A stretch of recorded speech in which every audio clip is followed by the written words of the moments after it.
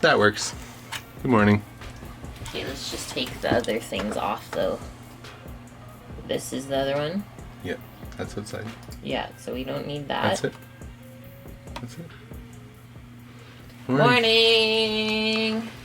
How's everyone doing? We got ribs to do. Hi Annie, hi Cookie, hi Blondie, Kimmers, Earthtown, you phony. Just turn it down a bit. Nope.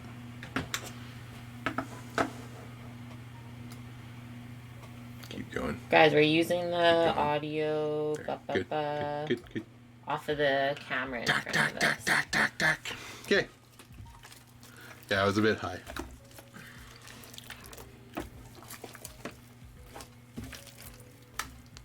So today we got 4 racks of ribs to do, and they're going on the Traeger.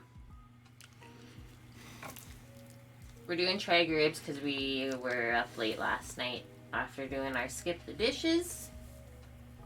So we're going the easy route. I'll take another green cloth, please. Okay.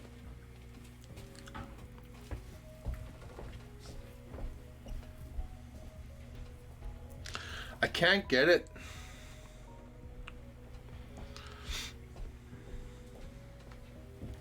I actually don't know which one it's coming from either. Bye, Annie. Good luck with you too. Good luck, Annie.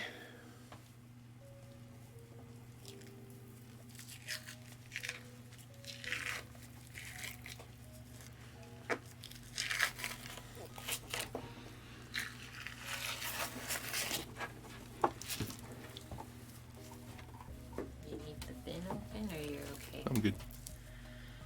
Morning. Ripping apart some ribs. More Makawaka. How are you? How much was each rack then? Each rack was $15 With the sale. with the sale. That's good. That's not good. Oh no. That's not even good. Thank you, Maka, for the 100 bitlies. Thank you very much, sir. Iced green mint and matcha tea cookie. That sounds Yum. delicious. I know we gotta get some ice making in the freezer. It's time. Yeah, $15 per rack, and that's like on sale. It's just going up. Yes, Annie. Made a Yeah, PowerPoint talking about acids and bases. Used a picture of a strawberry rhubarb pie. Yeah, because the primary acid in rhubarb is malic acid. And whoo-wee, it's sour. You're welcome for the inspiration.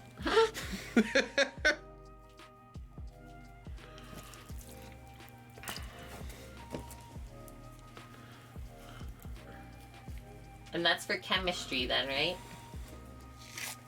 Must be.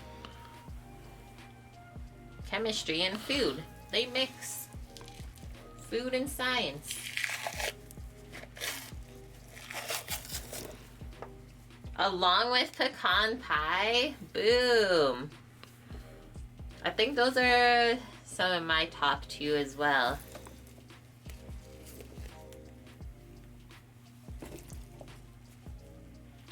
Cookie, you need to go buy some of that organic rhubarb before it's all gone. Should.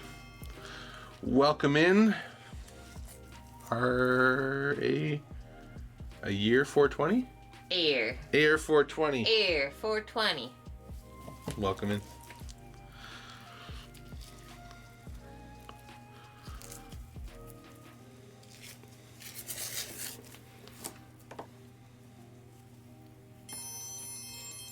And Bricklane 45S.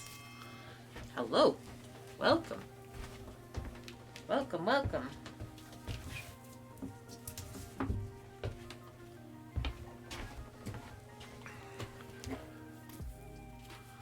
Mustard. Hello. You know what? I was like, it's so dark. Sam's not the strummer.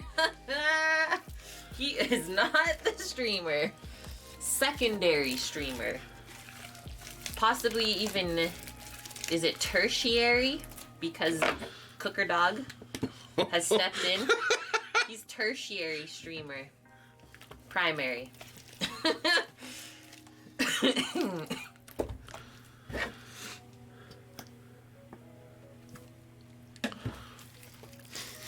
all I gotta say. Cooker Dog's over here more than you are. I was gonna say we need some hugs in chat because Kate was a little sad this morning, but I don't think so. I still need hugs. It's just that time of the month, guys. Hormones are going. It happens. Mustard to add flavor and make them rubs stick to that ribs. You know it, Brooklyn. Do you also use a smoker? We're going the easy route because we were up too early last night. What? We're going the easy route. That's what he said to me this morning. What are you laughing at? We're doing this because we're up too early last night. Up too late, see? Way too early. What is he trying to do to me?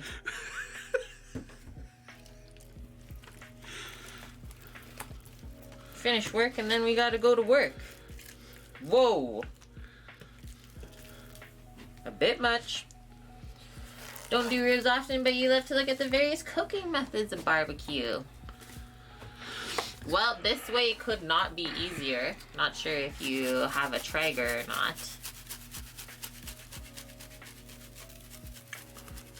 But yeah, Traeger is some of the easiest barbecue cooking, I would say. And like pretty consistent. Basically set it and forget it. Let's just say this comparatively. If we were to use the big green egg, we would have had to start an hour ago to get the smoker going and set up. That's right, Cookie Monster. Actually, last time we did ribs, the Traeger fucked up.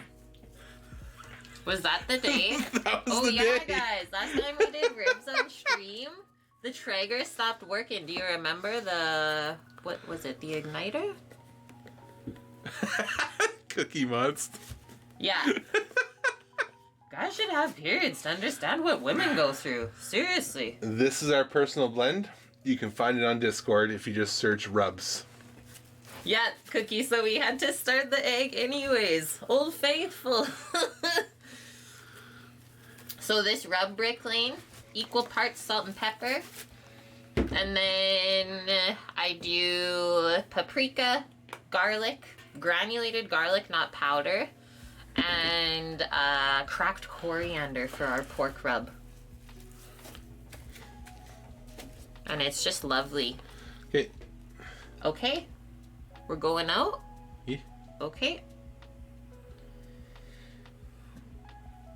Yeah, you phony. Thank you. And honestly, like, we eat the best on the weekend on stream. Like, this is where we spend most of our grocery money is for this stuff. So we can produce something awesome for you guys to watch. So the yeah. rest of the week is ramen, salads, leftovers from the weekend. Yeah, so chicken. simple. Yeah, we a pretty simple life throughout the week. Still healthy. Yeah. But definitely not as lavish as this. We like to play on the weekend since we're home and have Like, all the equipment.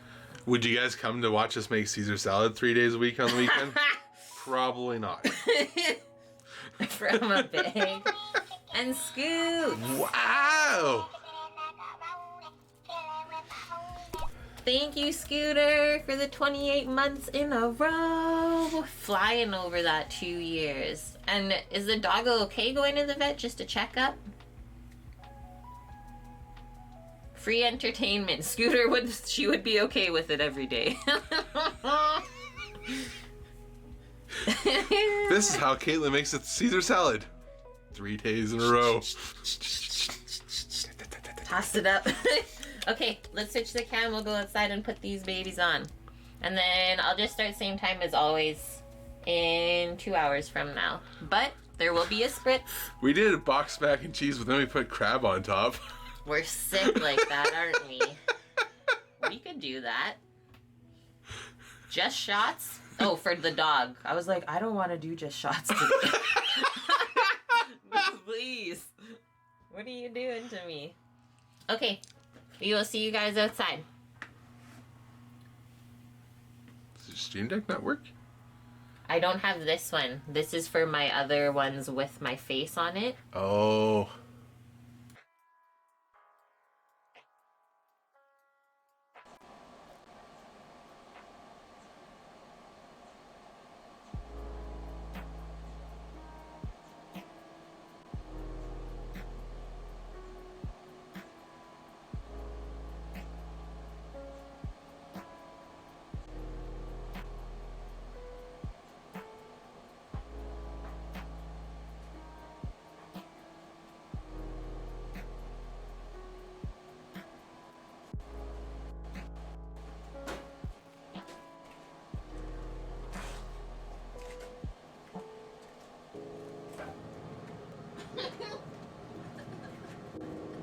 Back to my shit.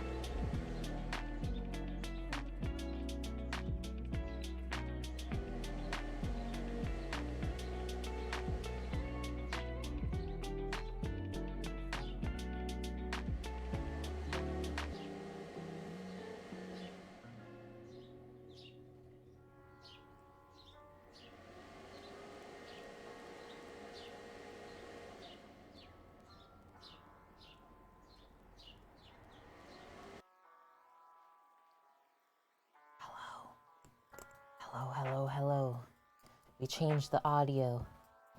It's me, Kate. See you in a moment.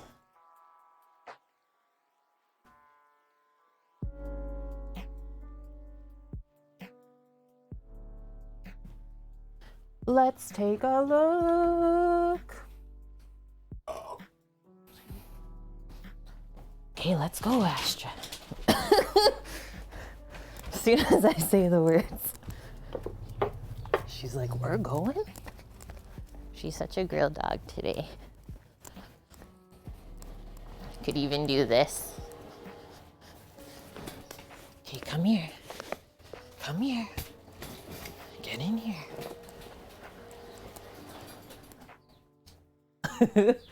Oh no. Why is my phone not charging? That's weird. I think we gotta switch the thing out.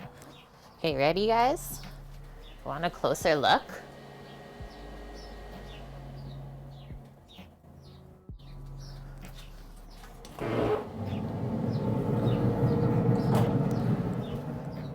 Yeah.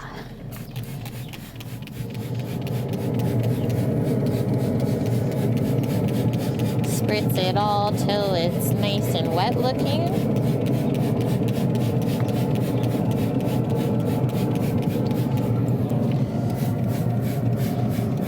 We're killing our neighbors today because it smells too good.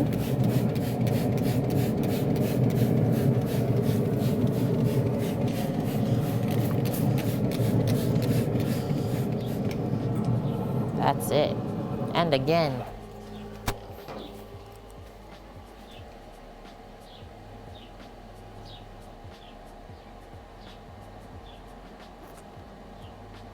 Traeger and cooker dog. Good cooker dog. Good girl.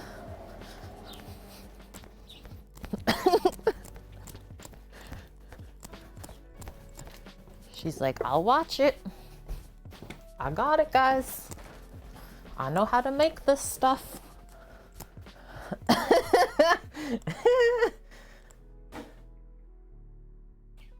And yeah, not too much smoke leaks out of that. And we actually have to, whoa, the sun coming in. We have to change the seal as well. So yeah, the fact that there's not much smoke leaking out, that's pretty good. Okay, we switched around the cameras a bit today, so just sussing things out. That looks pretty good.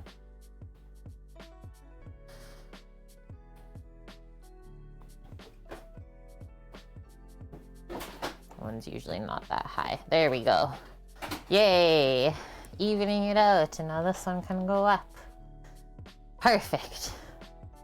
Usually you can tell there's a smoker, right? But I guess like at the lower temp, you don't have too much stuff leaking out. If they don't bring over potluck bunk, they'll continue to die, right? I smelled that. It's like, yo, I'm coming over. Okay guys, so hey, hello. Thanks everyone for hanging out with us the first couple hours while we started the ribbies. Reason that we started them early is because they do take a full 6 hours to cook. Just gonna adjust this a little bit. Got hair all over my face. And I just didn't want to wait until way later to eat. So these should be coming off in 4 hours from now. So you have 4 hours to do the rest of our menu while we're waiting for the ribs to cook. And I think that'll be totally fine. It should be perfect. What up, Blondie? How are you doing this weekend, my dude? Yeah, get Astra a beer. She's good to go there. She loves it. Like, nice days, she just goes back and forth. Checks out what's happening inside, goes and sits outside. She's awesome. She's a good cooker dog. What can I say? My bro has trained her well. Okay, so menu for the day. Also hope everyone is having a all right Saturday. Whoa, Blondie. Your life is complete. You discovered pistachio milk. That sounds so delicious. You just combine it with this then? We still got it. Pistachio. You could make like a milkshake with the pistachio milk and the cream. freeze it up. Delish. Yeah, we gotta make pistachio ice cream, that's true.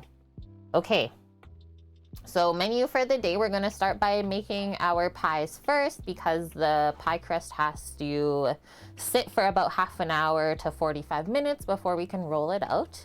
And then while it's sitting, we'll make the strawberry rhubarb filling, and we're not doing a traditional crust on top. I like to switch it up every now and then and do a crunchy streusel topping with oats in there. So that's what we're gonna do, is a strawberry rhubarb crumble pie, I suppose it's called. And then yeah, our 6-hour smoked pork ribs on the Traeger. We'll make a creamy celery root and mashed potato, and then just some roasted garlic asparagus later. Pretty simple.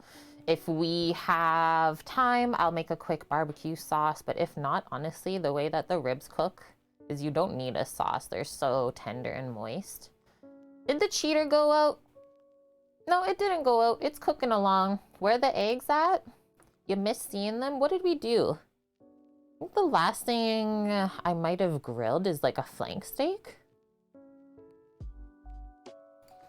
And yeah, we'll be starting to use all of that stuff outside again, Speed. Just have to start planning it out. And like watch the meat prices as well. That's most of it, I would say, is just watching the prices. Do not pay full price for like anything anymore. Okie day, let's rate our little list out. So I'll just put pie. We'll make our crust / roll it. And we're gonna do mini pies today. I've been really enjoying like the individual size, so that's what we're gonna do instead of doing a big one. And it's good for sharing too. I think we'll make a couple extra and bring it to the car charger people that we use for free. Let them know that we appreciate them and their sun charger. Okay, so the filling then, and then the streusel.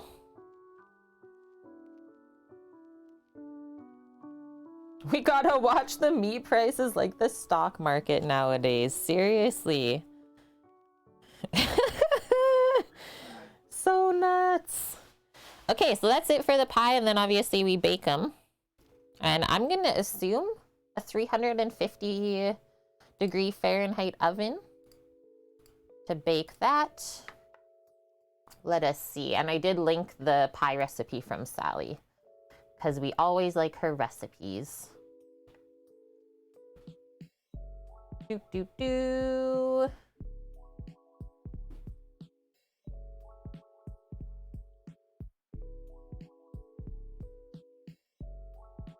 400 degrees Fahrenheit? Or is that for something else?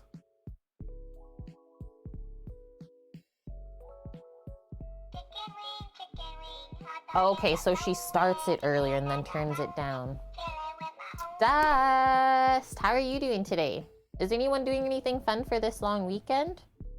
And thank you, Dust. You've gifted a total now of 270 subs to the channel over the years. And now Sherman's been with us for 3 months in a row.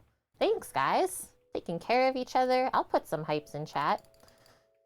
Bonk, how was your work yesterday? Not too bad? Is it only us that have a long weekend then in Canada? Must be. Okay, so she bakes the pies. She starts the oven at 400 F and then turns it down to 350 once we put the pies in there. That's fair. Cool, a Pride Fest, that'll be fun. Next weekend is Memorial Day, okay. Sweet. Interesting how it's split up. Oh, let us off an hour early, don't know why, but yeah, we won't complain, will we? That's good. Okay, so after we're done prepping the pie stuff, we will get our celery root mash all together. We also have to roast some garlic for our asparagus. And then the asparagus will just be done, I think, in the oven as well. Less than 10-minute roast on the asparagus in the oven. It's so quick. And then last thing down on the list, I'll put barbecue sauce ? extra long weekend for you, Blood Oak. Next weekend though, Thursday is Ascension. And then you get Friday off too. Nice. And hi, White Tiger, how are you? I know, right, Speed? Can you ship me some of the strawberry rhubarb pie? It's your favorite. It's mine too, or at least one of them. Do we need to do a pie poll today? What's everyone's favorite pie? Whether it's fruit or something else. Just gonna have a quick sip of water and then we can start.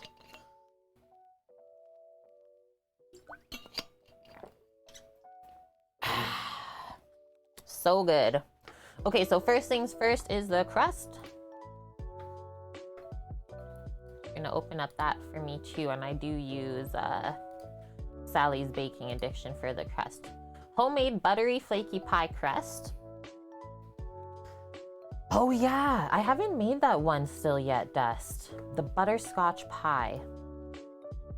So her recipe makes 2 like large pie crusts, which I think will make, because we only need it for the bottoms. This is a quick public service announcement for you. What's this? So, a Model Y caught fire not very long ago. Yeah. Anyways, there is a way to manually open the doors without that pressing another button. Use the top latch. That thing does work? Yeah. I've been playing around with that. That's a latch to manually open the door. Why did the Model Y catch on fire? No idea. Just. Okay. If you have a Tesla, the Model Y caught fire. But there is a manually open button near the window openers. So. If you're inside. Yep. Holy. That's wild. And Blood Oak, classic apple pie with cinnamon and raisins. I've never had raisin in apple pie. What is this? Is that what they do there? Blueberry or rhubarb for you, White Tiger? Sweet. Okay, so back to our pie crust calculating. So 2 large pie crusts. Obviously, she did this recipe so that you can have a top and a bottom if you're gonna do full crust on your pie. I think that out of the one recipe, we should be able to get like 4 small ones. And then I also have 3 crusts from last time we made pie. What did we do? We didn't do the coconut cream pie with crust. It was something else. Might have even been a pot pie. So I took those out. So we already have 3 extra.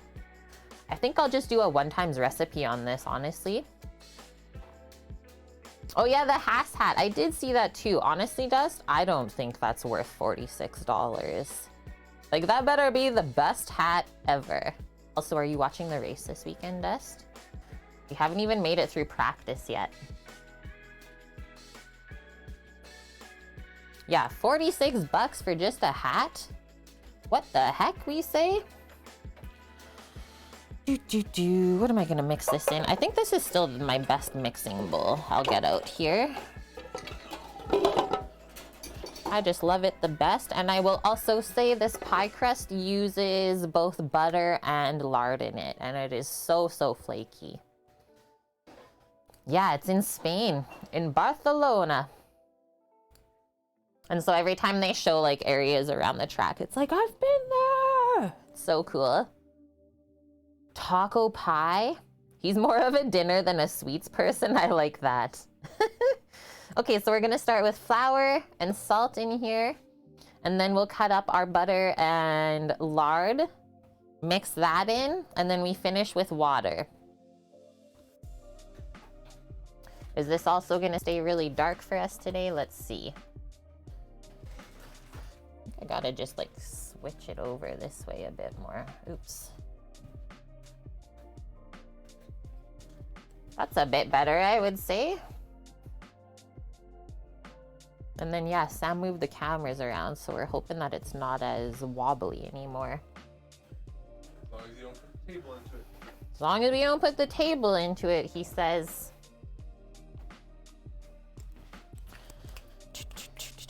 Salt. Flour.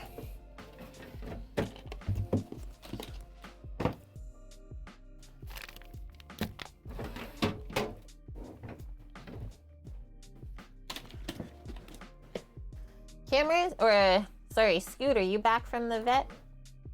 Dog was all good? So 2.5 cups of flour. Yeah, I got that there. And then we do want to make sure that all of our fats for the crust is nice and cold. So I kept my butter in the fridge. Lard, I don't worry as much about. Just take it from here. How's everyone? Pretty good, Scoots. Woke up feeling like a little bit heavy energy this morning, but worked through it. Feeling better now that I had a coffee. The sun's shining, so honestly can't complain. Yeah, pretty good start to the weekend, I would say. Okay, so pop this back up for me. 2.5 cups. One too high. Uh-oh. There we go. Broke it. What? Did you guys hear that? 2.5? Wow. Where did you even find that? We gotta use it. Holy shit.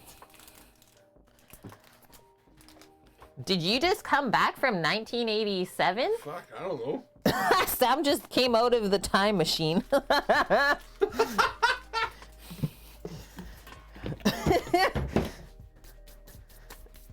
What is that exactly? Oh, what? It's accident report. You guys, so anyone know what a just in case thing is for your car? It's in the accident report package in the just in case. Like I was like, oh, what's in this plastic Snap bag? this quick photo and get my film. Like to have to go get the film developed and then get the photo and like, this is what happened. Whereas now it's like, okay, let's just look at the dash cam right on the Tesla. What? Thanks for that. 1 teaspoon of salt. We're goofy for sure. And yeah, don't forget the salt. Even if you're making a sweet crust, this crust is awesome because you can use it either way, sweet or savory, and I've never noticed anything bad. Let's just get a little spatula and stir that up first before we measure out the fats.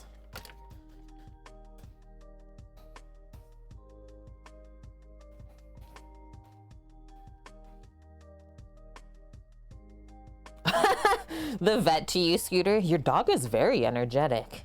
It's like, what are you trying to say right now? Me and Samo, we're so sad, or kind of sad. One of my friends here, she just had a baby and they have to give away their dog. So the dog doesn't like the baby. And like we totally would take her, but she hates cars and like being in vehicles. So that's definitely a deal breaker for us. Otherwise, I would have been like, I will take Sophie. And by the way, friends, this is tender flakes. So this is actually a vegetable lard. Or sorry, this is an animal lard. If you want vegetable lard, use Crisco. I find tender flake is better. Nice, white tiger. Bought some more roaches today for the dragon. You can start a colony? Cool. You're like farming your dragon's food. I like it.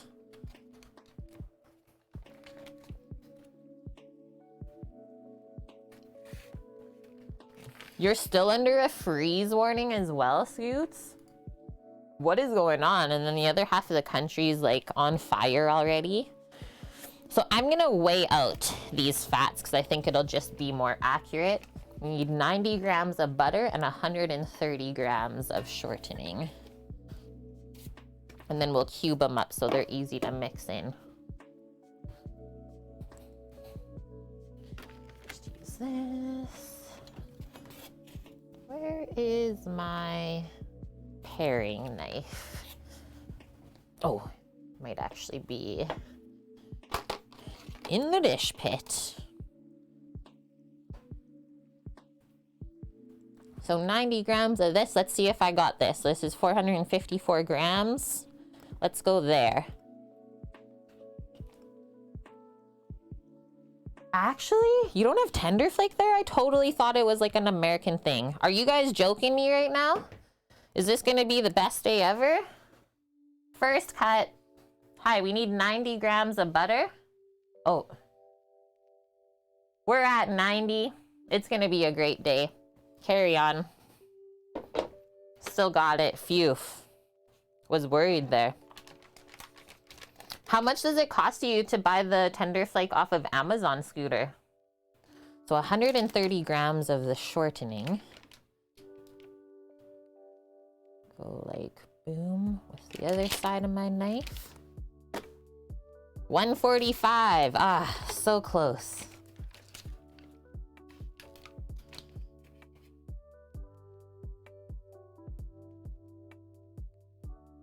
It costs too much, but it's worth it. Okay, so there's that. So now we can cube up each of those.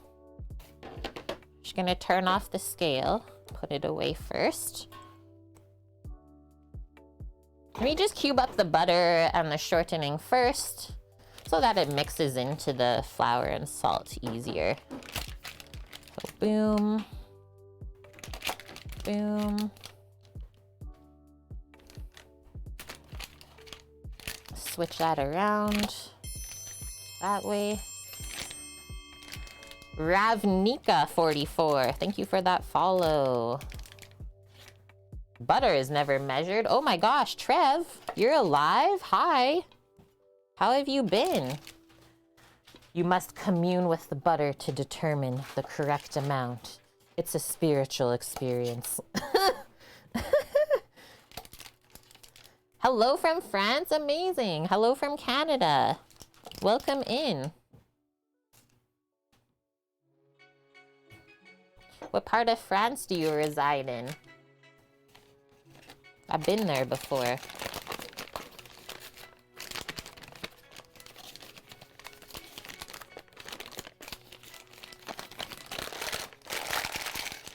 Pack this up pretty neat if you can. I always like to stick it back in here. You ordered some foodstuffs. Apparently there's shortages coming again. Yeah, we've noticed this one. Trev and talk to the butchers here. They say like whole chickens right now, shortages. It's like unknown when they're gonna get it. But then like you see them using the rotisserie chickens, no problem. So it's like, what is real? Nantes, yeah, the West Coast. That's where they make, or that's where delicious carrots are from as well.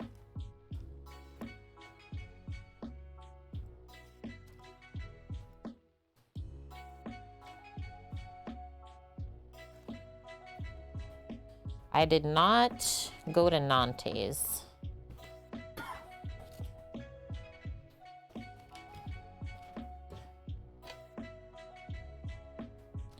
Make sure we scrape all of this. My hands are gonna get messy here right away anyways. No point to even clean them off. But one thing I will do is use our spatula to scrape this off of our knife. So we need all of that. We measured it out. Oh, flinging it. Okay, there we go. Pack this up first. Where did I go? I spent most of my time in Paris because I had a friend that lived there, so I went and visited her and stayed with her. Then I went to Dijon. Where else? Maybe Bordeaux. Not many places in France. Like I said, I spent most of my time in Paris. Just on like a food exploration, let's say.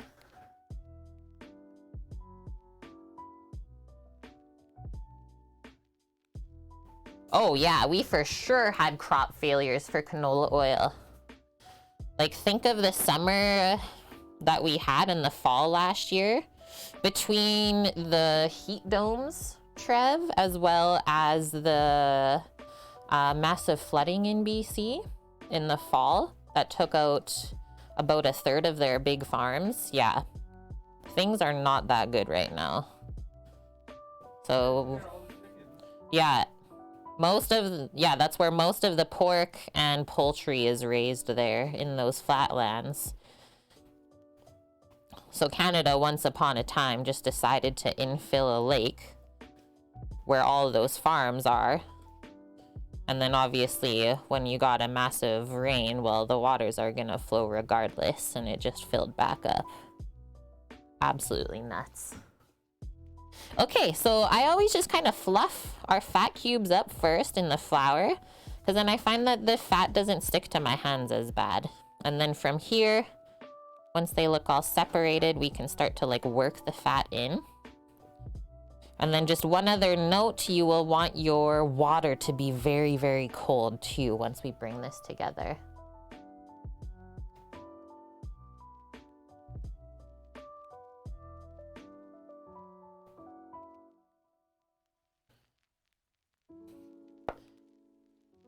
It's really interesting if you think about like food and fats over the years and like what they have told us is good and bad for us. Like originally it went from butter is bad and margarine is the best thing ever, right? And then we went back from that, saying like, hey, maybe margarine isn't the best thing ever. You can eat butter again. And then now what they're saying, since they have brought in all of these seed oils, is people are now saying that the seed oils are really bad for us. Advertising bonk. Exactly. It's like they're always gonna have something.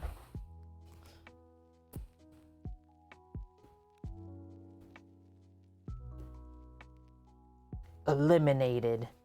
Exactly, Scoots. Ordered a few gallons for $10 a gallon. Some brands are going for 30. Holy. I didn't forget it at Jams. Whoa.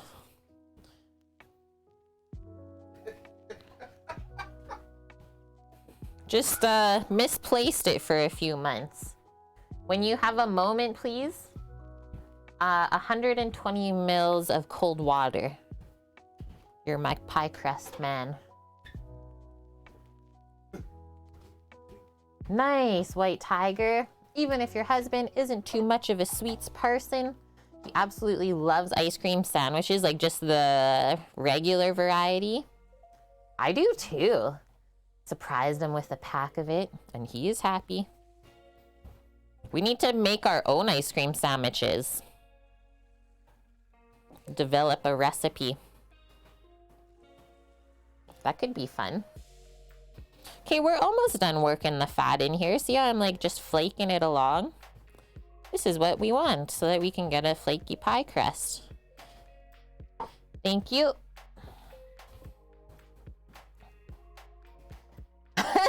It's coming up, Scoots. I just am deciding right now what I want to do for said subathon. It's going to be next weekend. Just we didn't want to do it this weekend since most Canadians have it off. Well, not everyone's around yet. Pie holiday weekend? We'll just make pies for 12 hours? Okay. Okay. Can't send pies though. You get the bars all. Yeah. Yeah. This looks great, friends. That's exactly how we want it to look. Kind of like shaggy. Shaggy, crumbly, and now we can add moisture. And I don't use my hands at first when we add the moisture in. Just kind of clean this off. That's when I use my spatula. Are you doing this right now? But do you have an idea of where my battery pack charger for the bike? The little one. What? A little one? What do you mean? Yeah, for the shifter and the... Oh. Probably in the bike bag? Orange bag. I have no other idea. Yeah, next weekend's the unofficial start of summer for you guys. Yeah, these are the real food groups, right, Trev? Not what they have told us. Nice, Sherman. That's so cute. Thanks for that, Dust. Big. Okay, so I just add a little bit of water at a time. And remember, really cold. We don't want to melt the fat. Stir it in this way. And actually, I think sometimes I add more flour. If I can remember. That's what I usually do. You found them. No, I didn't know where the batteries are. Oh, okay.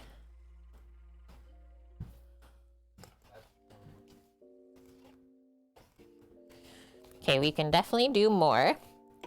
And then one thing we need to know when we're making pie crust at home is actually the less water, the better.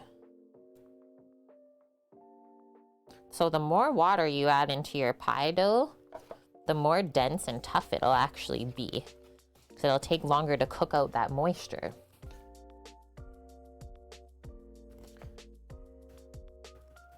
Hi, Clem. We are having a good day so far. How are you? Samo, you'll spritz the ribs in 15 minutes? Or you want me to? You want me to spritz the ribbies in 15? Okay. Samo's putzing, we'll let him putz. It's a chill day for us today, I think. Okay, how does this feel? Okay, I'm just gonna add one more sprinkle of flour. Not because of the water I added, but because of the amount of fat that she puts in here. And that's just something I've come to know after making this recipe many times. So I'll do like a 1/4 cup.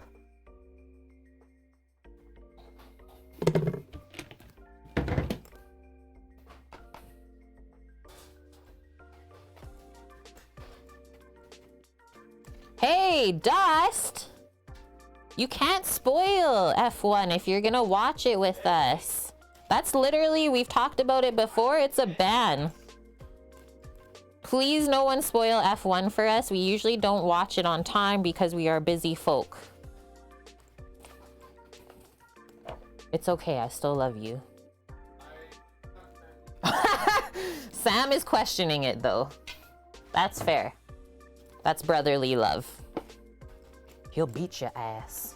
Yeah, F1 racing. Yeah, we haven't even made it through P2. I got a busy ass life.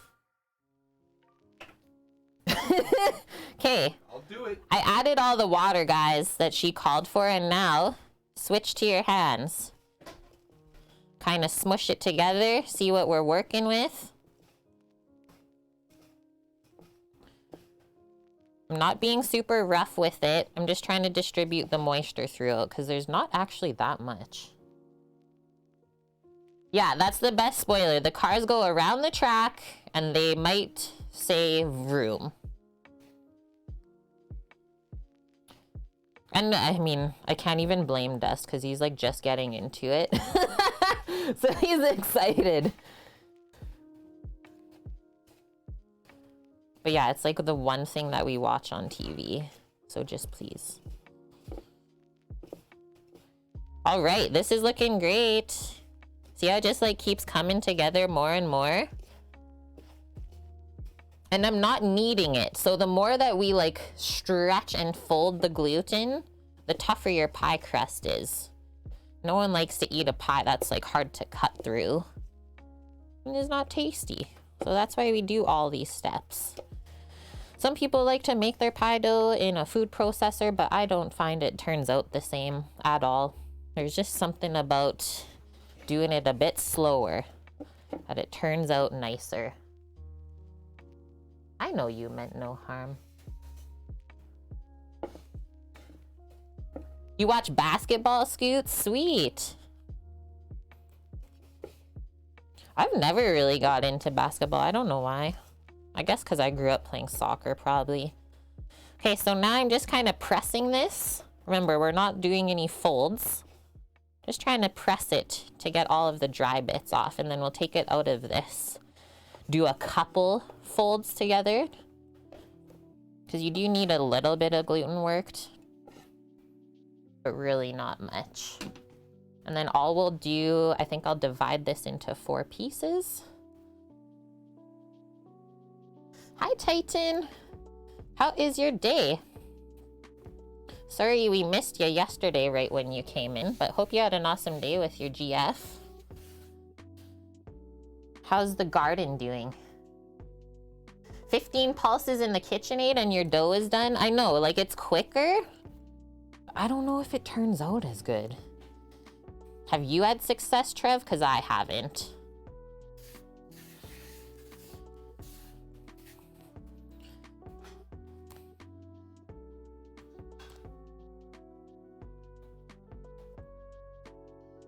Might do 1 fold and press. Yeah, so see how that's like kind of marbled looking? I might have to show in this cam. See how it's like marbled? You can see the lard and the butter in there. Still, that's exactly what we want.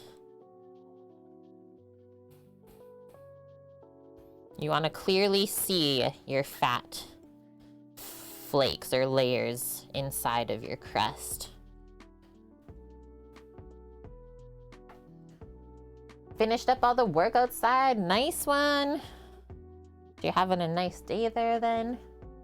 When you use the blender for a biscotti, you end up having to work the dough more to get it to become a dough. Yeah, to stay together. I could see that. Apples from your tree, Titan, for sure this dough would go good. I would make you a pie for sure. That's what we did for our friend Paul on the island. He brought us so many free apples. So then we had to make pie. This one is a bit large. Just do that. And this might even be too big for one of those. And then we'll marry that one together. And then from here, we're just gonna form little discs for this to rest while we make the filling and the streusel topping. And then after these rest, they'll roll out really nice. The reason that we let the pie crust rest that amount of time is for the flour to absorb that small amount of moisture. Otherwise, if you try and roll it out too soon, it'll crack apart and be like dry and hard to work with.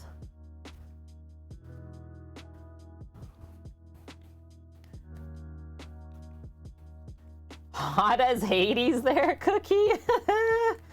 AC upstairs died though. Okay, sorry for laughing. No, yeah, I can't believe, what was it, like 32 Celsius? Wowie. Remember when you're a kid, want to help out in the kitchen on family get-togethers, start out on salad duty, putting it together? Yeah, and then you hear everybody out.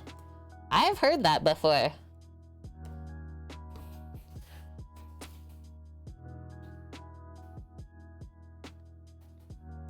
What would my duty be? I think I was the one that would always have to set the tables before the masses came over. And then my mom would keep organizing all of the foods.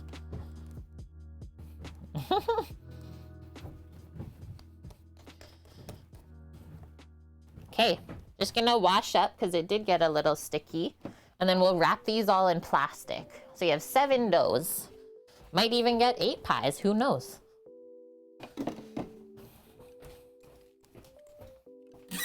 So that is like one of the harder parts of making pie, is making your own crust, but in my opinion, it is so worth it.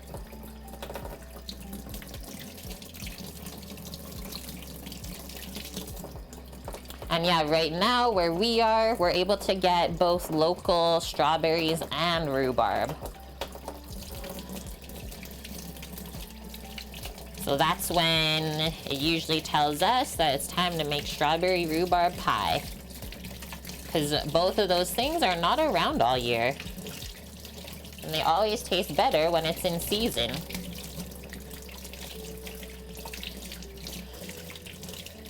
It's crazy how much fat builds up on your hands when you mix it.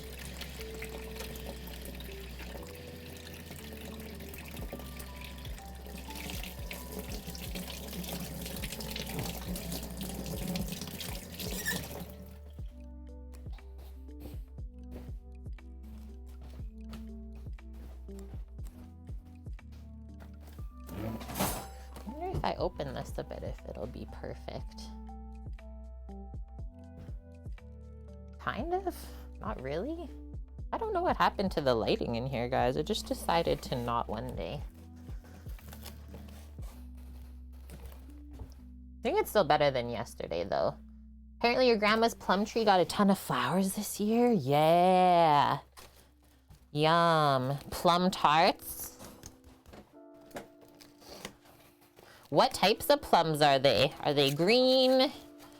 Are they the pink ones or the dark ones? And yeah, holy scoots, that's chilly there. Have you had any snow though?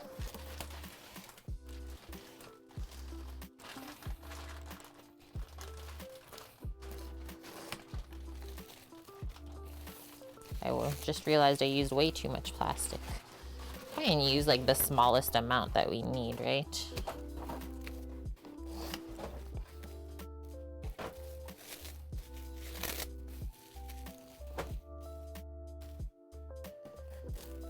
Six inches of snow? I'm knocking on this because we could also still get that.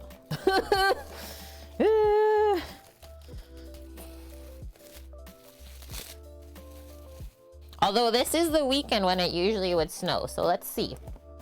Usually if it doesn't snow this weekend, then we got summer for the rest of the year.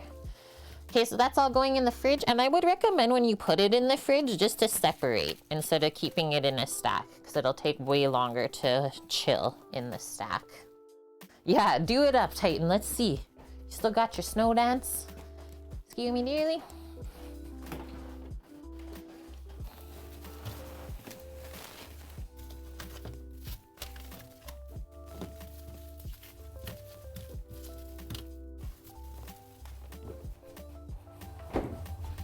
Okay, now we get to work on the fillings. I think we just gotta wipe a little bit of stuff up. Take some things away that we're not using anymore. Woohoo! Victoria plums, the red blue ones. Those ones are really good. You gotta get them when they're just perfect though, otherwise they can be really sour. The Preakness horse race is there today. You feel bad for the horses? So hot. That's the thing, is like we don't know, or I'm sure if we looked it up, maybe there's something online, but we don't really know the effects of the heat on animals and like what it does to them.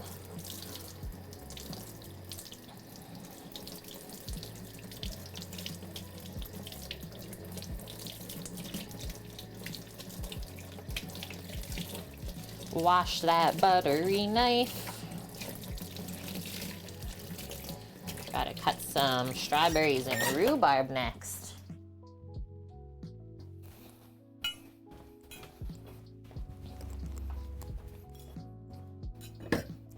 Boom, boom. Get cows. Yeah, you can eat them, Titan says. I can't wait to get a cow. They're so cute.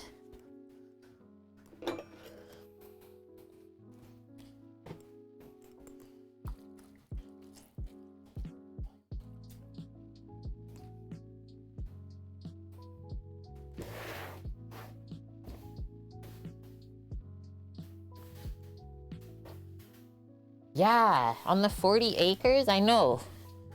Still looking for investors, Titan. You never know who's watching, though.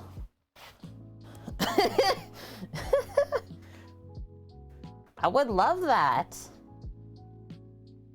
Okay, so strawberry rhubarb pie. She says for one pie, 2.5 cups of chopped strawberries, 3 cups of rhubarb.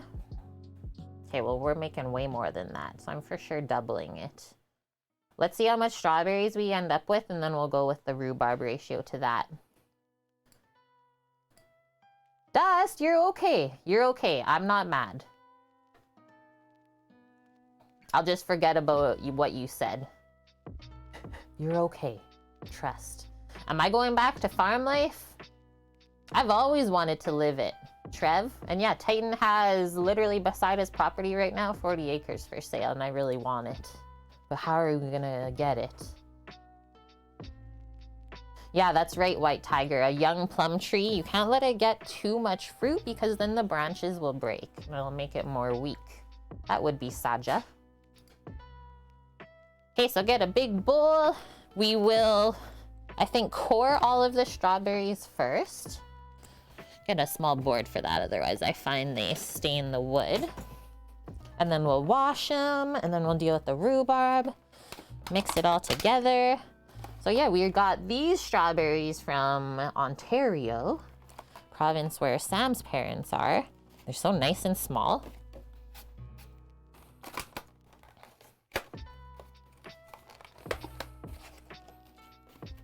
We got 2 packs of that. Oof, look in the bottom, this one.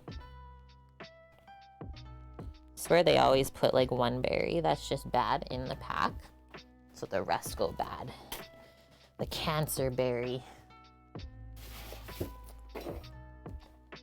And I like how these like packages aren't even full. Like, is there actually 340 grams in here, or are you guys cutting me short? They look good, hey Dust? Like, they definitely don't look like they were just like pumped full of fertilizer. Yeah, this is how I core mine. Just kind of just dig the paring knife in and then twist it. And you don't waste as much, I find. That's something that they teach you in school or in a restaurant. If you're working dessert station.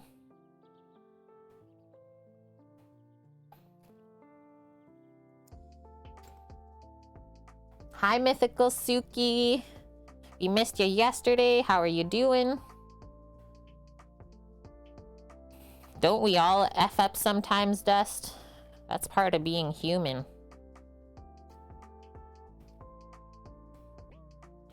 Oh, also, Dust, I wanted to say I finished the Catching the Big Fish book you sent. It was really good. I enjoyed it. It was inspiring. Hi, Paloozer. How are you? Paloozer's like, I am an angel. I never mess up. Yeah, it was so good. I crushed it, though. Forgot, like, how much I love reading. So thank you for that. And now I'm gonna get into salt.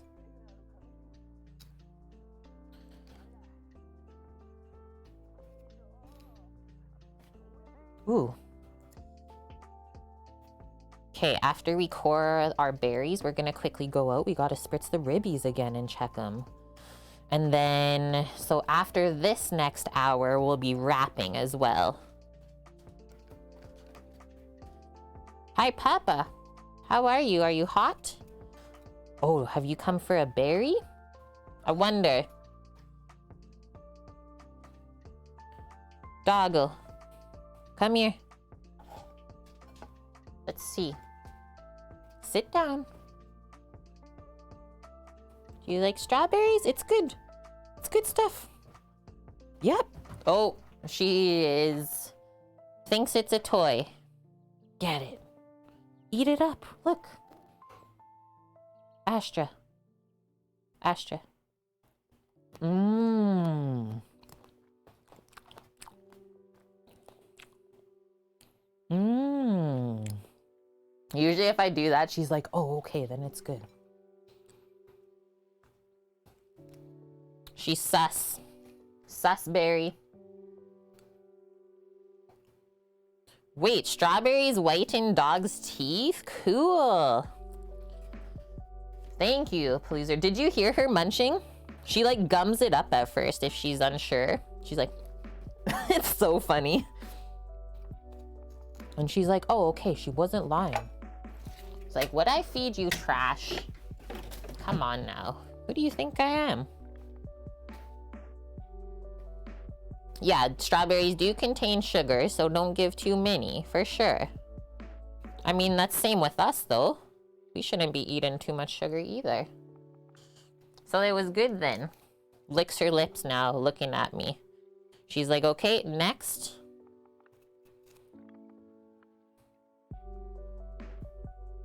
almost time to get watermelon for her to munch on in the summer because it helps cool the dogs off too. Yeah, we drink our sugar.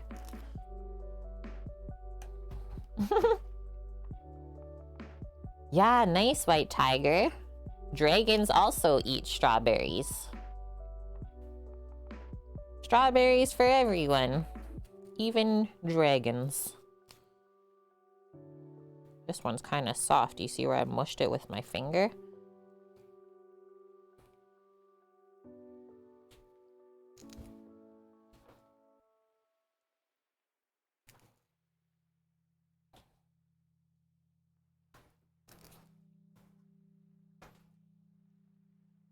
Guys, I wonder this for a stream.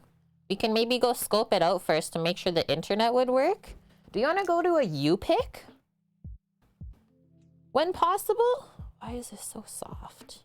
I think that would be really fun. Hi, Mr. Poritz. How are you doing? Yeah, this is why the berries were on sale. I think it was like 2 for $7. They ain't gonna last. What is that? A U-pick? Yeah, like a U-pick farm where you go and pick berries. Sometimes if there's like an orchard, you can pick different other fruits, tree fruits. Get fresh stuff. That would be fun, right? Yeah, no picking of the noses though, Amp says. You got it, Amp.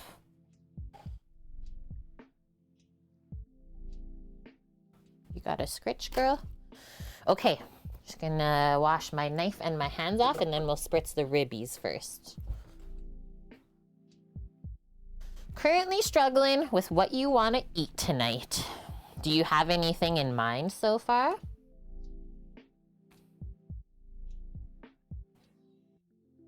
Maybe we can help you figure it out. Okay, just gonna switch the scene. Let's check it out. Uh-oh. Uh-oh. Let's not check it out. Never a dull day.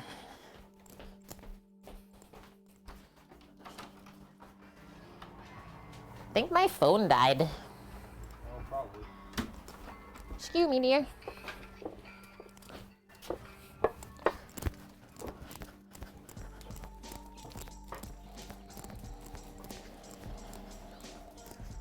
Because that's what happened, the microphone.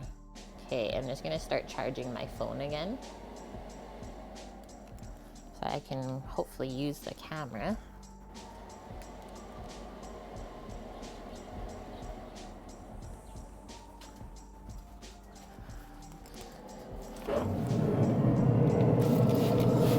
They're looking good. The ribs, like, they always look so dry at first when they start smoking until you wrap them. Then it's like, holy, it just gets transformed.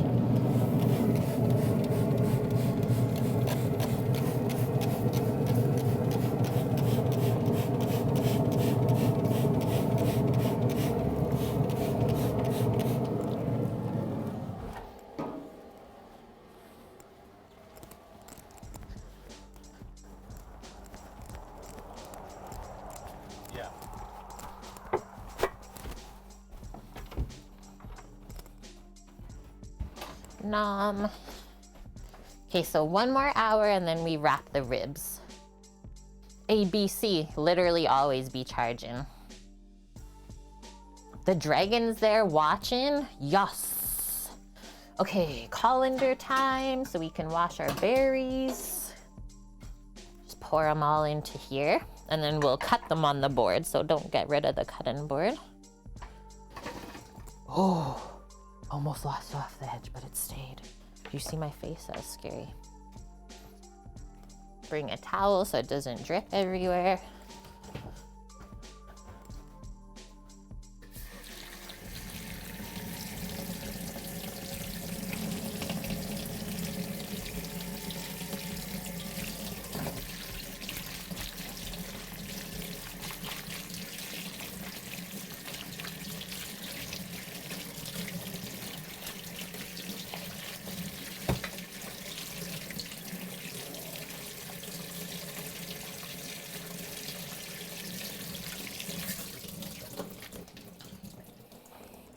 Not that the strawberries were dirty to begin with. But we just don't know where they came from. Yeah, why the rhubarb in sweet foods like pie? Because it is tart. So someone was asking earlier, actually it was Bin Docs, excuse me as well. What is rhubarb? How does it taste? Rhubarb is a vegetable, by the way. And then I said what I read up as well is it tastes and the texture is like a celery green apple hybrid. So yeah, it's very tart like the green apple, but very juicy like the celery, and can be a touch fibrous too. But yeah, I guess when you combine tart and sweet, it balances out, right? So good. Right, that's what I say, Bonk. Strawberries are dirty, even if you think you can't see anything on there. And that's why I always wash fruits and veg, is the pesticides. You can't see that either. Porridge, all you know is you want matzah. Current leader is warm sandwiches done in the oven, matzah, tomato, ham, maybe bacon, basil. That's kind of like what we made yesterday. We did chicken caprese sandwiches on stream and it was so yummy. Quick wok stir fry with chicken, but then you can't have matzah. Yeah, we are torn. I wonder. I would go with the sandwich just because it's easier, and since you're already craving matzah, don't put it off. Yeah, you do live in strawberry country. I would be very curious, Bonk, because we get California strawberries up here too. How they taste compared to fresh down there from the field and what we get up here. Thank you, Dust, as well, gifting this up to Mr. Poritz today, who has also been with us for 4 months in a row now. Sweet. Welcome back, Mr. Poritz. Enjoy your ad-free viewing, all your fancy emotes for the channel. Spam them around Twitch. Okay, let's carry on. Start chopping, and then we'll get a bowl to mix everything up in. Sorry. We'll do blue bowl. And I think I'll bring the berries up on the corner here. Easier to grab from. Yes. Yes, yes. For some reason, rhubarb's never connected well with your palate, Blood Oak. Always tart and sour no matter what it's combined with. And yeah, you keep trying to like it, but no improvement. Might just be a bit too tart for your taste buds. Thank you, Cookie. Evening it up to 74,000. We're now at 49%, almost halfway there. Halfway to TwitchCon. Let's do this. Cannot wait. Yeah, I don't know. I have this feeling like I just want to get into IRL streaming again more. Something about the summertime, right? So I think I'm just gonna cut up the strawberries like this. Cut them in half. I usually just keep them upright like that on the flat end. Cut it into 6s. Nice little wedgies. Wedgies? What? There are stands that sell direct from the field, Bonk. Super sweet. Yeah, there was some like that on the island too. I can probably find a few places like that here. Otherwise, it would be farmer's market. That's another one that we can add in. I don't know how people feel about streaming at a farmer's market, but they'll have to get used to it, I guess. Titan, you need a haterade? What's your go-to color? It's not flavors of Gatorade, right? It's colors that we distinguish them by. Strawberry wedgie. Almost acceptable. Sounds like a wedgie that I might want. And Amp, you were watching a video where the strawberries we know of now is because of a cross between small European strawberries and huge Chilean ones. Imagine how big the Chilean ones are then, if this is a hybrid. The size of your palm. That would be amazing. And just like makes so much more sense, honestly. Hi, Tainergoal, how are you? You like purple Gatorade cookie? Bonk likes orange. Titan likes yellow. And then I'm gonna be the blue person. I'm blue like that. I think I'm all bunged up here, so we'll put that in the bowl. Keep going.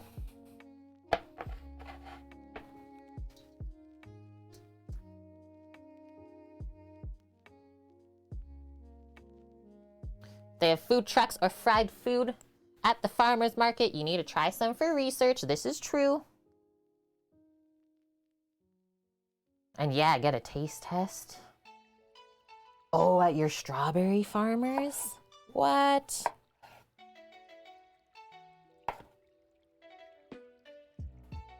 And yeah, I can tell just by the smell as I'm cutting these up that it's gonna be really good.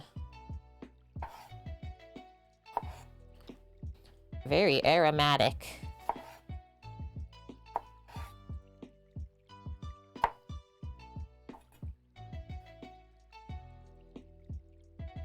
So yeah, we were talking about that, Mr. Poritz, before you came in, actually. I asked everyone if they would maybe be interested in a U-Pick stream, which is exactly what you talked about. That's just what they call them here in Canada, because you can go and pick your own stuff. And yeah, you show up with your own bucket, or it's usually just ice cream pails that you walk around with. It's your stream. You pick what you want. Paloozer. Yeah, go pick apples in Okanagan country in BC. You can pick cherries as well. I have fond memories doing that when I was young. My parents took us. Yeah, I think that would be fun. Just like do different stuff. We don't always have to be cooking. Add a bit more variety in. Oh, almost poured that in the colander, not the bowl. Hey, John and Sue, welcome. You have wild strawberries growing in the garden, but yeah, they're only flowering right now. Hope you get lots then, because those are special. Yummo.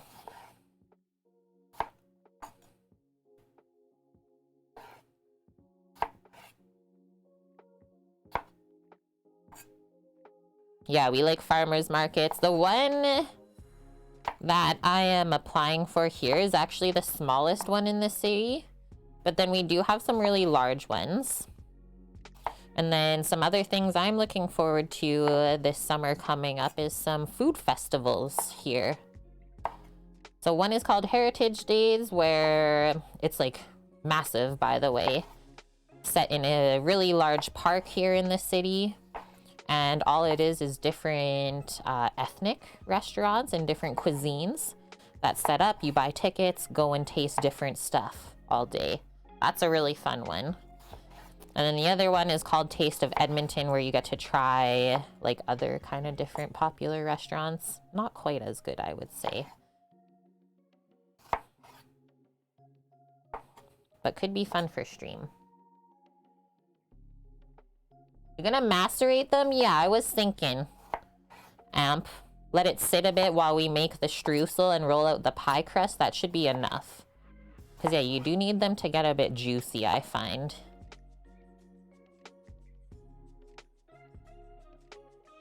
Yummo. Raspberries too. I'm pretty sure I got sick once upon a time. Eating raspberries right off the bush at my Baba's house.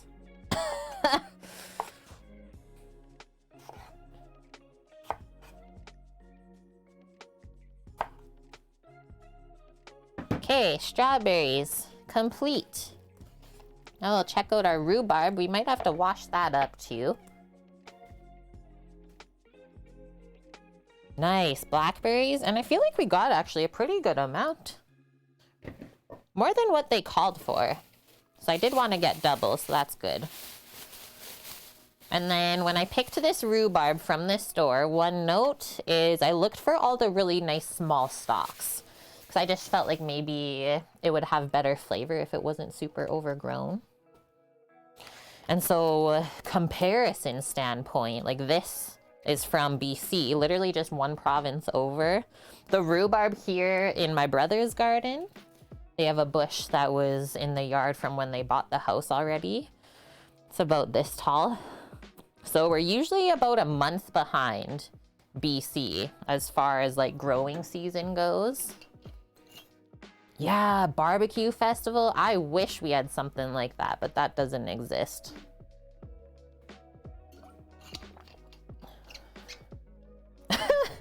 Absent. None of the birds pick up the blackberries because they're such bad smartphones. Too good. Okay, so obviously we can see it's a little bit dirty here. And then if you also see this, rhubarb is not cut off of the plant ever. You will not have your stalks regrow if you just simply cut it off of the plant. You have to twist and pull it off, and then it will restart another shoot after that. But if you straight up cut it, you will just massacre your bush and never have any rhubarb again. Another thing is rhubarb leaves are very poisonous to animals, so just be aware of that if you have it in your yard and you have pets. Will we use all of this? I'm actually unsure right now. I think I might save 2 of these longer stalks just to the side for a sec. And then from here, I'm gonna start by just trimming the top where the leaves were. And because these aren't super large, I don't think we have to actually peel too much of the skin. If the stalks grow really large, I find that the outer skin is quite tough. So I'll peel it off. But these look not too bad. Yeah, a little rhubarb goes a long way.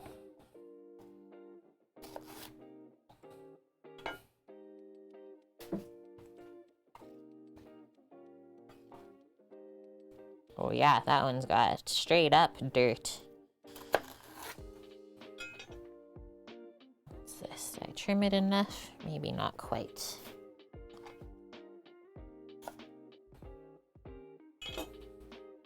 And yeah, it's crazy how like similar the color is, rhubarb and strawberry too. I got a different type of rhubarb than what you have? Wait, what is yours like? And hi, Squigs. Celery's a weird color. Yeah, it's a blood orange variety. Hybrid. Okay, so, where's my paring knife again? If your stalks were too large, just want to show you, take a paring knife. You just kind of come up over here.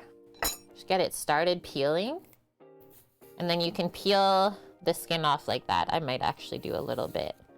But I will say, this is like where most of the pigment is on the rhubarb. So don't peel it all away because it really colors the pie nicely. But yeah, it just comes off like that. It's really cool.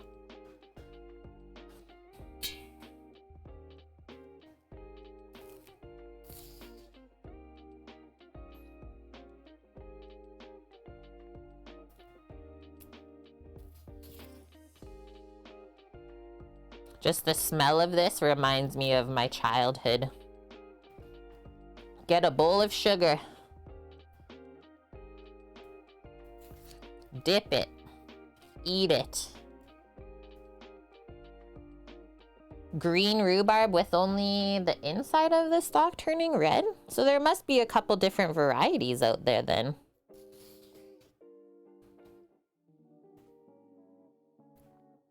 I'm just gonna go wash the stalks like this now. Go bring this to the sink and let it start draining. I'll be right back. Yay! Holy smokies, it's Derp Squad Dave. How have you been, sir? How's the fam? Thank you, my dude. Just coming in here, dropping 100 biddies to our TwitchCon fund. Appreciate that. How's life? How's it hanging?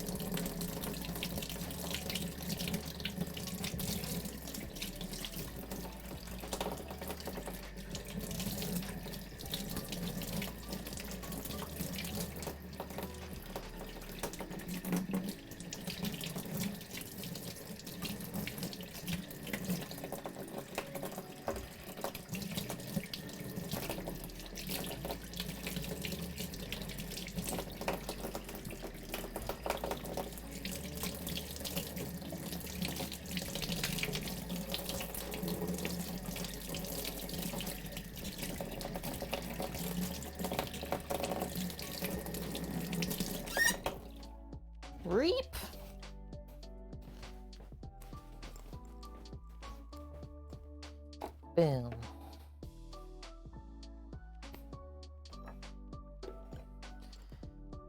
Dax has all his tubes and stuff out now due to have his operation. Amazing. They are nearly 7 months old. Holy. Give me a sec. I have a sneeze. Excuse me. And yeah, you've never been so tired. Well, who really plans to have twins? Let's be honest. Supposed to have a feeding tube in because but he keeps ripping it out. He's on solids now and just loving it. He's like, I don't need this anymore. Give me that real food, man. That's awesome. Well, I'm glad to hear everyone's doing good. Okay, so this stuff, this seems like it's the biggest stalk, so I'm just gonna split it in half lengthwise first. You guys want to see me eat a raw rhubarb bit? Whoa! It's so crazy. It also kind of has like a metallic flavor, I find. Slightly like metallic. And so we just want to cut our rhubarb to the same size as the strawberries. That's about it. It's like nice little chunks. Because it will definitely cook down in the pie.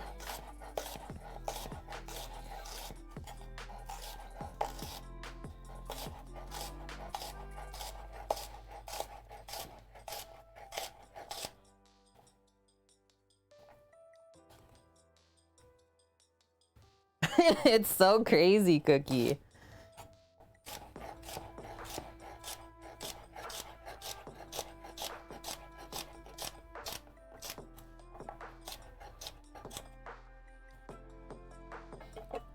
Put that in the bowl.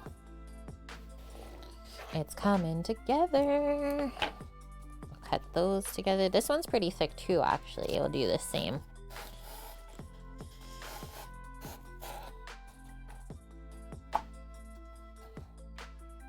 Yeah, there's a lot of different strawberry rhubarb things you can make. What else?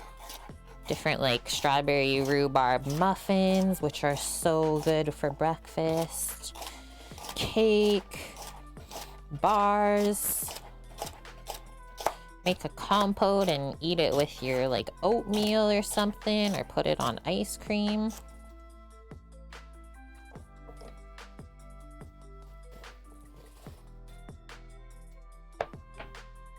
Last one, which we're just gonna cut in half because it's so long. Do that.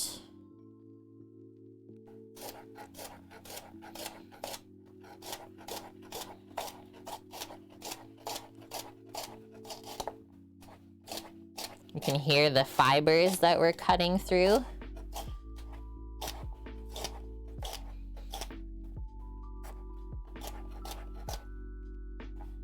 Sour apple celery. Okay. I think we can do one more stalk of rhubarb for sure. Maybe even both, I would say. I'm committing. Might as well use it.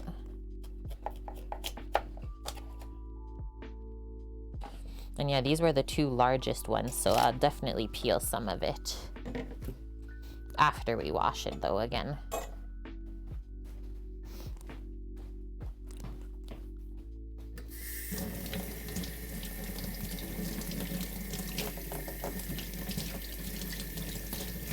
Woohoo!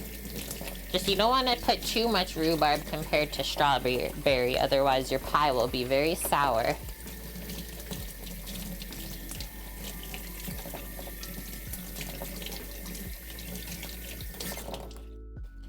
Have to say though, really nice stalks.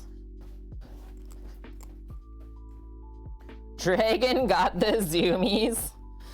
Just a dragon zooming around.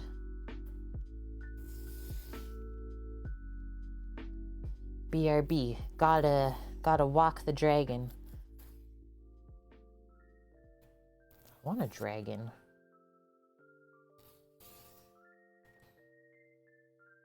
Oh, that smell.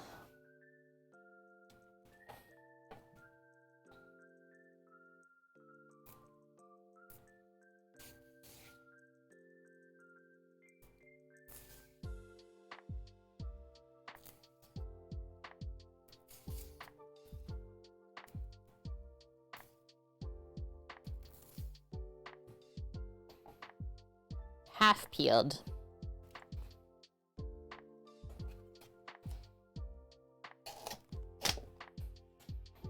Snip this one in half because she is thick. Same with, actually no, the rest of that is okay. Okay, and then we can finally mix in some sugar, some vanilla. I think there might be either like a bit of cornstarch or a touch of flour added, just so that the fruit filling doesn't go runny when it bakes. We'll see. We'll see what she uses. I don't think I've used Sally's recipe for this yet.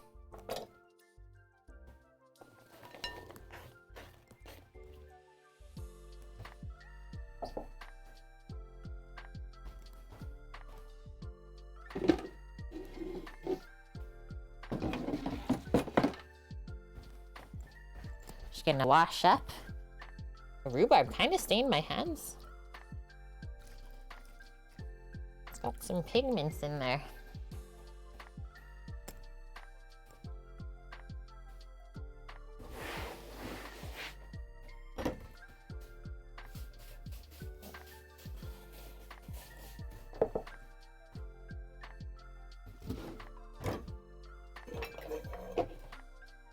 Let's check out the recipe.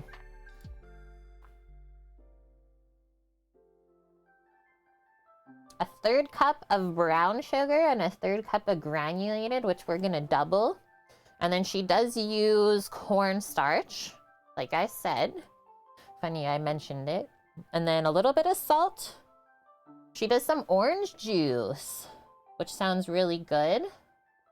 And let me just see what she does with the butter, if she does some butter cubes in there, because sometimes people do that and it's really good too.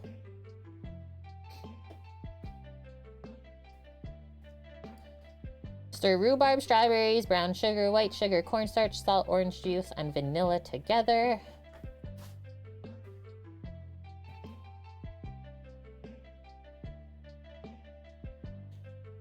Spoon the filling into the crust, dot the pieces of butter on top of the filling, and then we top it with our streusel.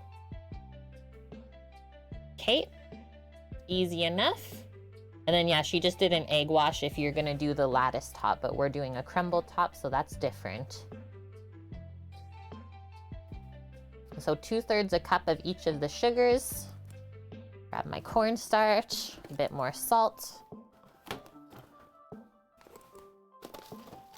Light brown sugar, white sugar.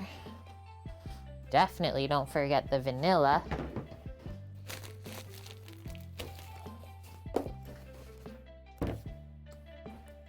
That's a must. I'll use the dried stuff, our vanilla powder, since it's gonna sit for a bit together. And then yeah, our little butter nubs. Yum.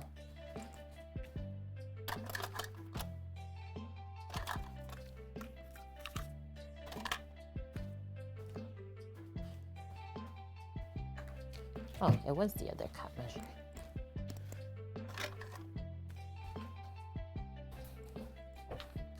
Okay, so light brown sugar.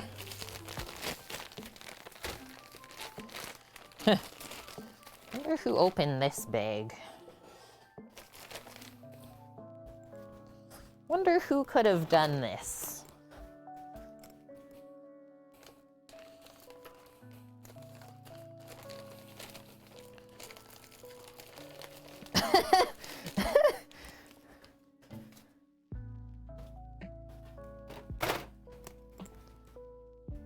Feral Butch, who would have done that? Hey, Bonk? The one person I know who loves to just rip things open. Don't know if it's because of gender or just their personality.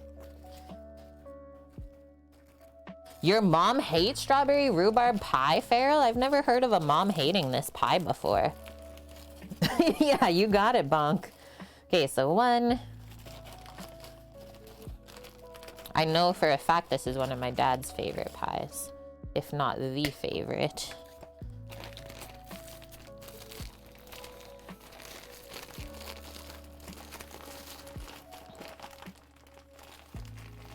She thinks it's too sour.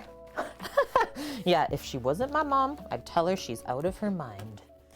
You might have to anyways.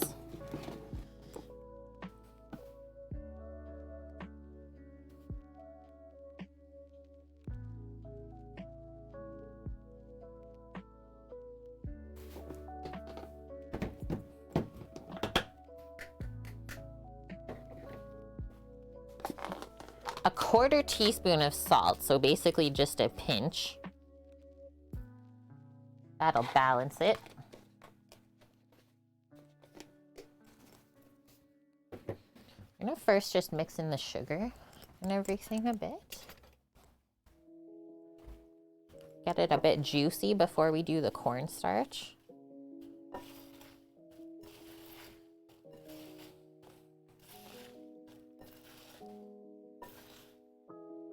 Looks like a good ratio. And then she also said to leave all the juices in the bowl when we're filling the pie crust later. I don't know, I always add them in. Because like why, you added the cornstarch, so it shouldn't make it too syrupy. Okay, our cornstarch. This is what we use. Canada cornstarch. 1/2 cup.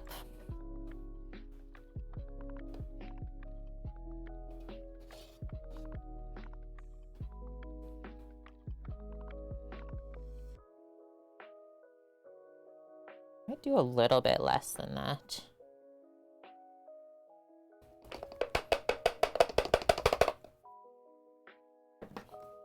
Whew. I can't bake pies, cakes. I just end up eating the fillings like an animal, and then there's nothing left. That's funny. Tap some vanilla in. Actually, I'm gonna spoon it. Because for whatever reason, I have this feeling like it's all just gonna come out at once.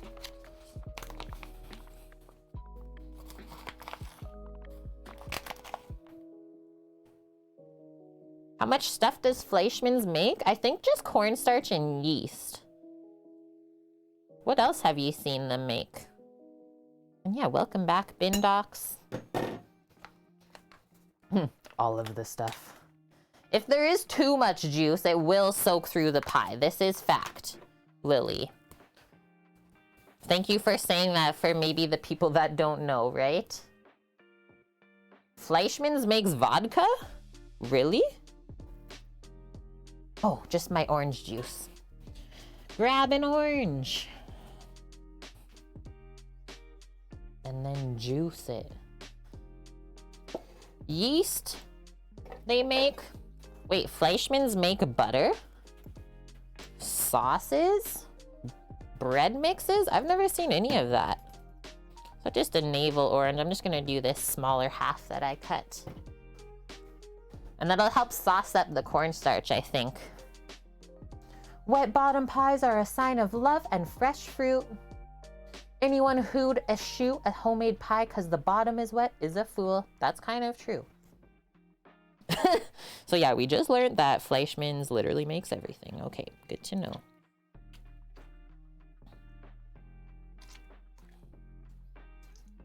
And I will say, oranges lately have been tasting so good.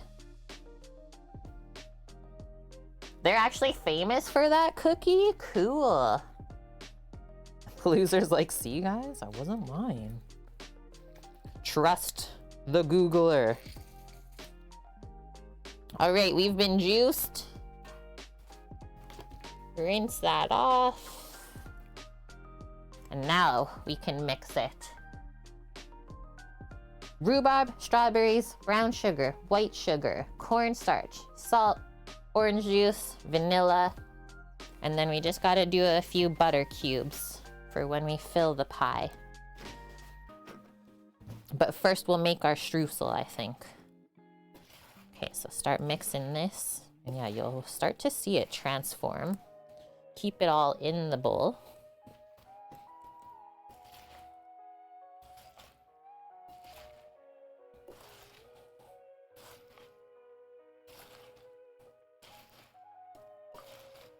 And then I always watch as I'm mixing because we don't want lumps of cornstarch stuck on anything.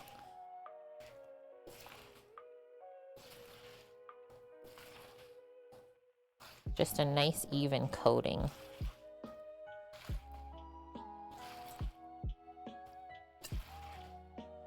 That's looking good already. The mixing sound is very satisfying. Yum, guys. Yeah, it looks so good. Hey, Dust? Just want to eat it. Okay, so just put that to the side. You don't have to put it in the fridge either. She says we need... So per, like, one big pie, she does a couple tablespoons of unsalted butter cubed.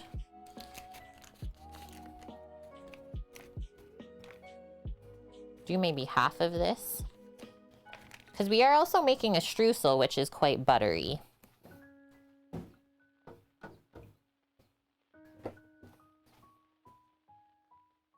Hi, Mish. How are you? Right. It's like, okay, the world used all natural yeast until someone developed the commercial yeast, and then that's what we do. That's probably where bread really changed cookie, I would say. And then the next part after that, when bread probably changed, is when they started to mess with the wheat, how it was grown, stuff like that. And yeah, I'm making pretty small cubes of butter to top the pie before it bakes. Cooking is going good, Mish. The ribs are like almost halfway done. We got our pie crust chilling in the fridge. We just finished our filling with the strawberry rhubarb, and now we're gonna do our crumble topping, our streusel. And then after that, we just have to roast some garlic, make some mashed potato and celery root, and roast asparagus with the garlic. Okay, so that's way more than we need, but I gave us options for the amount of butter we want to use. What did you cook anything today, Mish? And Michaela's, you miss getting homemade pies. Cooking skills are still rather rudimentary in some ways. You just have to practice. That's kind of the only way you get better, right? Is you kind of have to make those mistakes and then you learn. Have I ever made a raspberry rhubarb pie? No, I have never. I don't know if I've ever eaten one either, but I could see that being good, like really tart. We would need, what? Some kind of dairy or something to even that out when you eat it. Thank you for the follow, Michaelis. Mish made today pork chops and couscous salad. Yummo. What was in the salad?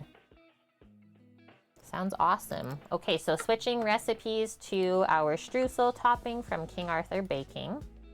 It only makes about 3/4 of a cup, which is, what, enough for one pie? So I am going to times this by like 6. I think looking at the filling, we'll probably end up with 6 of those. Yeah, we learn by doing, Bonk. So that means we need 3 full cups of flour. I love how you say that too, Mish. My sister-in-law is very picky.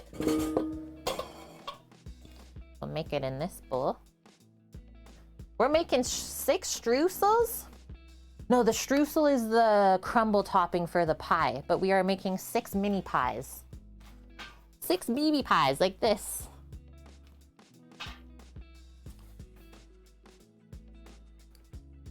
I love how you got so excited. At least there was feta, Mish. At least you put that. You don't have to go sheesh. Okay, we still need the brown sugar here. Good thing I didn't put it away. Rolled oats. A little bit more salt. And then flour. Oats are here. This is what I've been using for oats. I actually haven't had oatmeal in a while. But these are really nice. I got this from Costco. So yeah, you can like look up. Or actually there's a photo of the farmers on the bag. It's so cute. See the ingredients, meet the farmers. This is who grew the oats. Stan, Kathy, Alana, Sandra, and Amy. And then if you scan the code, where is it? Other side. If we scan this, I don't have my phone because it's the camera outside, you could see exactly where it was grown. Homegrown oats. It's not oat flour, but we could make oat flour from it, Cookie. I need more flour though for my bin.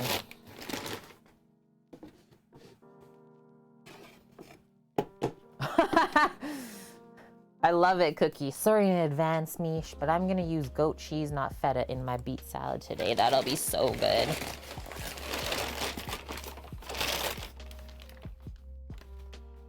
That's a good idea, actually. I might make that coming up, Cookie.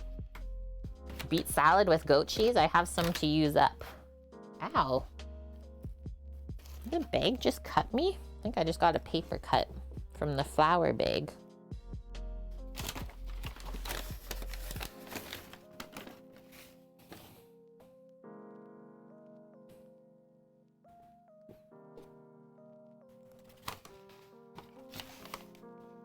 And yeah, nice part about doing the crumble topping for a pie, doesn't take as long to build it when you're assembling it compared to like doing a lattice for the top out of the pie crust. I don't often mess around with stuff like that.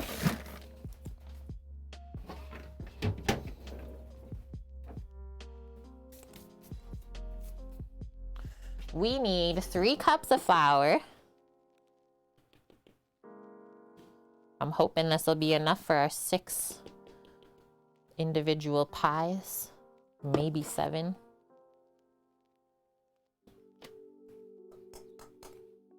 No skimping on the topping.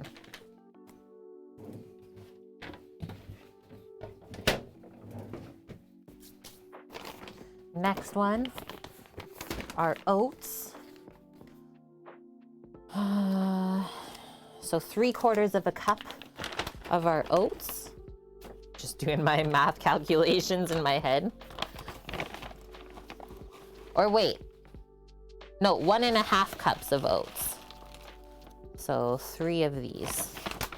It's a 1/2 cup measure. I was like, that didn't seem right. And yeah, these oats smell so good. They're like fruity smelling because they're sprouted.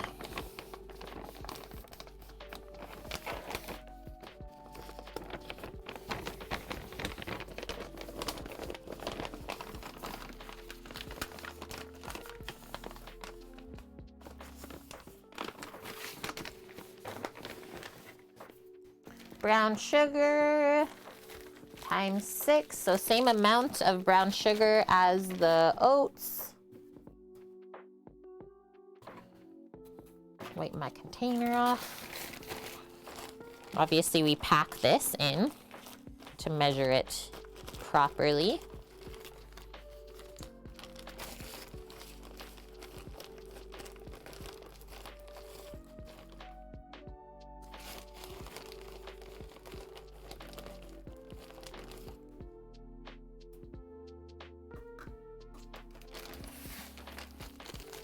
just keep going.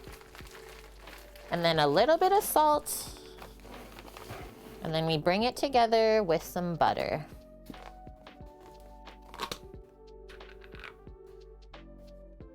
Correct you if you're wrong, McAllis. So we're doing a pie, but also a crisp. We made our homemade pie crust, which we're gonna roll out after this. But instead of doing the lattice top, we do a crumble topping instead. Yeah, we started the stream by making the pie dough because it has to rest before you roll it out. So that's why you might have missed it.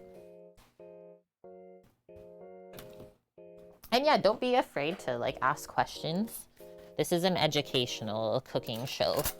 So we're all here to learn together. Just gonna mix this up first before we work the butter in. That's how your wife did the top as well as a crumble. It's easier, and I like the different textures too.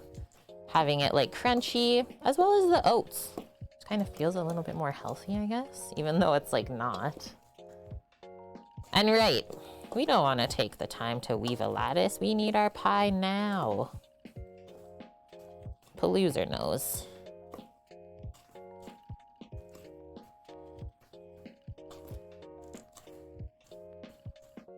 Just smooshing any sugar lumps that I might have scooped.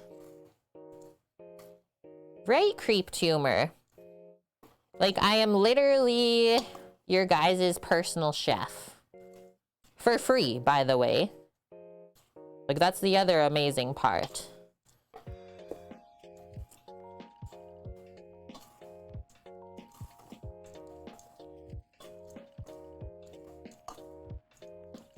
I am everyone's on-call chef, whatever you need. Need all the help learning to cook? That's okay. We always get lots of questions. I'm not scared. And like, if I don't know the answer, then we make a point to all find it out together. So ×6 on the butter. So about 300 grams worth. That's quite a lot, actually. I'm not even gonna touch that.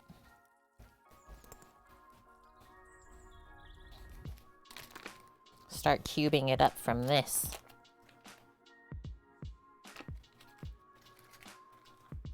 That's right, McCallas. Yeah, your wife had the skills to be a pro chef, but she didn't want to do it because it would take the fun out of it.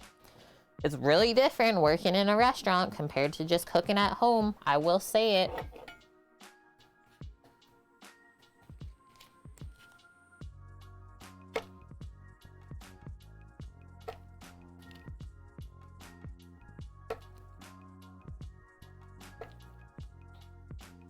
I'm really happy that I was able to leave the industry. And then this is my part-time cooking gig.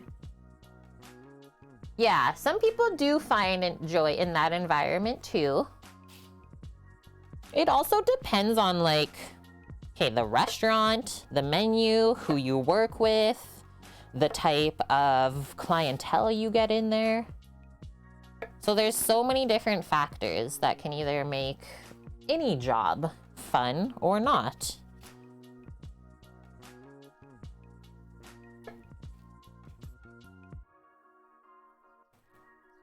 You've been writing, Dust? Nice. I know I need to get back into writing too. I keep saying that, but I'm going to. I'm going to. Samo, how are you? You're looking for things still? Okay. The charger?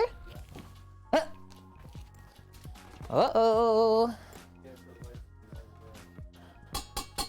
You found the bike bag? It wasn't in there? That's weird.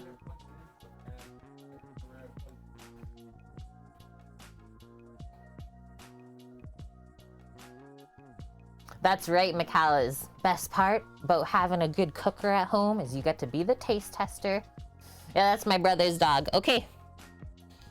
Let's fluff this up.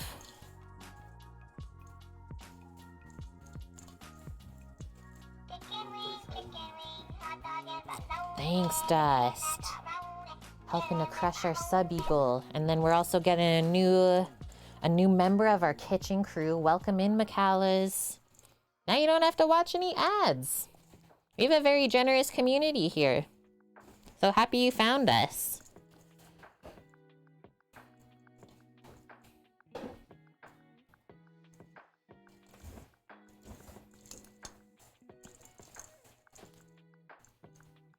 Just gonna start working it in. Sam, what about the camera bag? Checked it. Ah. Checked the camera bag, checked the drone bag, checked both of my Xbox controller bags, checked the orange bag. Sam, what about the camera box? The green box that all the camera stuff is in. Did it maybe get put in there? Green box. There's like a small box with all the extra camera things and wires over there. That's all I can think of. Checked my blue bag completely. Hi Lauren, how are you? Eating my microwave spinach, eggs, and chimkin while seeing barbecue and pie. Sigh. Remember, chat, we don't eat like this every day, so don't feel bad. We're here to inspire you to take better care of yourself and try new things. Yes, Dave. Kate, I found these in my chair when I came back to the PC. Here, you take them. Thank you for the 41 bitlies. Oh, Blondie. Almost got enough points. Dude. Does that mean what I think it means? Man, my hands are getting a workout today and we still gotta roll out pie crust. Whew. That's why grandmas have like the strongest hands ever. Don't mess with grandmas. We do grandma cooking here.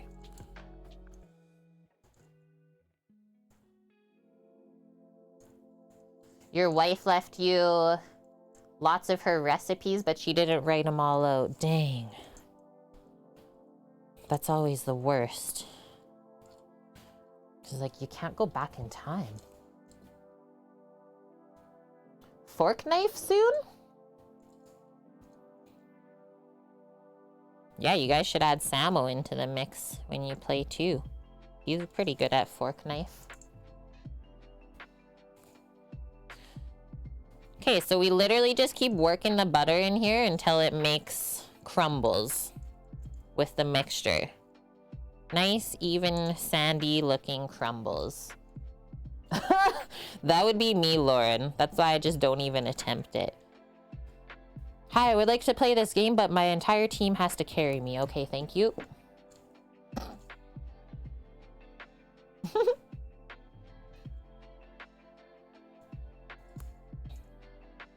So, McCallis, forgive me for asking, but it seems like... What, did you lose? Did she leave you? Or she passed away? Like, that's what I'm looking for. That's not even that small. That's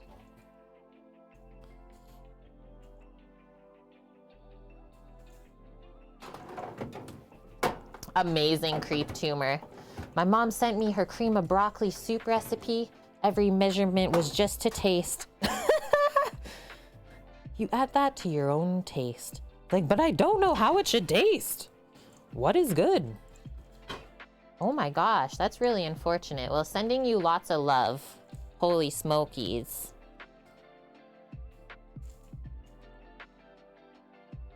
Like, what the heck? I can't even imagine. Well, I will say, like, food is quite healing, so I hope that you explore that venture as well.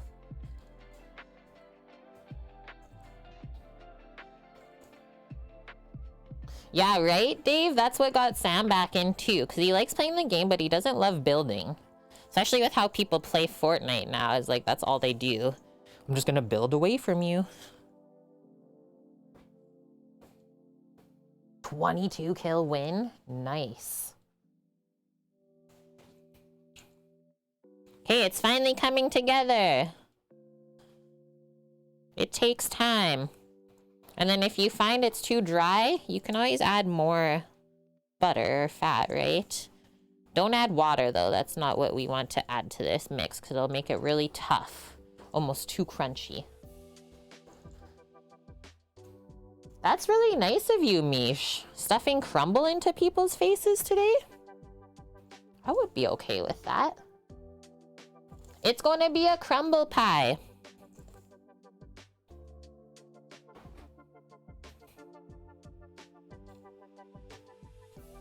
I've done a lattice one before. I didn't love it.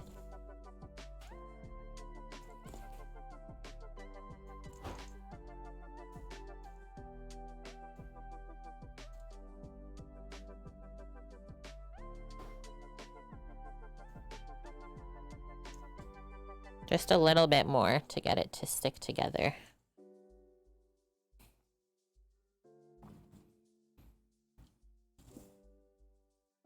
And the heat from your hands also helps this process. That is one time in baking where the heat from the hands is helpful. Literally catfished her. I love it. I think I'm gonna add a little bit more fat though. A small amount. I didn't measure it. Just kind of eyeballed it. Just a bit too loose in my mind. We don't want a powdery crumble, right? We want nice chunks, nice buttery oat-filled chunks.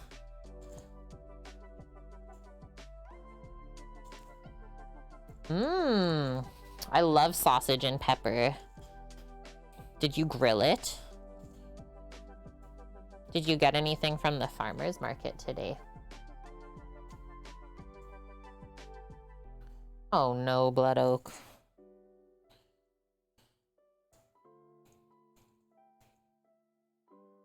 Brown, sugary, buttery. Lauren knows. Lauren knows what's happening. Saja. You lost your bones. Hey, safest way to gamble, honestly. Go for it. You're not losing any of your real life money. Just your bones.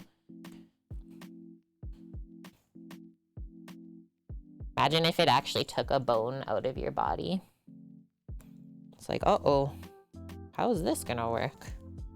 Okay, that feels good now. See how I can really clump it together? So this is what I usually do.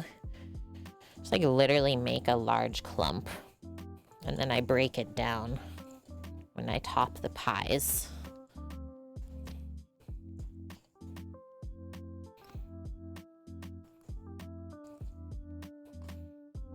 Okay, it's time. Only slightly made a mess. Could have been worse. I'll go grab the pie crust from the fridge and we can roll those out. Definitely gotta wash my hands first. Fresh pizza at the farmer's market, ice cream crepes, bell peppers, salad bowls. Oh, a small basket of growing lettuce, and yeah, strawberries. You gots to. Sam, is there anyone in here? I don't think so. It's just him.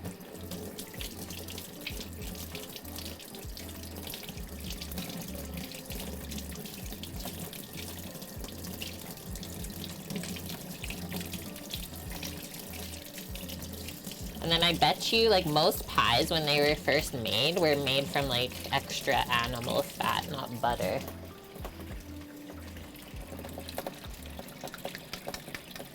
Have such crazy flavors.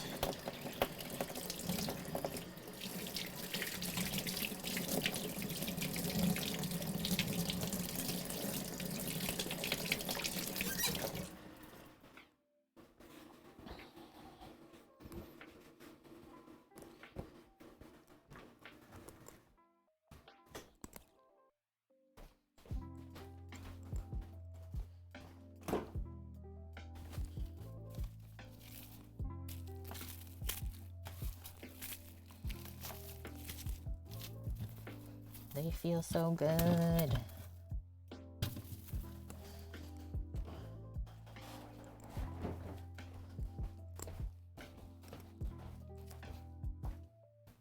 Just gonna wipe the board. So this is what we made today, 4 crusts, and then I had those in the freezer.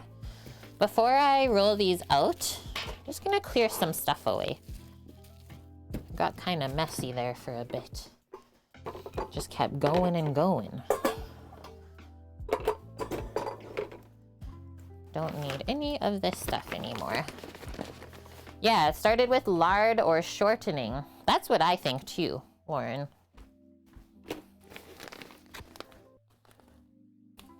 Like, butter has definitely not been around forever.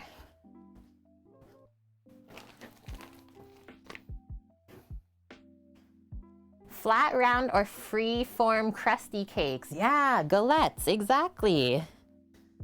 Good one, Paloozer. So yeah, they weren't baked in a tin, right? Because that just didn't exist back then. Cool. Okay, I'm just gonna take a quick bathroom break.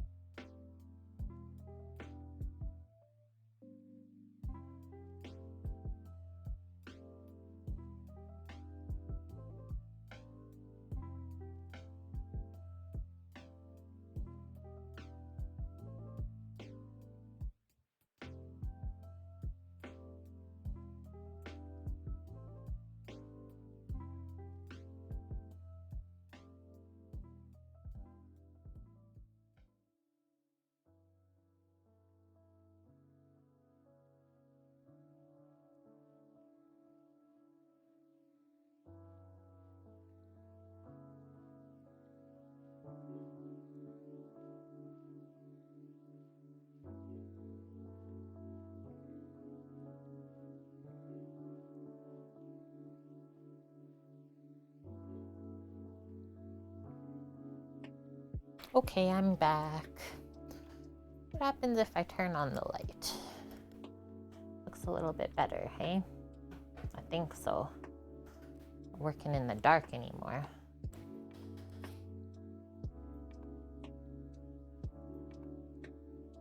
Yeah, so McAllis, is this the lettuce that's still living and then you can like replant it afterwards? Is that the stuff? Because we did that a lot too. And it works so good. Like literally grew the rest of the season.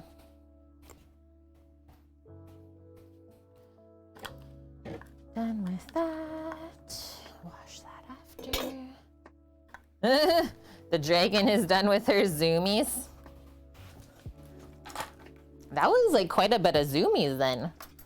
Went for like 30 minutes or so.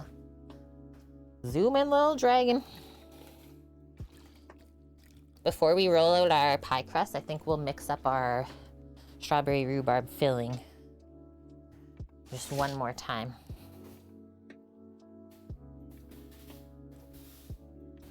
Yeah, very fiery zoomies too.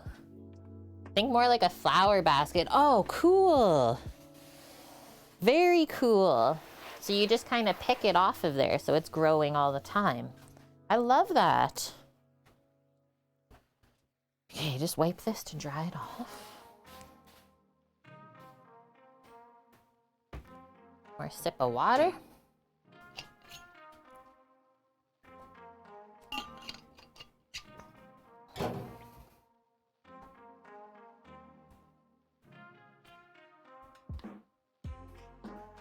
One rolling pin.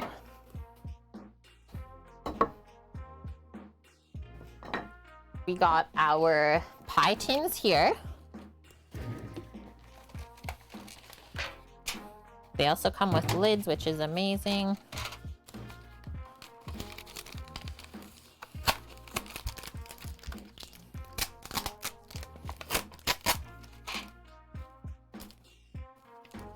Unwrap those ones. 6 pot pie pans with lids, so they're 5-inch diameter.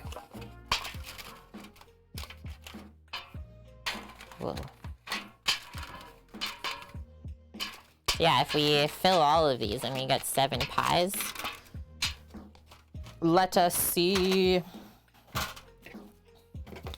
This is how these should feel. You can like press your finger into them, but they're nice and chilled.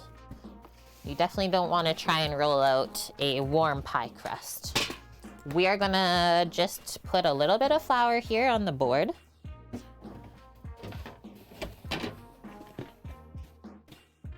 Oh yeah, that's right. She's still young, so she has lots of energy. Just like a puppy. Puppy dragon.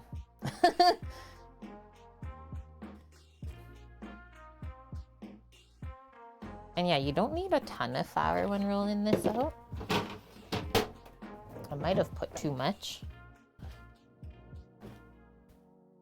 Just gonna grab a bench scraper to move it around. But definitely put like a nice even layer of flour wherever you're gonna roll out this stuff. And then you can just put more there if you need.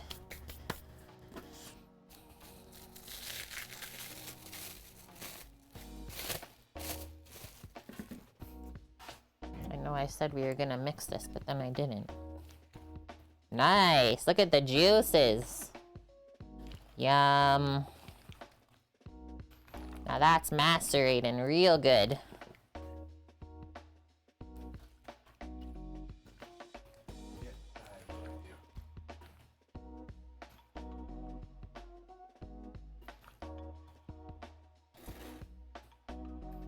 Because you can't ride your bike now because nothing works Bluetooth. Uh-oh. Moist. Guess you'll be using Brand's bike.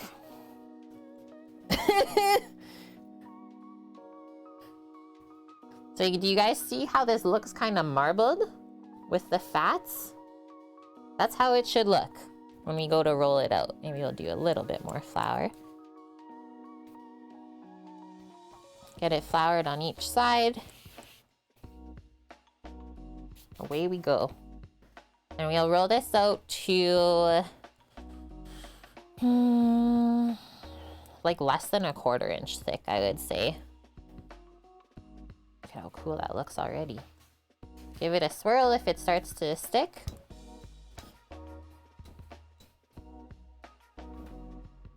Look at how easy that's rolling out. So that's the reason that we do chill our pie dough before dealing with it.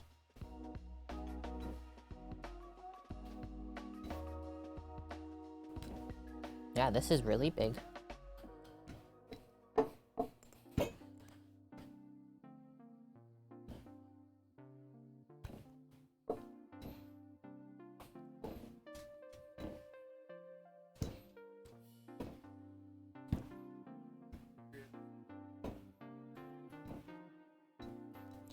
Feels good to me. We're always kind of feeling an even thickness is what we want too. Give that a slide around. Other side looks perfect. Like, look at that. Take a tin.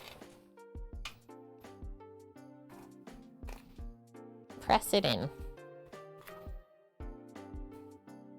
First we fill in the bottom, and then we deal with the edges.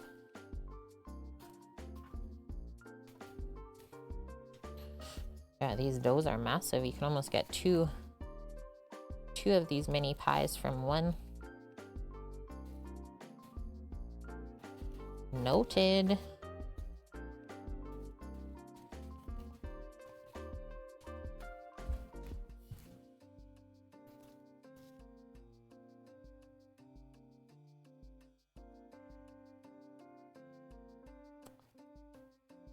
Bob, hi Bob. How are you? Are we learning Danish today? I'm in. So you just take our paring knife now, slide it there, and yeah, this will be okay for crimping. We're just gonna trim off excess around the tin.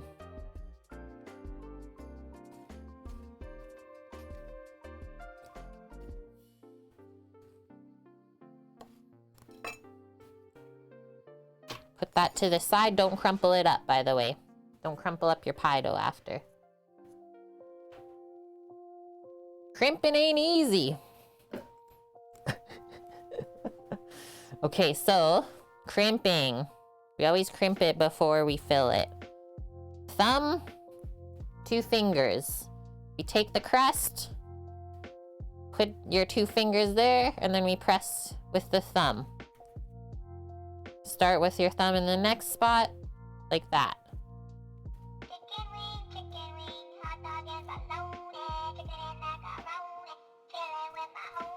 That's it.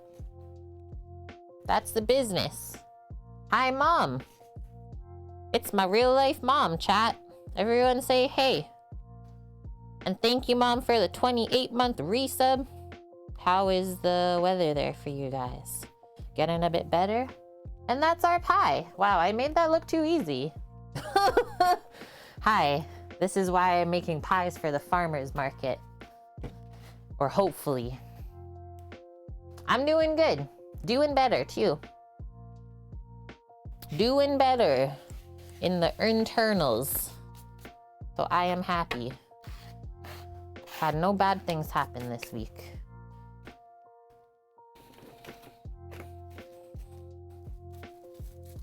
Easy peasy, Lauren. So yeah, we do all the crusts first, and then we fill them, and then we top them, and then we can bake. So when we get to the point of filling it with the strawberry rhubarb mixture, then we can turn on the oven to preheat too. Nice. Finally got a nice day there. That's good. Guys, the weather out west has just been trash, I guess. Everyone's like, what the heck? And yeah, we have a nice day here too. Really, really nice.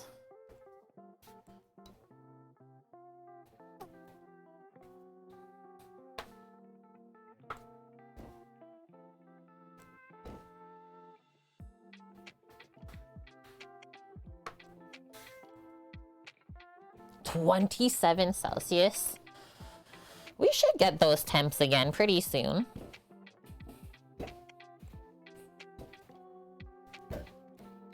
I'm sure it's gonna get roasting again in the summer, just like last year.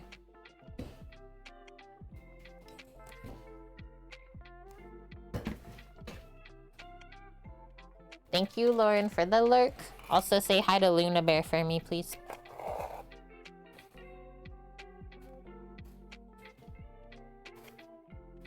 I haven't even really been watching the time. I've just been in Pie Land.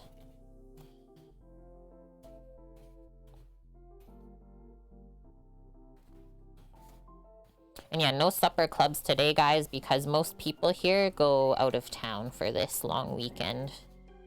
They like camping, visiting with their different families, stuff like that. So I didn't have any expectations to begin with, really.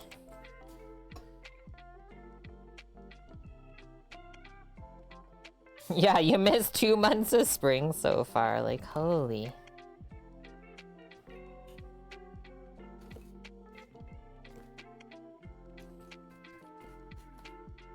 +20 there today. Awesome. Stuff should finally start growing then.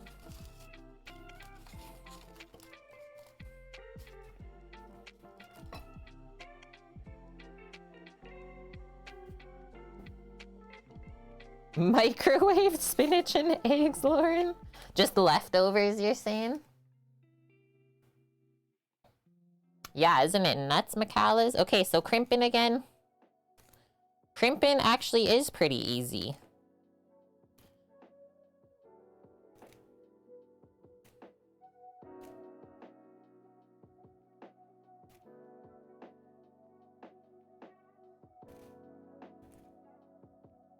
Don't like the way that one looked. It's like hanging off the edge.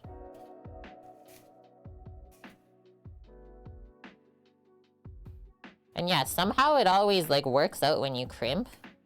But you just get like the perfect amount. I don't know why. Happens though.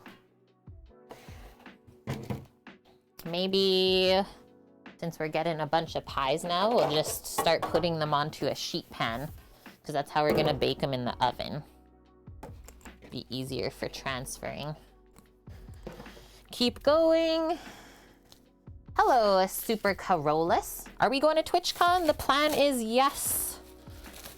As far as we know and have planned for whatever world we're living in, we have reserved the hotel, and now we're just deciding whether we're going to fly or possibly road trip down.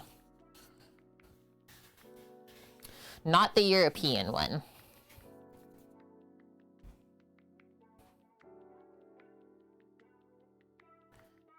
The American one is in San Diego again, but they still haven't put tickets up for sale yet.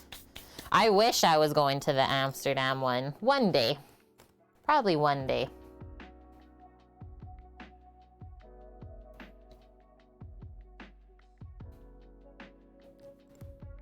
San Diego, Lauren? Yeah, come on.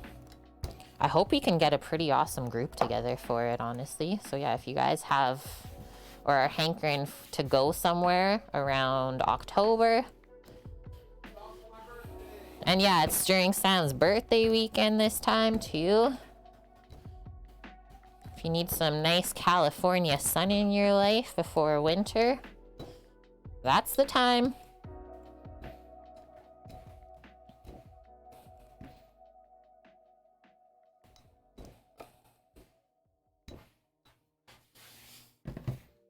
And another dough. If we put up a GoFundMe, you're saying to Lauren, Bob, toss a couple bucks. Are you going to TwitchCon Super Carolus? And yeah, I would love to meet everyone that wants to meet me, for sure.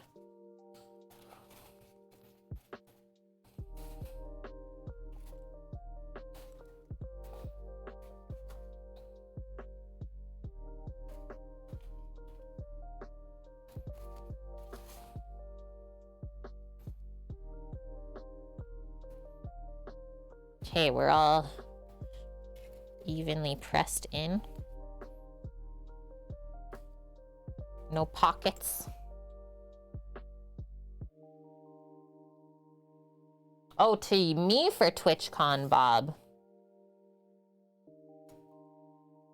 Oh yeah, that's why I only have the bit goal up right now. I think I'm actually going to be starting the GoFundMe for the truck here.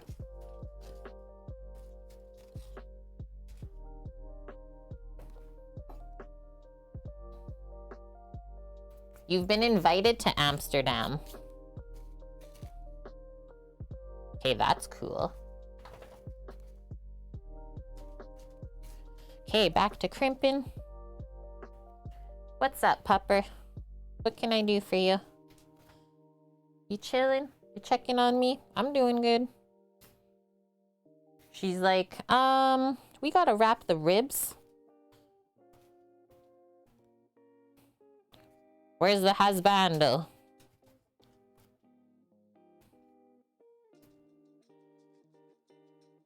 She's like, hi.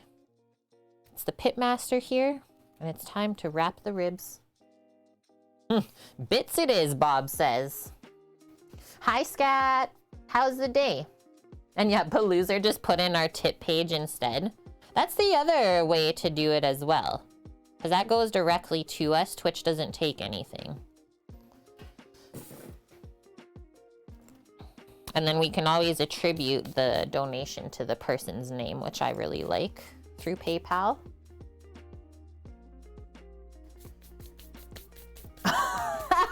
Bob, you want it all at once or spread it out? I am not gonna say nothing to that. I just accept generosity when you guys choose to share it. We don't ask for anything here. Yeah, you do you, man.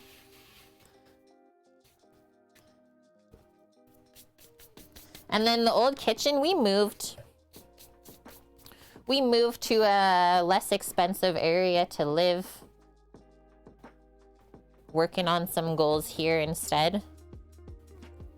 Able to save a bit more money this way. So it just made sense.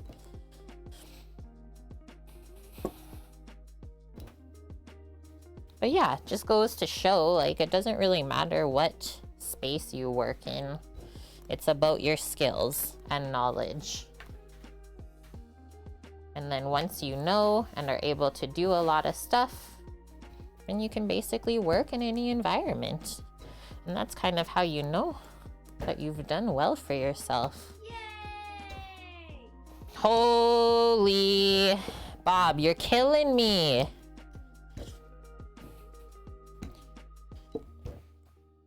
Might have to send you a treat. Thank you so much for that, Faceplant Kagers. We're now over the halfway point for our TwitchCon fund. Bob just donated, that's like translates to $50 for our TwitchCon fund. Amazing. Can't wait to show Samo when he comes back in.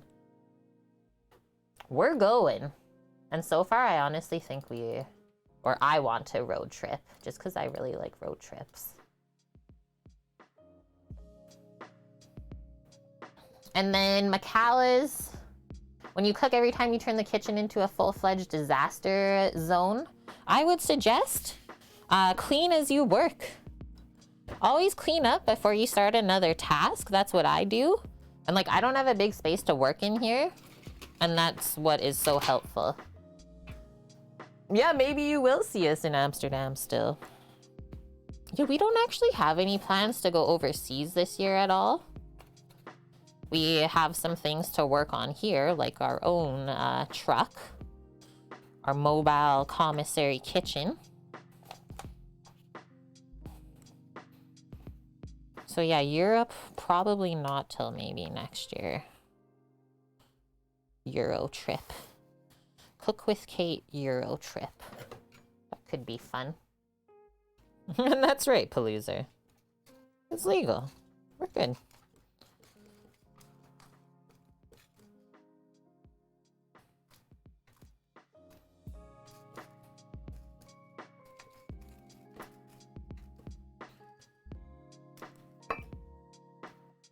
Yeah, I know. I knew someone was going to mention that. Like the film? Just like it. Okay, crimp it.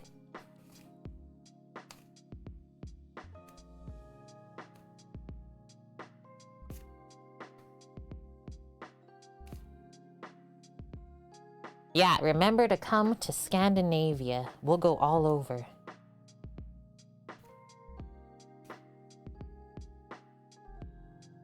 We'll set the dates and the locations together. A Sheesh Meesh sticker tattoo? A fake tattoo for the Sheesh Meesh feta?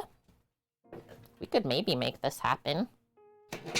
Okay, so those were the 4 pieces that we started with our dough today. And then here's the excess that we have kind of just been cutting around the side.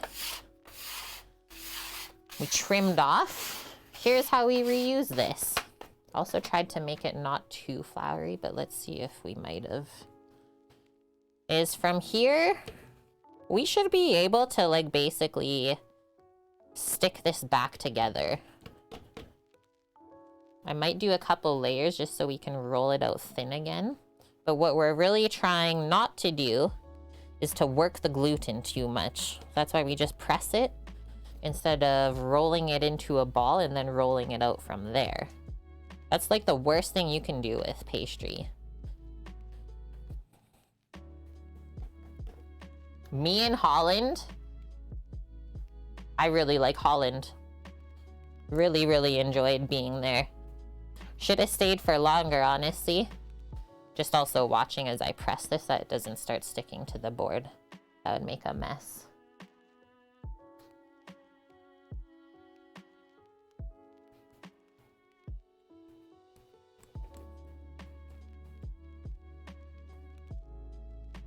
Astra, how are you? I like how she keeps coming in to check on me. But she is honestly still telling me that we gotta wrap the ribs. I'm probably gonna stop here for a sec. And then go make sure that the ribs are being wrapped. This? How do I want to do this? It is pretty nice and floured underneath. We'll come back and roll this out.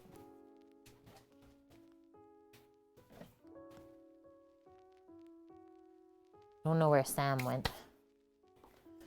I will tear some foils before we go out. And this is a heavy duty foil. We wrap our ribs in foil so that we can keep the steam inside, and it helps them basically fall off the bone. We cook ours till they fall off the bone tender. Traeger recipe says 4 hours, but we do 6 hours. So 3 hours on the smoker unwrapped, and then 3 hours wrapped.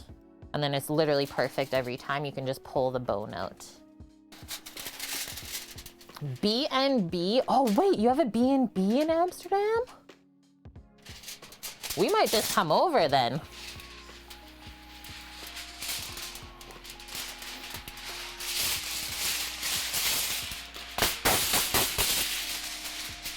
So you gotta tear 4 of these. 1 foil per rack of ribs. Don't cry. We're almost there. Don't be a baby.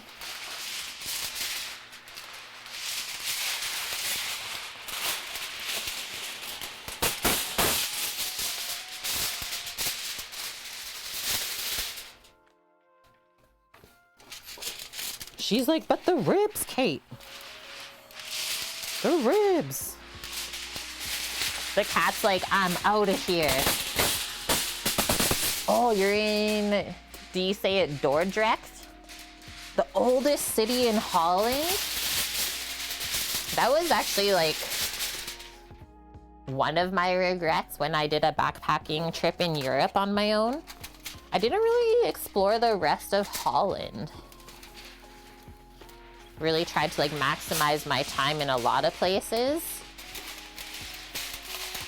But yeah, Holland is way different than what Amsterdam is. That's what I've been told since. Good girl. She's like, okay, we got the foils. Now we need to wrap. I'm just gonna bring them out.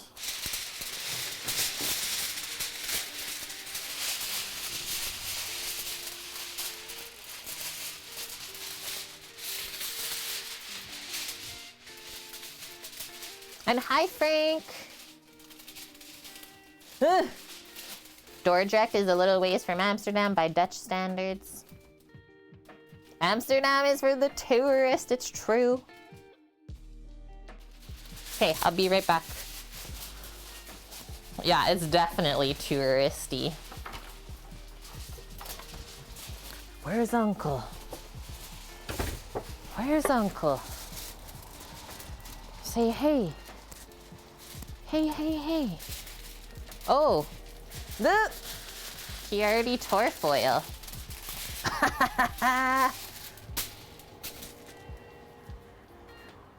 So I guess he already knows what's happening then.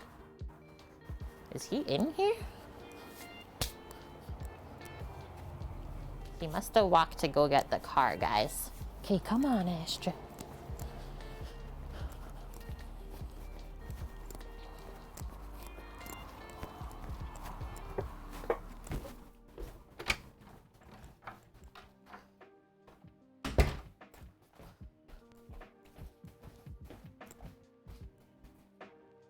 A 1-hour drive from Amsterdam?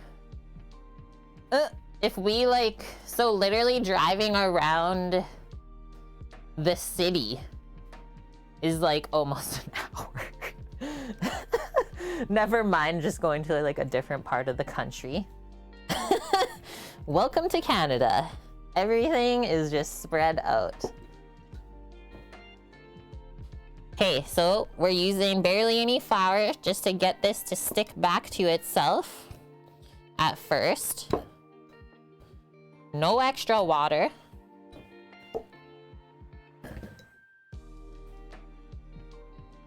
Pick it up so it doesn't stick. Look at that. Actually looks so good. So now I might actually flip this. Isn't that cool? And now because of the little bit of heat of us working this dough before, it should basically just come back together.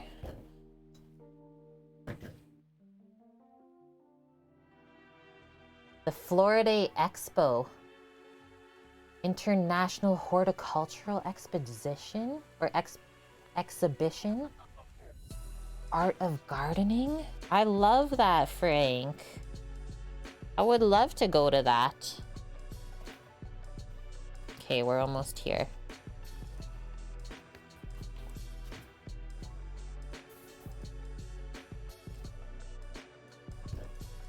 Okay, so it kind of wants to stick to this, so I'm gonna do a very small sprinkle. Very, very light. Oh no, Palooza, you lost all your bones? R.I.P.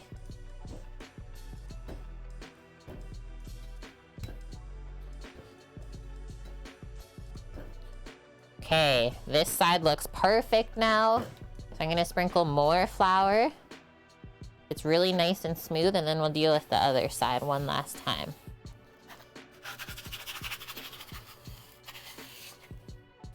Slide that around if you feel like it might have stuck. Just had this feeling that it tried to. Awesome.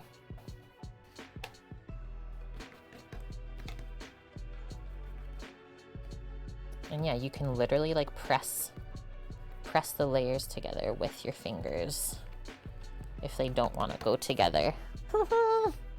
So awesome. TwitchCon Carne? So yeah, TwitchCon Amsterdam. Hey, I mean, if you're saying we have a place to stay, maybe.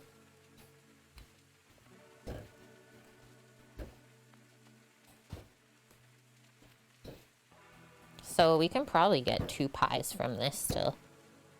It's quite thick in the center where we built it up.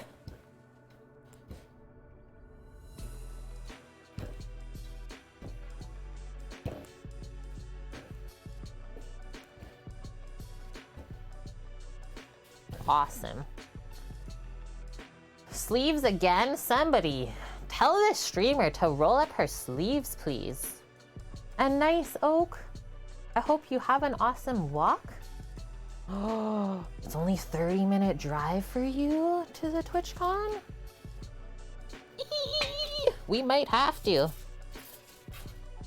Okay, I'm gonna try and work this side in first. Remember, we just need enough around the edge to crimp.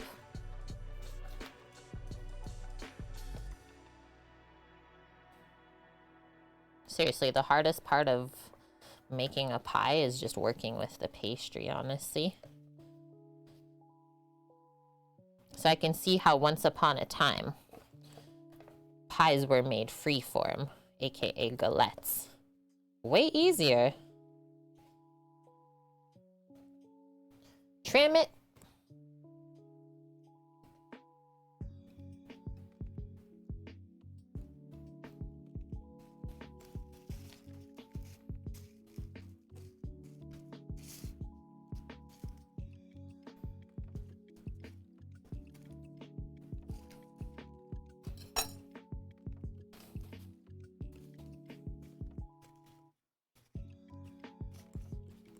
And yeah, all this talk about Europe, it's like, I don't know, part of me thinks that if Sam and myself go to Europe, because we've never gone together before, we just won't come back to Canada though. That's the thing. Just end up staying there with the dual citizenship and that'll be it. We'll get adopted by Europeans, never allowed back. These are our cooker Canadians that we've adopted. They're all right. Ah, okay. We might be able to make this work. Slide it down a bit more. Ship the truck over there. It's actually not that much, Bob. I think it's $4,000. It goes from New Brunswick on a ferry over to the UK, and then you just fly over and pick it up. It's also the reason that we're not putting propane in the truck, because that's what stops you from being able to travel the world, is the different propane tanks, laws between the countries, and then also the fittings. They will not let you across the border. So that's why we're basically going full electric or cooking with fire. And these are just things that we've learned watching like van life YouTube, stuff like that. Our one Canadian couple here, they shipped their van from Canada to Morocco like that.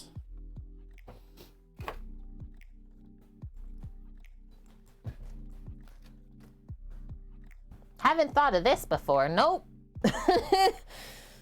So yeah, when I say like we work on stuff behind the scenes, we are working on the truck. Just because you don't see anything happening doesn't mean that we're not getting closer to what we need to do. Because there's a lot of thought process before you start to build. You want to build it right the first time, not be wanting to change stuff like 6 months down the road because it's not working.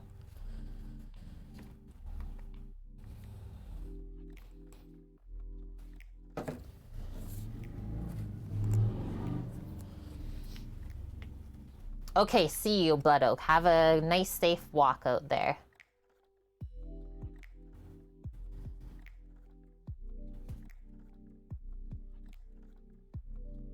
Yeah, I'm hoping that if we do the San Diego TwitchCon, that some of our California viewers, we can maybe do a meetup somewhere. Especially if we drive the car down. Because just California is full of superchargers. So it'd be quite simple, actually. Wouldn't cost us anything. Or not much, at least. Yeah, don't trip. Oh, bonk. Okay, so let's just fill these crusts first. See how much filling we have, because we can roll out a few more if we need, but there's no point to if we don't have enough of the strawberry rhubarb to begin with. Let's do that now. Oh, and then this is the time where I turn on the oven. So she starts the pies at 400 degrees Fahrenheit is what we preheat the oven to. And then as soon as we put them in, we turn it down to 350. And I think that's just to make up for like the weight of the pie and how cold the berries are inside.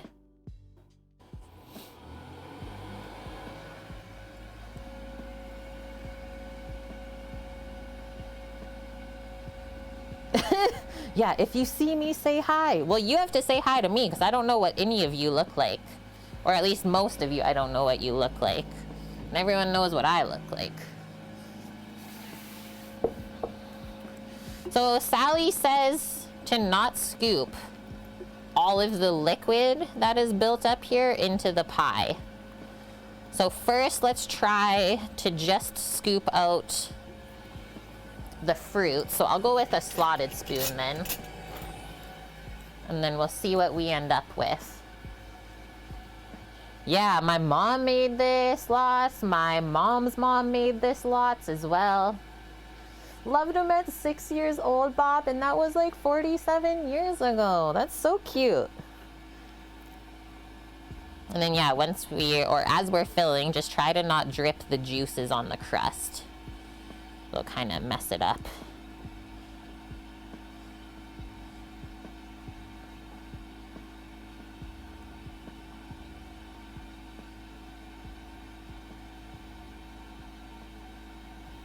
That looks pretty good to start. It will bake down a bit when the fruits cook, so just keep that in mind. You kind of want to dome it a little bit with the raw fruit.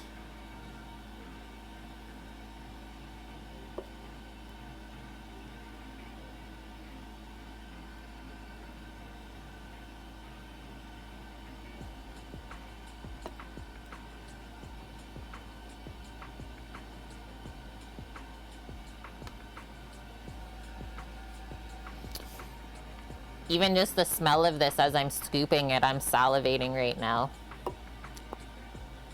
Whoa.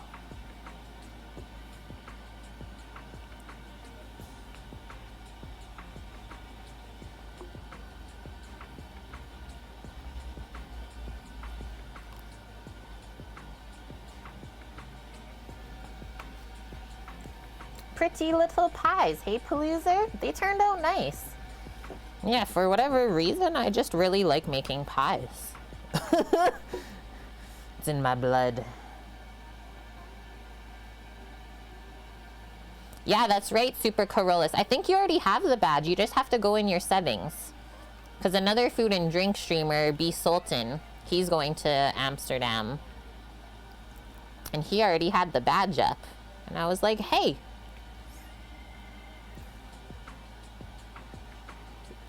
I don't know. I think we had the perfect amount of filling for these 6 pies. Oh ho, bonk. Well, here's the issue though, is that we mixed in cornstarch to the juices. So that's why I don't understand why we wouldn't use them. Because we've already put the stabilizer in, let's say.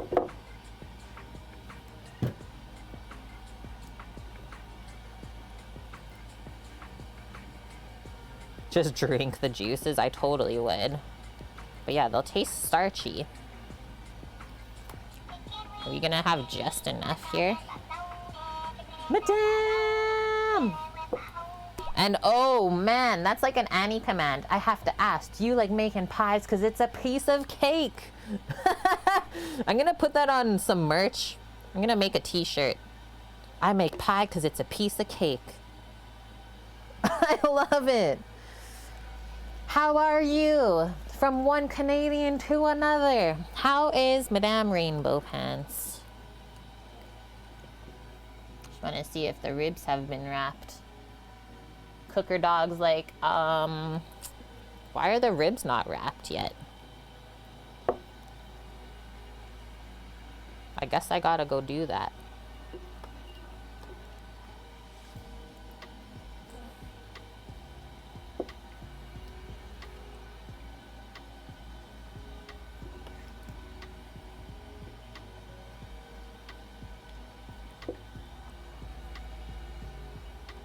She can smell them, right? It's not her first rib experience. That's what I'm saying.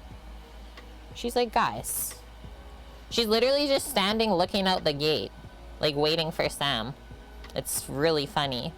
She's like, I bugged Auntie and she didn't do nothing. Now I'll bug the other cooker.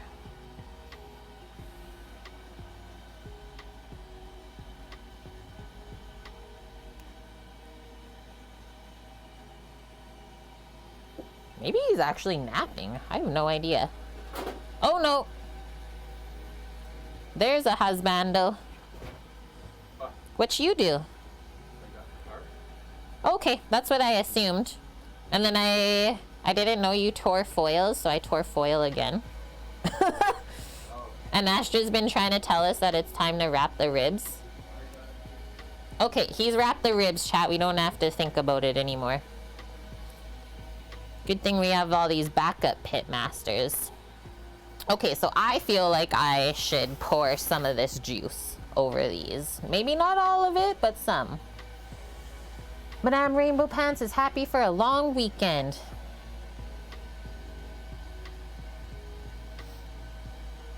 Me too.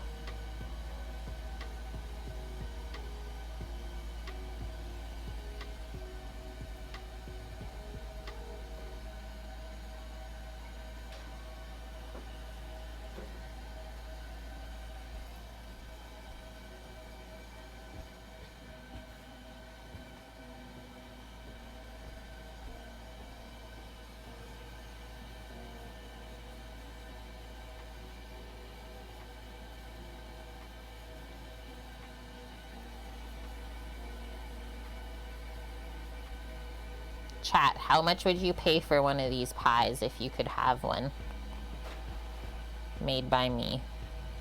How much would you be willing to pay? Okay, so we did good. That's all that's left. I feel better about this. I just don't like wasting stuff. Washing my hands off because they got a bit sugary. And then we'll start putting our crumble on top. $350? $200? G Gavin? Whew, I'm gonna get rich in no time then. Imagine the farmer's market. It's like, hi, the pies are $200 each. We'd be like, what? What? Here's our streusel. And Mish'll pay $1? You better be helping me make them then if that's all you're paying. That's all I'm worth to you? You'll give me a cuddle with the baby dragon? That'd be cool.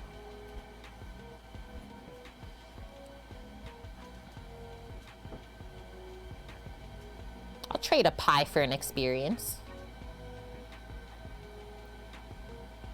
So now we just fill this up to like basically not see any stuff underneath.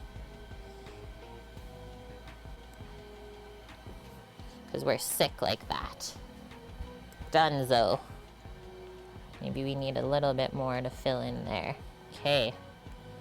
Yum. That's gonna get so crunchy. Oh, that's right, Mish. I keep forgetting. Man, what's wrong with me? You're only 12. Can't afford that much. Weasel, how's the day?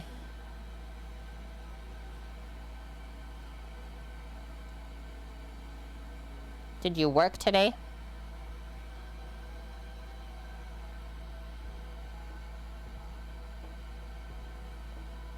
Yeah, we have a rhubarb pie, Paloozer says. Rhubarb. Rhubarb strawberry.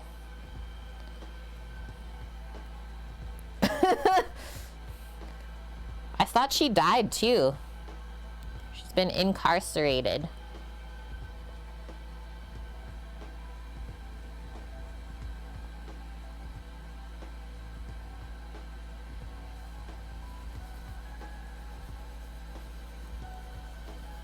I think we made a bit too much streusel. So I'll probably, well, first I'll Google, can you freeze streusel? And then if so, then I'll freeze it so that we can use it another time. And then if not, I'll probably just vacuum seal and put in the fridge. I think they will slap. I know it might not be a fancy looking lattice, but honestly, this in my mind tastes better. There's more flavor in this crumble. Oh yeah. Samo, you still in here? Yeah. Bob gave us 5,000 bits for TwitchCon. Yep.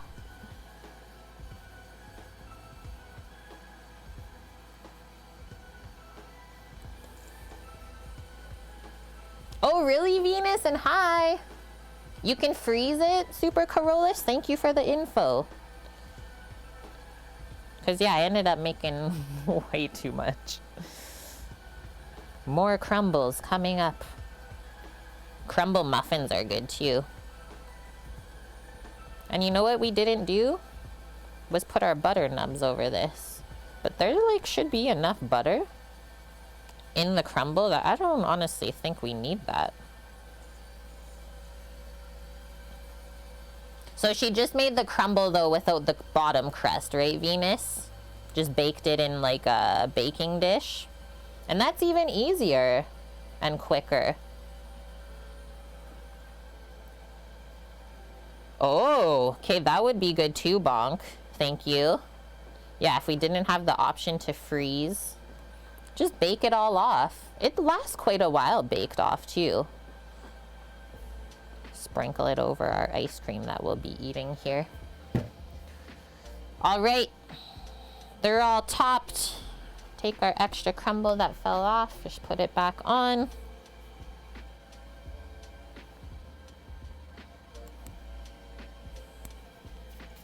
We're ready.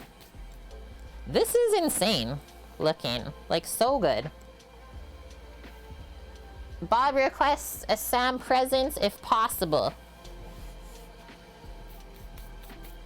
So, okay, oven says it's not quite ready yet, so I'll just watch it. Take away this screen so you can see me put them in there.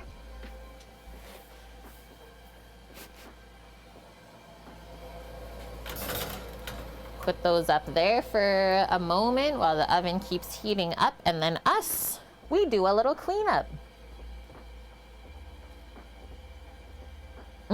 Haven't had rhubarb since you didn't like it as a kid. But yeah, your mom liked it a lot. It is definitely something that, like, you can either take it or leave it. You can't tell how big the bowls are. Wait, the pies you're saying? They're 5 inches. Just a little pie. Individual. Okay, done with our flour.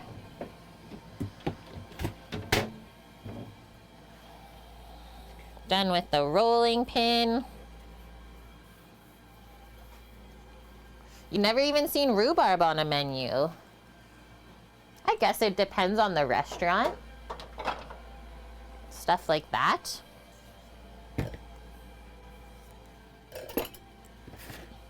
And so that's all we had left over for our crust. I'm not gonna throw it out. Just pack it back up together. And then probably re-roll it tomorrow or something. Or on my days off.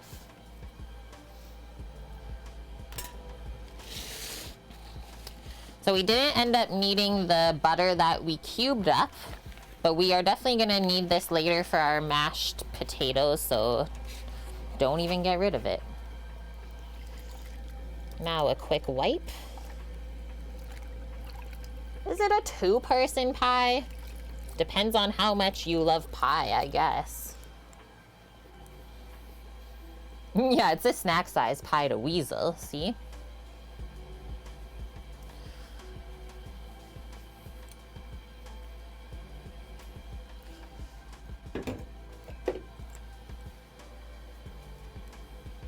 Throw the dough in the freezer? Yep, you can totally do that as well. That's honestly the best thing to do. Wrap it up nice and tight. I did pull some doughs out of the freezer from last time, but I didn't end up using them again.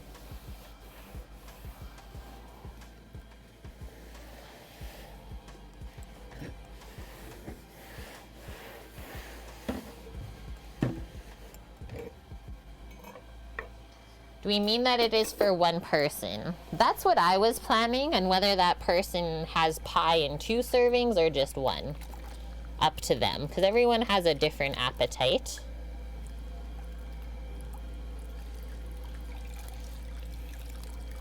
Okay, just heard my oven light go off, so we will put those in.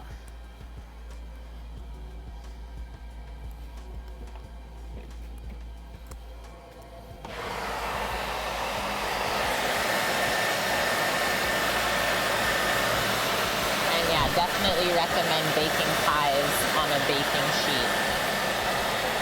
Just in case the filling goes over, you will save your life. Those will probably bake, I'm gonna say, close to like 40-45 minutes. So I'm gonna do 20-minute timer and we'll check them then. G. Gavin, thank you for the follow.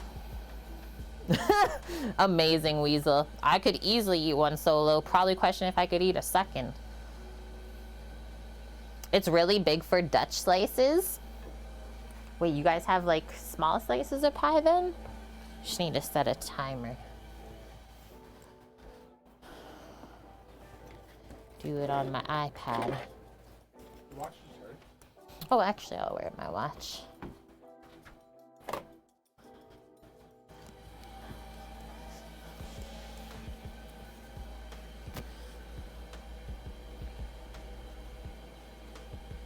I'll do 15-minute timer for the pies.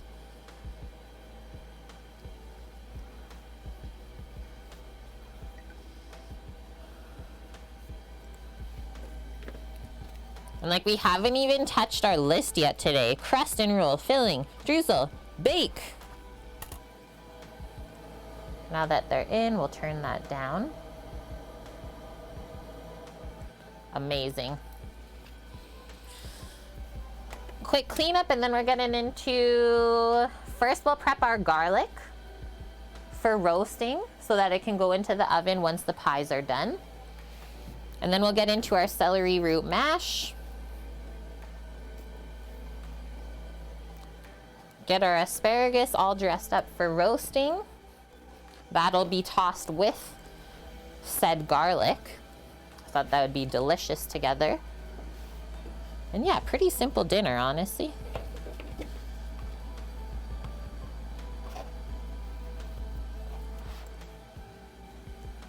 You could really go for something sweet right now. I'm making you guys hungry. Sorry.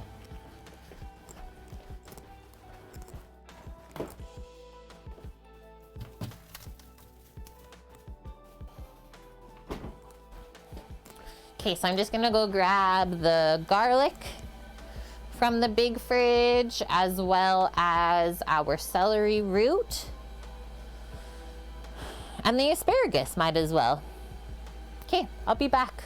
And hi, Spacern. Got here in time for food. Menu sounds great. It's gonna be a good one.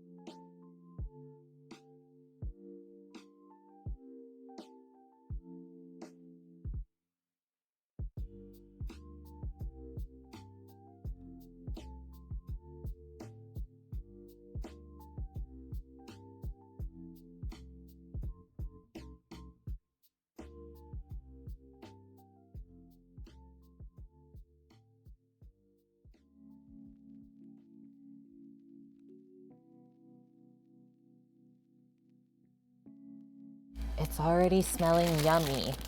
So, the Gus, really nice small asparagus. This is all the garlic that we have to roast. Did you buy more garlic, Sam? Okay, so I'll just use this up because that'll be more than enough. And then we got this pristine celery root yesterday, grocery shopping on stream. So that's why we're making celery root mashed potatoes. Has anyone ever had those before?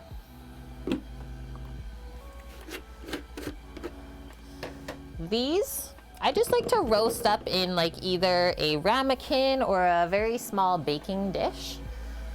Obviously, it should be oven safe. Just looking at what I got over here for my own self.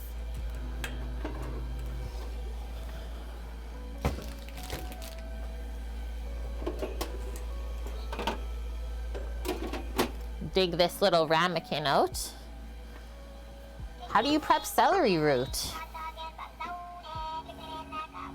So I'll show you in a bit, Venus, because that's what we do on stream. We do every process together. And hi, Dad. How are you? And thank you for the 46 months in a row. Almost at the 4-year mark. That is insane. And yeah, I'm doing better. Thank you for asking. Yeah, haven't had any tummy troubles at all this week. So far, so good. Boss man, yeah, did I miss anything? A bit. Only the whole pie making process and half of the rib cooking. This is a celery root. So the root of celery, and yeah, it's all about just like trimming this stuff off And then I combine it with potatoes and it's so delicious. Sam doesn't even like fresh raw celery, but he loves that stuff in mashed potatoes, so that says something. And then yeah, the garlic will be for the asparagus. So good. And then all we're gonna do with these is just cover them in oil. Whether you want to infuse olive oil, which I'm gonna do, because I like to reuse it later for dressings or dressing vegetables even to roast. But you could also use canola oil or something else, grapeseed. And that's it. And then these will take about 30 to 45 minutes, depending on the temperature you like to roast garlic at.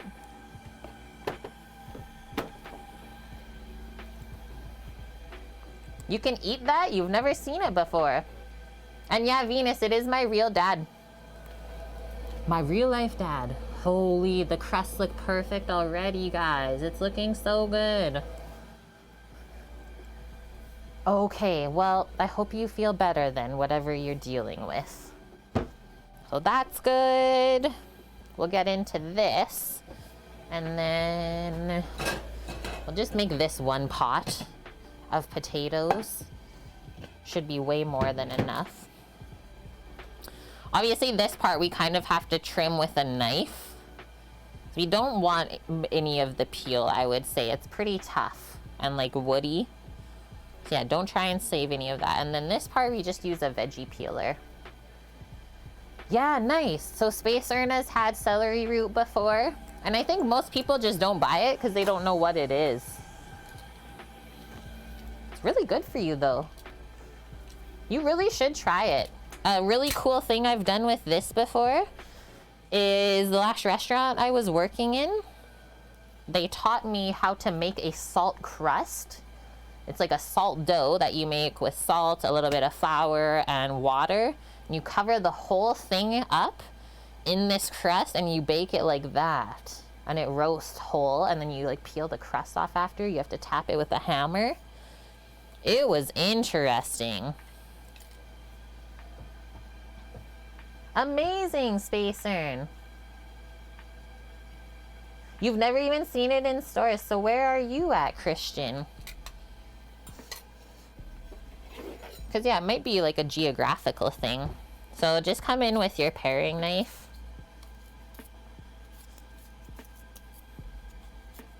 And I also tried to choose the celery root in the store that didn't look like it had too much of this top bit to trim off. Because yeah, it literally is just like waste, sadly. If you have compost, that would be good.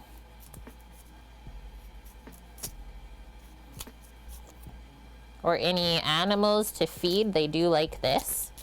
We used to save our veggie scraps in the restaurant for a pig farm.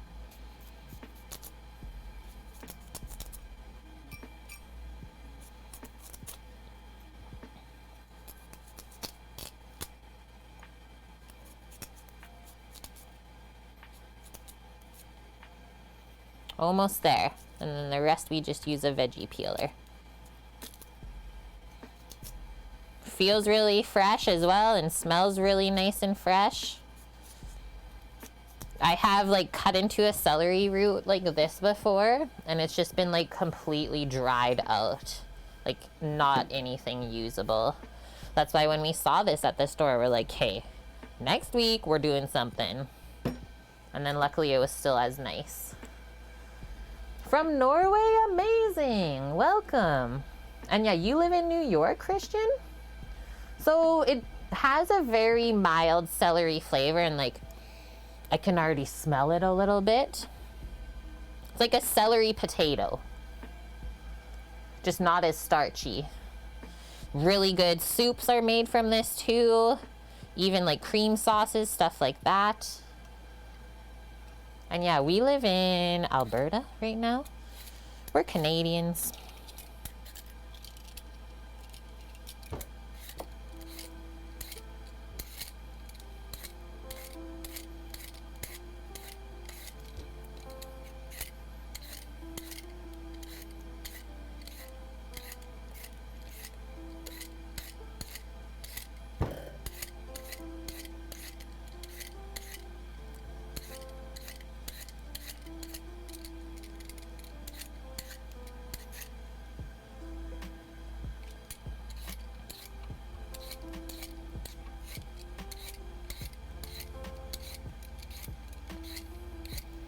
And then this is an interesting thing I learned. So celery is one plant, and then celery root is actually a whole different plant. I learned that when I volunteered at an organic farm.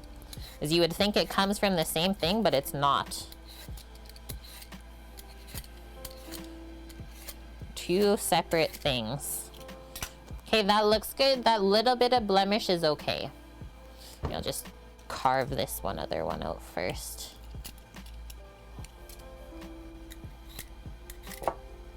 Because in all those little crevices can also be dirt from the farmer's field. So yeah, don't leave that there. You would love to go to Canada someday? I hope that you have the opportunity. Mish is still here. So yeah, now we'll chunk this up into like 1-inch cubes. And I'm gonna put a bit of cold water in the pot first though, because this also oxidizes as it sits out in the air. So keep that in mind. Hey, I didn't know that either until I volunteered at the farm. And I was like, wait, what? So yeah, there's always something to learn. And that's so funny you say that, Christian. Canada has better veggies. Okay, I just have to go grab water in a bit. Someone's in the washroom. So now we're gonna do all of our cuts like this first. And then usually once I have this flat side, just put it on the flat side, it's safer. So 1-inch thick strips to start. This farm was called Sea Bluff Farm. You can look it up. Absolutely amazing humans running it.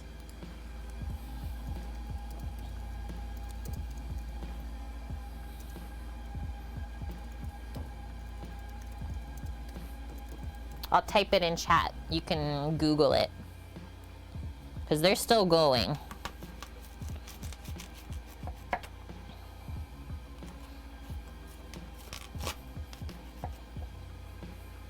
And yeah, the owner of the farm is one of the most amazing humans I've still ever met in my life. Just an absolute legend. She really cares about growing good food for humans. Yeah, it is quite hard, as you guys can see me rocking my knife slowly. And then this is how it looks. So, what I was talking about, it drying out, already starting to dry out from the middle. And that's something you won't even know until you cut into it.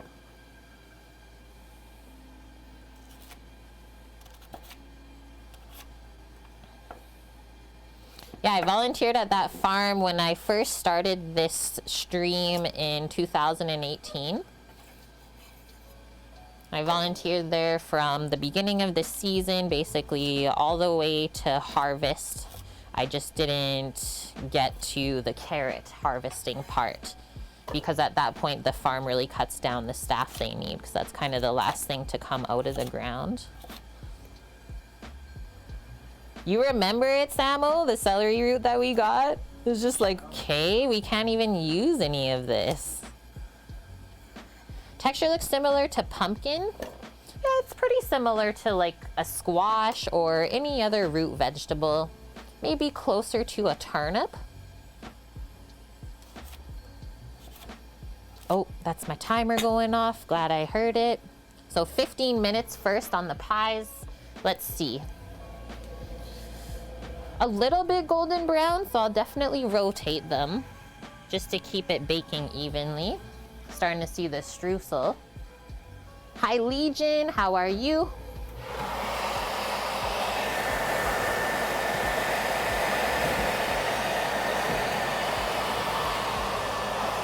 They're looking perfect.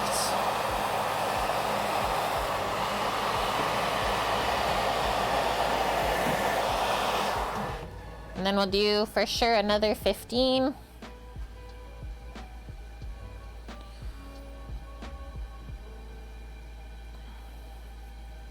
pie. Yeah, rutabaga. They're probably both just as difficult to prep, honestly, this and rutabaga. And yeah, rutabaga is really nummy too, hey? Pumpkin and squash are not roots, I know that. That's why I said squash or root vegetables. Just want to say, guys, do you honestly think if I've been cooking in the industry, graduated from culinary school 10 years ago, I know this? Is pumpkin a fruit? Good question. Is squash a fruit? Pretty sure pumpkin is pumpkin. Legion, you're doing good? Perfect. And yeah, I'm doing all right here too. Yeah, we feel lied to now, right?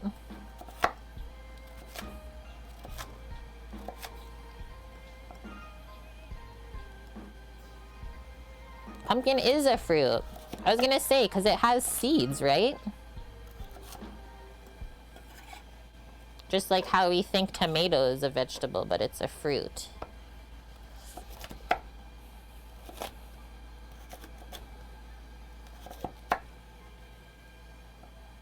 Oh. If it starts from a flower, it's technically a fruit. So then cucumber is a fruit. For sure. Doesn't everything start from a flower though?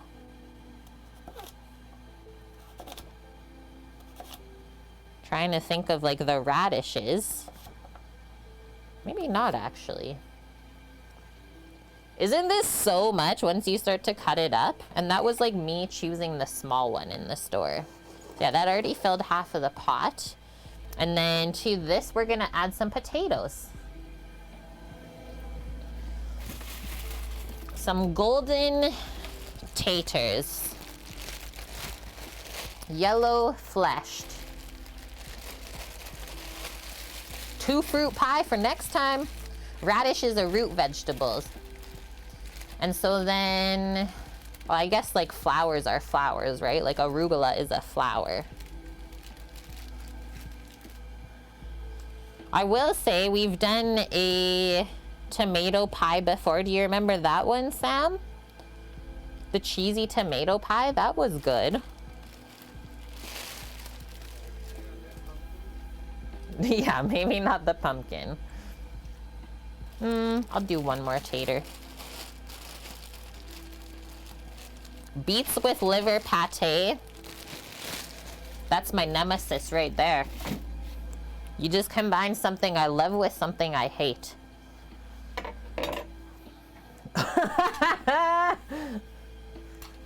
Please. Okay, so I like to leave as much of the skin on my potatoes as possible. We just peel off any blemishes that we don't want to eat. Not tasty. Apparently this potato has a lot. It's even got a little like butt crack. And then obviously if they're really dirty, for sure, give them a scrub-a-dub.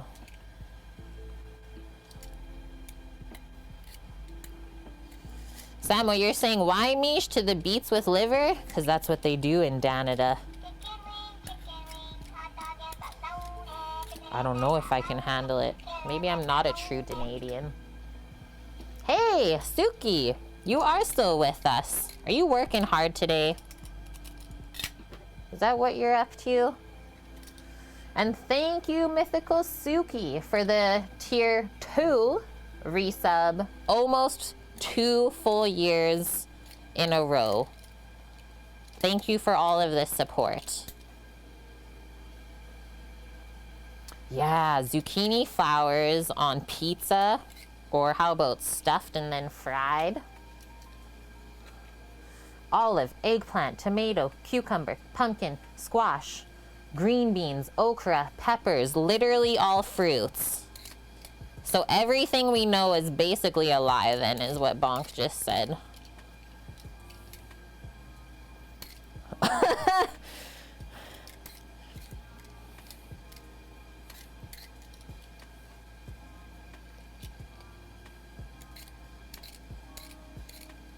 They're botanical fruits. Now we're even getting more into it.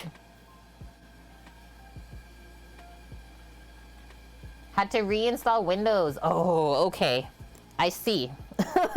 That's why it's been very quiet from over there. Well, I wish you luck. Hopefully it all worked out. Right, like, that's what we're used to. Hey, Bonk? People use the term fruit if it's considered sweet.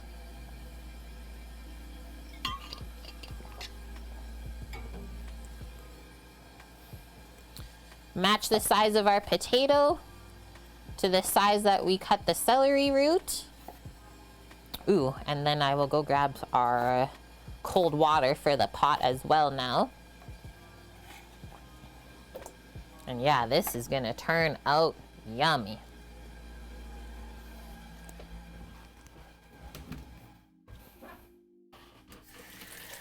So just enough cold water to cover. Don't have to fill the entire pot up.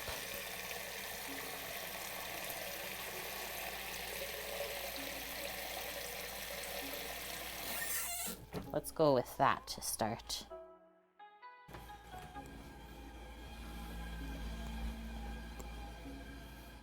What's my favorite type of potato to use and why? Spacern says. Okay, I have two. One, Kennebec, because it makes like the best tasting and crispiest French fries ever. Number two is a variety that probably most people don't know. It's called Warba, a Warba potato. It's white fleshed and it has like pink spots all over it. It's just a really interesting potato variety. Light fleshed, you can do a lot of different stuff with it.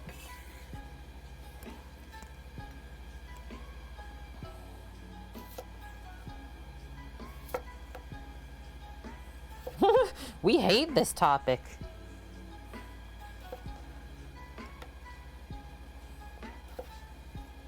Venus is like, please. Everything we've known, we have to rethink.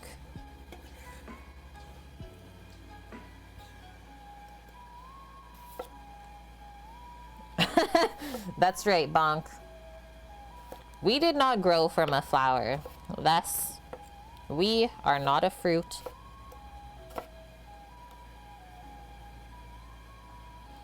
Legion, off-topic question. Any tips or tricks for cooking a cheesecake without a water bath? I think I actually have a recipe. Let me check really quick. That didn't use a water bath. Otherwise, the one type of cheesecake I will suggest that doesn't use a water bath, pretty sure, is a Basque cheesecake. A Basque style cheesecake where you cook it at a really high temp.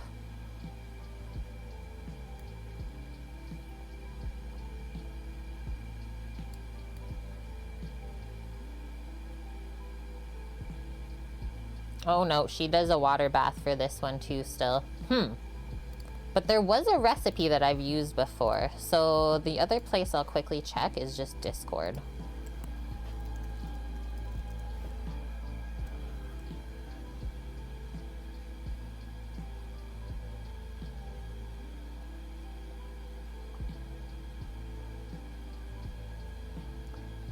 So this is the one that I was talking about, the Basque cheesecake.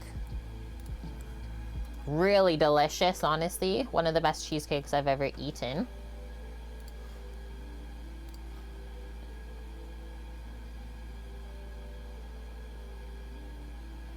Holy, I have 3 pages of searching cheesecake. Pumpkin swirl cheesecake.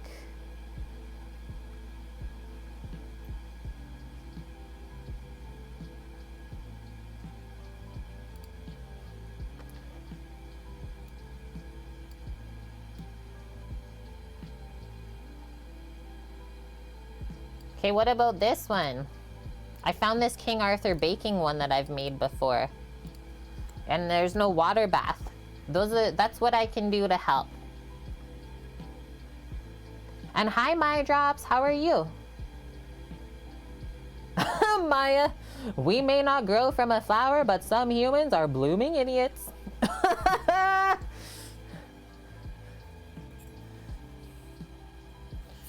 Weasel's gone for a snack run. Get your orders in now.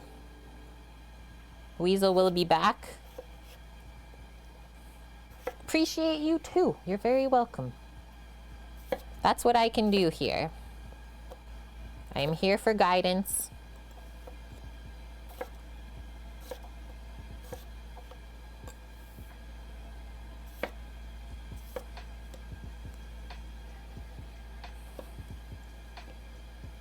Yeah, springform pan. That's like pretty typical to bake a cheesecake in Venus. And yeah, some recipes have a water bath, some don't. So it's all in the author, I suppose.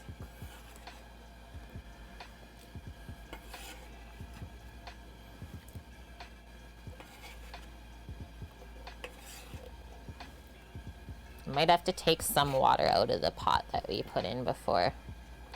It's quite a bit. Definitely wipe the starch off of the board. Oh, actually, it's like pretty even. Okay, we don't have to take any out. But what we're gonna do right now before we put the lid on is just put some salt in there.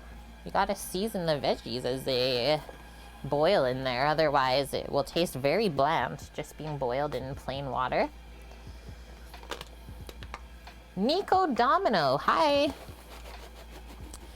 Nico asks, if you could choose one dessert to eat for the rest of your life, what would it be? Sam knows all the time right off of the bat. His answer is pecan pie. That's my husband, Omdog in chat. Bonk just says any pie.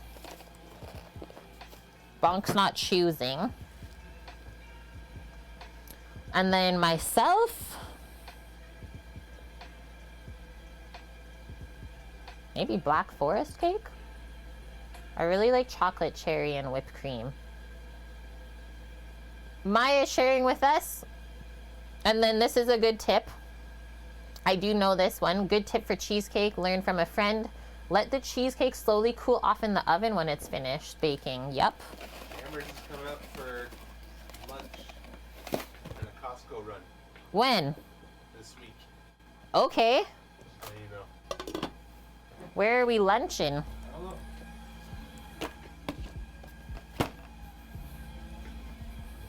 Maybe we'll go for shawarma. Lemon sorbet ice cream with a small cheese platter. Okay.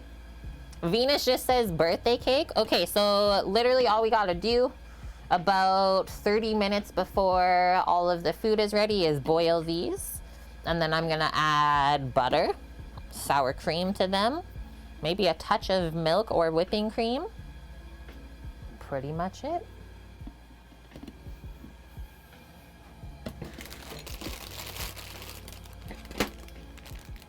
Let's get into our asparagus next. Just gonna put this one pot away.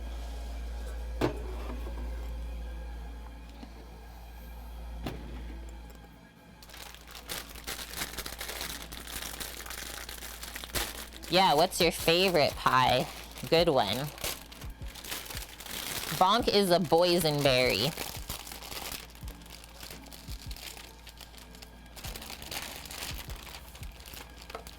This is what I know. Whoa. Okay, one of these asparagus is soggy on the tip. That just does not sound good. Soggy on the tip.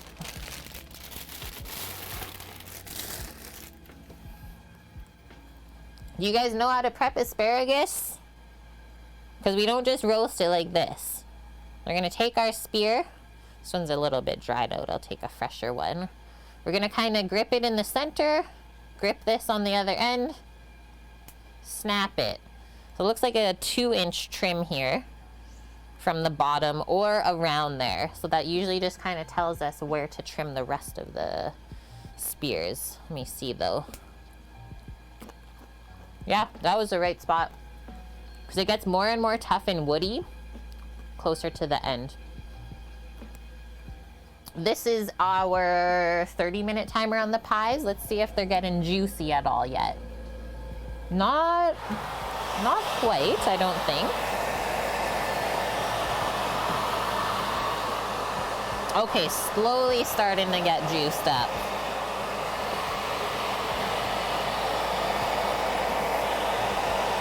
So definitely make sure those are all covered under the sheet pan.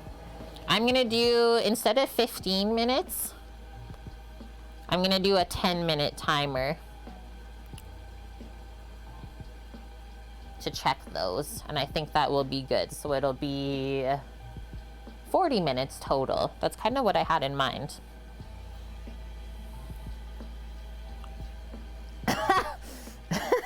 How dare you?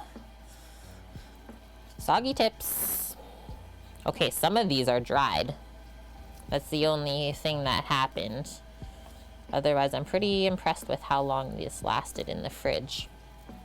So I usually just take a bunch, whatever fits in my hand, put all of the bottoms down to the same length, and then we do our trim.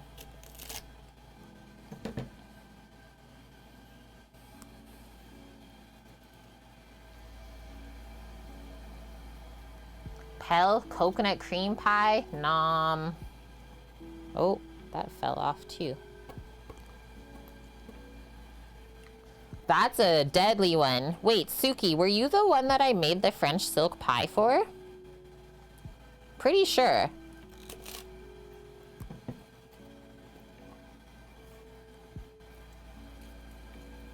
Did I ever try cooking baby gem?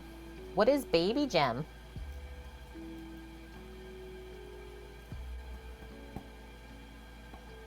Yeah, no, that's really smart, Venus. Really, really smart thing to do. We should always be trying to use up any scraps, right?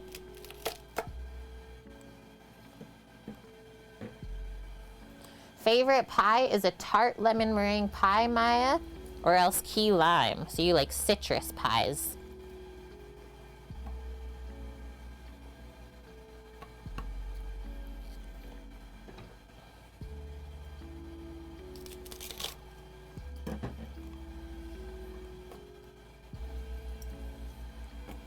And yeah, after the pies come out of the oven, we put our garlic in. Doing good for timing. The ribs should be coming off in half an hour or so. Coming off of the smoker and then resting for at least half an hour, I would say.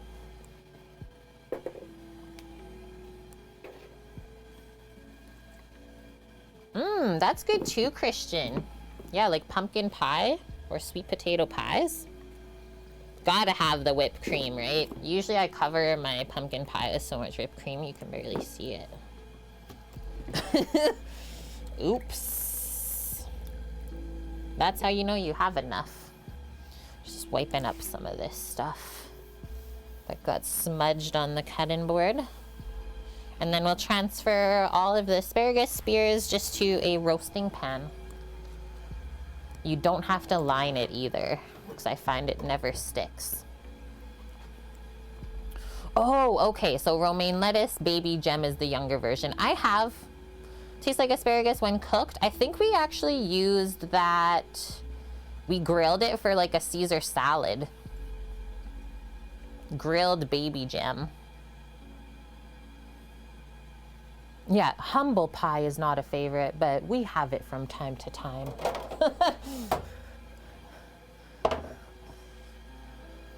Yeah, a bit of pumpkin pie with my whipped cream. That's how I like my ratios, Maya.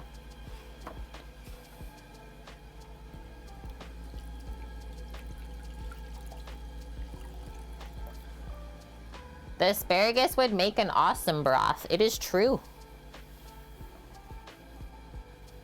The tips, or sorry, the like trim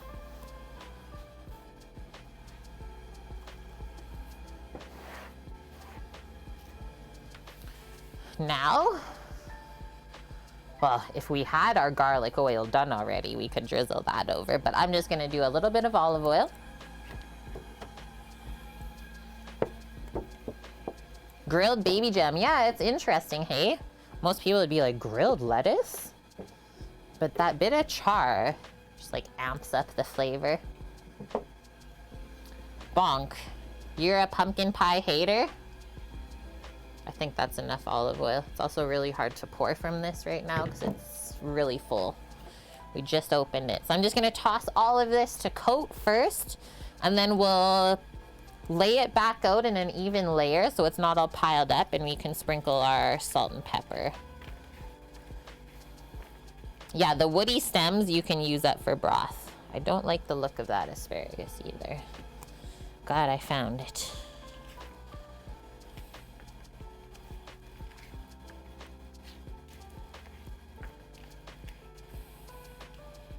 You're probably right, Legion. Pumpkin pie is like better the next day after it's sat. It melds together more. And then I'll also mention that maybe some of you think I put too much oil on the asparagus to roast. It is very important that you have enough fat when you're roasting, especially veggies. It helps them to not dry out. As well, it also helps them to like brown up a bit too. And fat equals flavor. So that's good.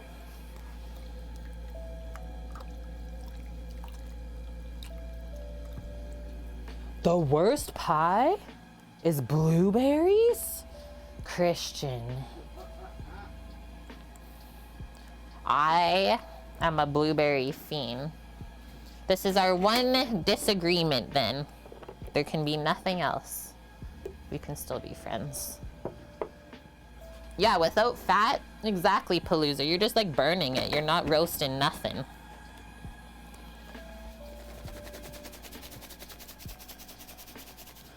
Yeah, ban them. No, I'm just kidding. But yeah, there are like different blueberries out there. Good point, Maya.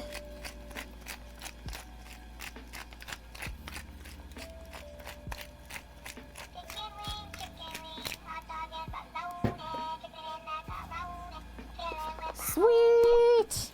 Anonymous gifter. Gifting a subby to Spacern. And Christian. Thank you, Anonymous, and welcome to the kitchen crew, friends. Happy you found us. Let's keep up these good chats. And so then this asparagus, I'm gonna crank the oven up to like 425 Fahrenheit, 450. It's gonna take less than 10 minutes to roast. You'll be surprised. I'll show you what to look for when it's done cooking. Oh, Samo, sharing a little generosity here. Love it. Thank you, Almdog, for those. Thanks for the follow as well, Christian and Spacern. They didn't even follow yet and they got gifted a sub. Unreal. Look at the goal. We've already finished that too. Welcome in, damn it. Randy, you're not new here. 12 months even. Polite Void, Legion, Bubbles, and Nexio. Okay, so this is it for now until we get our garlic roasted.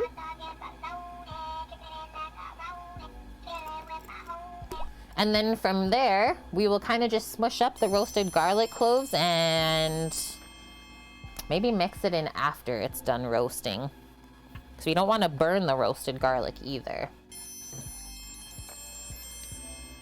Pies are almost ready to come out of the oven. Is anyone ready? Are we ready for this? Let me grab a trivet here. I also have like not even been using my oven racks because it just perfectly fits the sheet pan.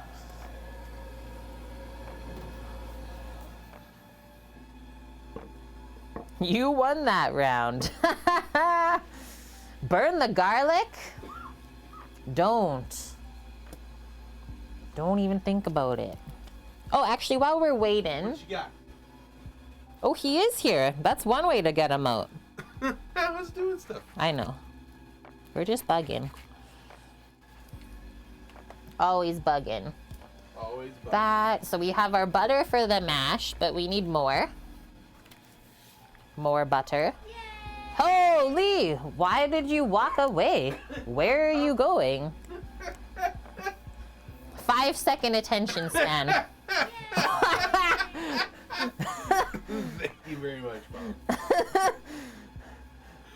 Bob says, don't leave. Chinese. I'm still trying to remember where I put that thing. He's out of it, man. Thank you, though, Bob. Literally set us over to the level 5. Level 5 hype train. 56%.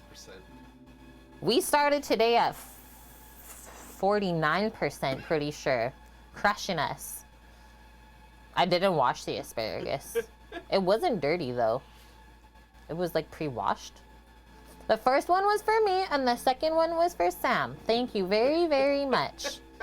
Walks in and out like the dog. They've been hanging out way too much together. Thank you, Lauren, as well, for the 50 biddies. And Cookie just killed us. Kate died. Shutting down. We're chicken winging. Thank you, guys. Kimmers. Tier 2? We're having a dance party. Where's your moves? Oh no! Maybe he wasn't lying when he said he can't dance. Just gotta feel the beat, man. I know I do. Thank you for that. Come on, bruh. Thank you, Bonk. I need to get Sam to meet Bonk so that Bonk can teach him his dancing, skating ways. You won't go on roller skates, but karaoke and dancing, I know it's in there somewhere. So just a casual 225% level hype train here at Cook with Kate in the kitchen. I'm gonna welcome everyone in. Thank you once again to Cookie. 11 subs over our goal. We got JN Frank, Seraph Blade 25, Mirage Inverse, At the Risk, Lonely Disco Dancer, Muscle Museum, Shayna 208, DJ Ashlita, nice, Knuckles, and Polly 10. Thank you, Mythical Suki, for 100 bits. Let us take the pies out of the oven before we burn them. Oh my god. Good thing we put a sheet pan down. Are you guys even ready for this?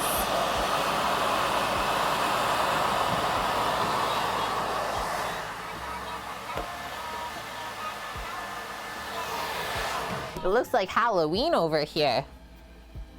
Freddy? Oh no. Bob, you guys are making me read? At least it's not math.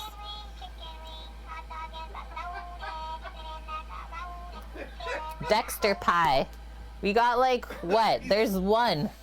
Oh, fuck, those smell good. Oh, shit. I think it's good, right? Like, that's baked. Yeah, it's baked. Once it starts bubbling, that tells me it's good. They're still bubbling. Look at them. Over there. Look at them. From Bob. He says, get back to reading. I will. We got Metatone coming into the kitchen crew. Lukey Bears. Pride of Detroit. Cupcakeleys. Dopscotch. Uh-oh. I can't keep up. Undamaged Pizza. I like it. Caters. And Old Mammoth, as well as Greensmower 1. Cyron 00. Oh, Channel 1 Sweet paying forward 5 gift subs from the original one they got from Annie. Now that's a legendary human being. Thank you, Channel 1 Sweet, gifting the sub to Muffin War, Justin Ivans, Silent Mooper, Fail Faster Fate, Night Drifter 05, Cookies killing me today with 1,709 bits.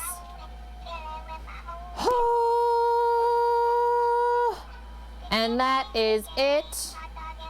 Very strong support. Thank you, everyone. 23 gifted subs just now, 6,809 bits, and we're chicken winging all day. Lauren, just missed it, but that's a-okay. We already crushed the goal. Gifting the sub to Zavarize. We got Beachy Peasy Sandy, Killer Beefy, Top Ram, and John M. Bones. Are we okay in here, Mish? Please. I'm blinking, but no one's helping.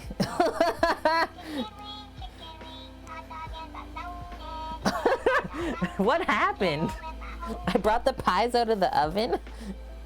Everyone died. Samo, I like how he just like steals too. Disappears.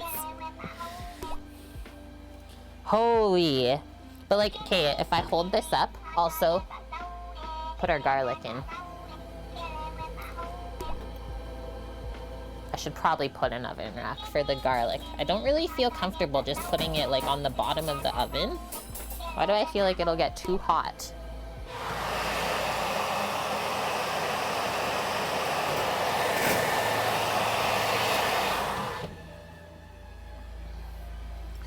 Where's Titan's pie? You gotta come and get it, and then one is yours. So 30 minutes on that. And then, so some of you might also have thought, hey, like, there's enough room in the oven. Why don't you just roast the garlic while you bake the pies? Garlic is super aromatic, and I didn't want that aroma to like permeate into the fat in the pie, and we don't want the pie to taste like garlic. Is that too weird to think? That's how, at least how I thought of it. I just didn't want to combine savory and sweet flavors like that. So that's where we're at. Garlic rhubarb pie. Delish. Mish would want the pie to taste like garlic, and then she'd probably garnish it with a sprinkle of feta. How dare. Okay, so I'm gonna put those to the side to cool for now, and then we'll have a little taste test in a bit. I'm happy I put the extra liquid in there, because like these just look so delicious. It looks like a grandma made it. And to me, I want to eat that.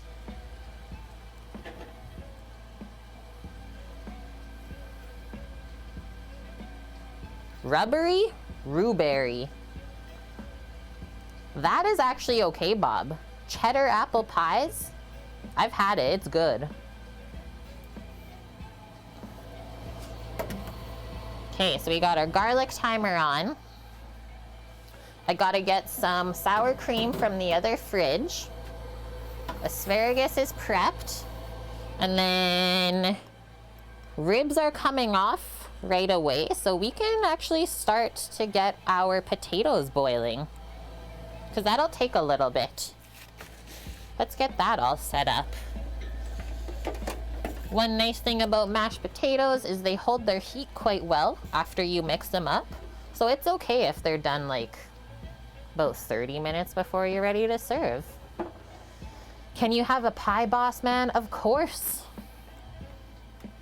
And so yeah, I'll be making those types of things, or at least hoping to make that, for our local farmers market this summer. It's already started. It's on Tuesdays.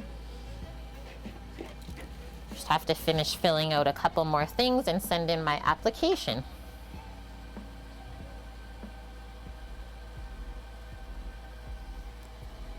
Oh, we could also do that, Mish. We could sneak a little bit of garlic oil into the mash. Garlicky veggies are life. So celery root, a little bit of yellow potato, covered in water, sprinkled in salt. Away we go. We got some butter here, but that won't be enough. You might think it'll be enough, but it's not gonna be enough.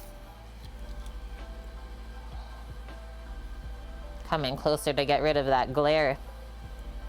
And yeah, this will take, my assumption is like probably 15 minutes just to come up to a boil.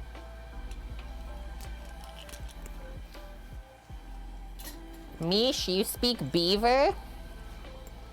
I saw a photo online of a baby beaver, and that's really cute. Someone's like, baby beaver's the cutest baby animal ever. I was like, there might be cuter. What about like a baby platypus?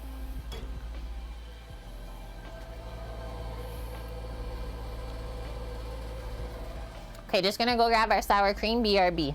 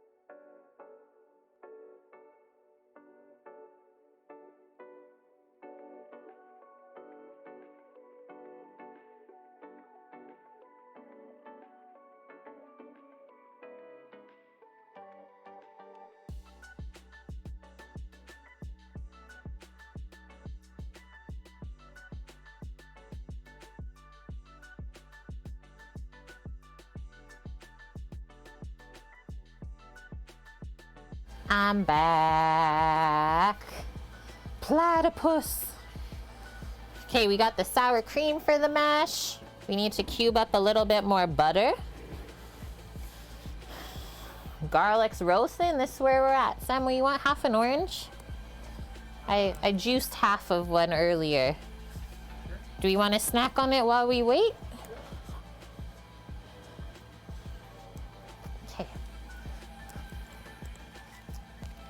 Awesome, this will be the perfect amount of butter that we need. Like a quarter cup more. Giant water rats, Lauren. That's platypus.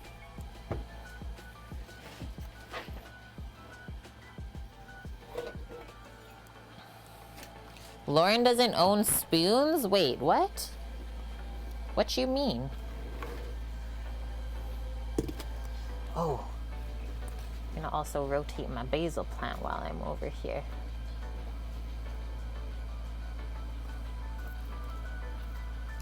Yeah.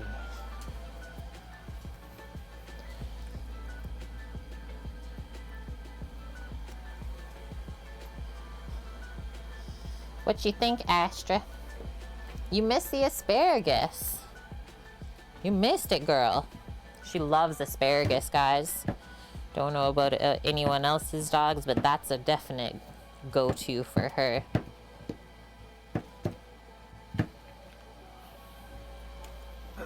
Paul says, I would love one of those. Aww. Oh, that's his favorite. We used to make our good friend Paul lots of pies in his life. Him and his mom. Because they would always donate their massive rhubarb to us. Yeah. They're huge. You had a cat that loved corn on the cob? What? Your old chickens would destroy it, Mish. I've not eaten an orange like this in so long. You think you're able to just peel it inside out? That happens?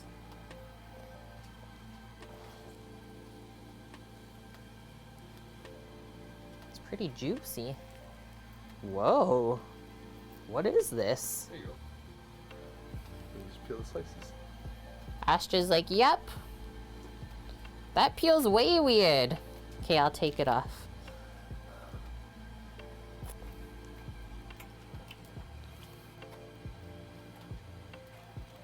That's a good orange. Chickens also like oranges.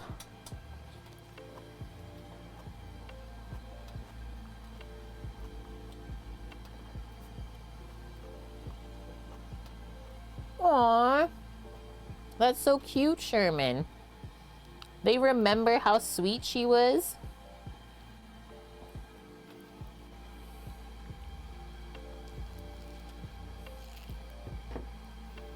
No! What? Florida's having their worst crop of oranges due to bacteria. Oh. Oh no. That's Saja.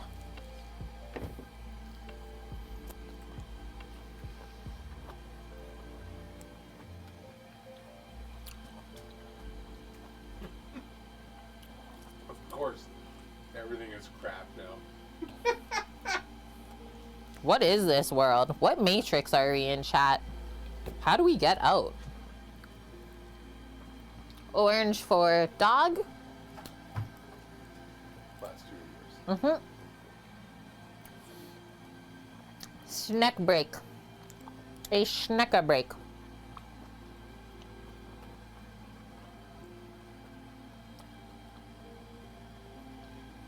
It worked again. I fixed it. Nice. My phone charged. Yeah, I think I got everything going. You should be able to go grab those. That's why I started everything. We're almost there. Mm-hmm. It's 4.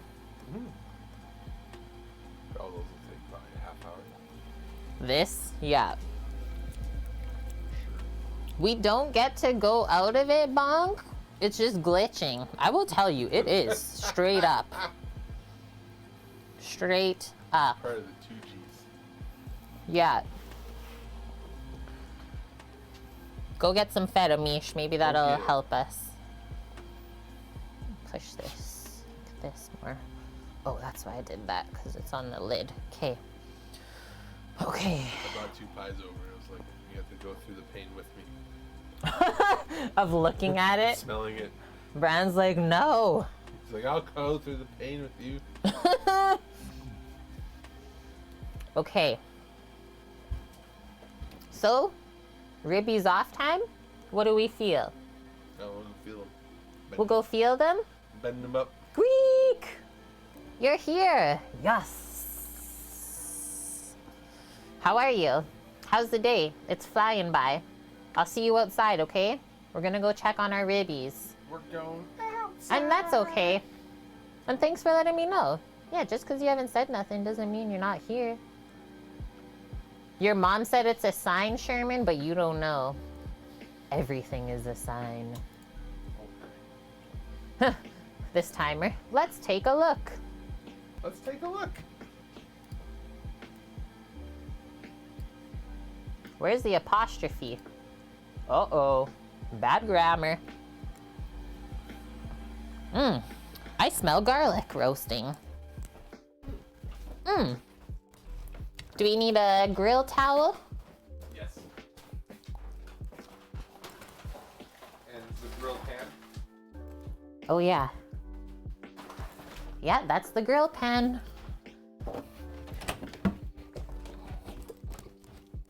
Good extra. Okay, get in your chair. Get in the chair and wait. Get in here. Uppy.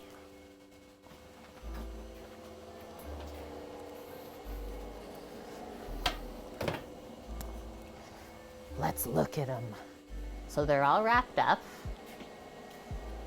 We're gonna go closer. They're all wrapped in foil and we do a bend test.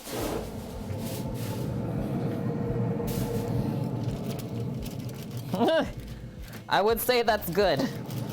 If it literally crumples like in the center, like the bones are all separated, you're good. You can also feel like, holy, right? You're good. Like if you can pick them up and the rack folds in half,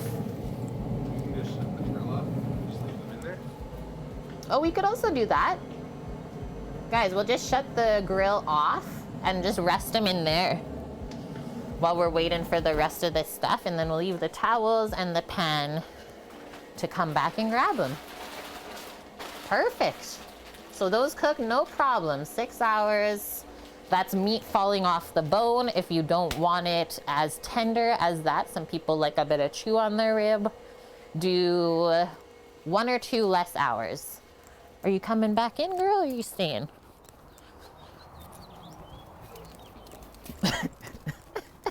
I'm coming. What you got? There's nothing there anymore. Such a busy butt. Mmm. Go from pie smell to garlic. Maybe the pie is gonna taste like garlic anyways. Just with the smell in here. The grass is getting long. They don't cut it. It's not my property. That's all I gotta say.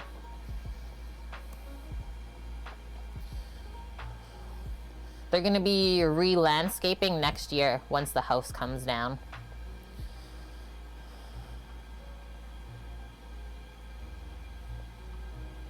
You watch cricket, Greek? That's so cool. And yeah, I was talking to my parents. They popped in earlier, Greek. They said finally a nice day out west. Finally.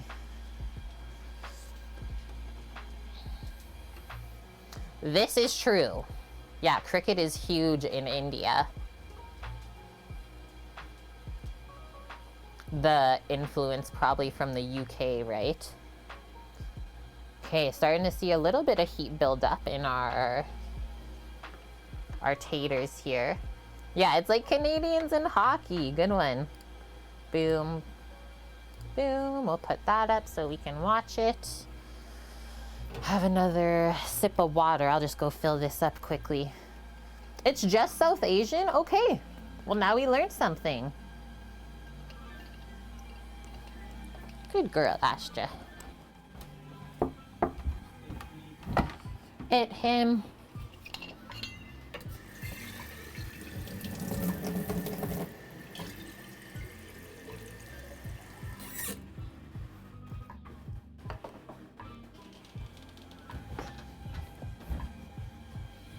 Good girl.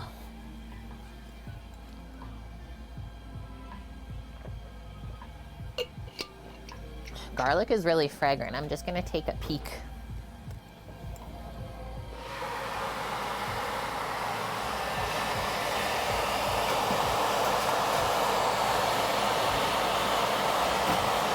It's like confit in the oil, just sizzling. Holy, hey? Luna jumped in your lap when I said that. It's like she knew.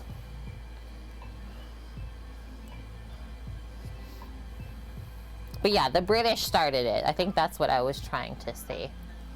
Thanks for the confirmation.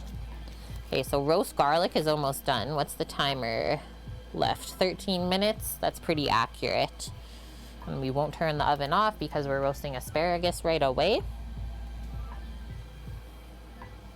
Is almost part of like a religion in India. That is really cool. I can honestly say I don't know if I've ever watched a game. That feels so weird to say. That. I'm just gonna go see if I have like any herbs for the potatoes. Anything like that. I mean, we shouldn't need much more flavor than the little bit of roasted garlic. What else? Have some thyme.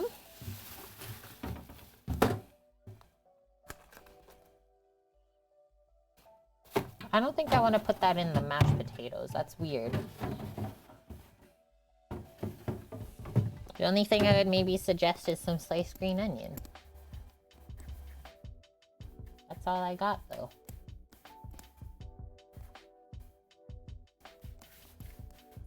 Oh, and just so everyone knows, we tried this for a snack the other night.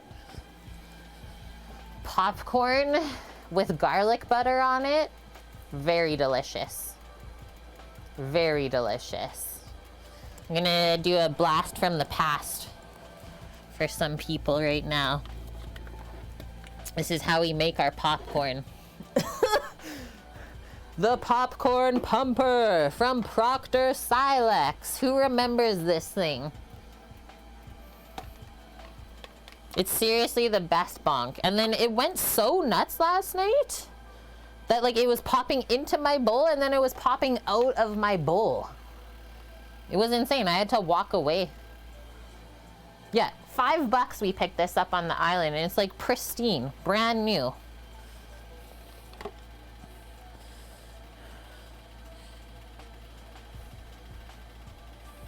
Literally made in Canada back then still. Jalapeno popcorn, that'd be good too. Is this from the 80s? Let's look it up. So that's what we were brainstorming on last night while we were munching. It's like, hey, when was this thing actually made? Yeah, you melt the butter on top. Exactly. Blood Oak, you use a really big pan to pop your popcorn. We used to have like the stovetop one. That worked good too. And yeah, Macala's, you had one when you were a kid. We did too. I did too. Best of times, the 80s. I wasn't even born then.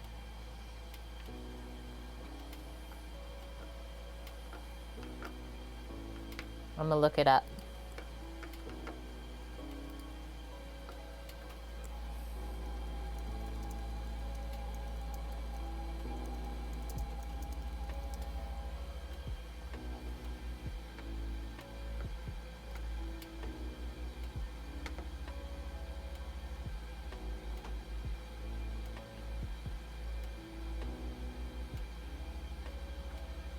Nothing came up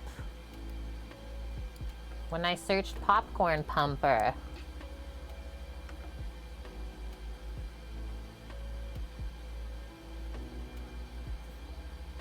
I gotta go into the images, the archives.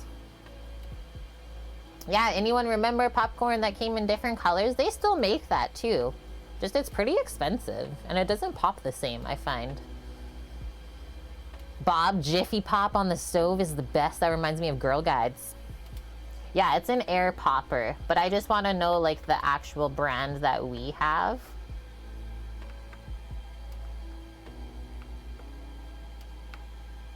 Okay, I found a Reddit. Bought new in 1979. But it's a different brand. It's the American one called Wherever.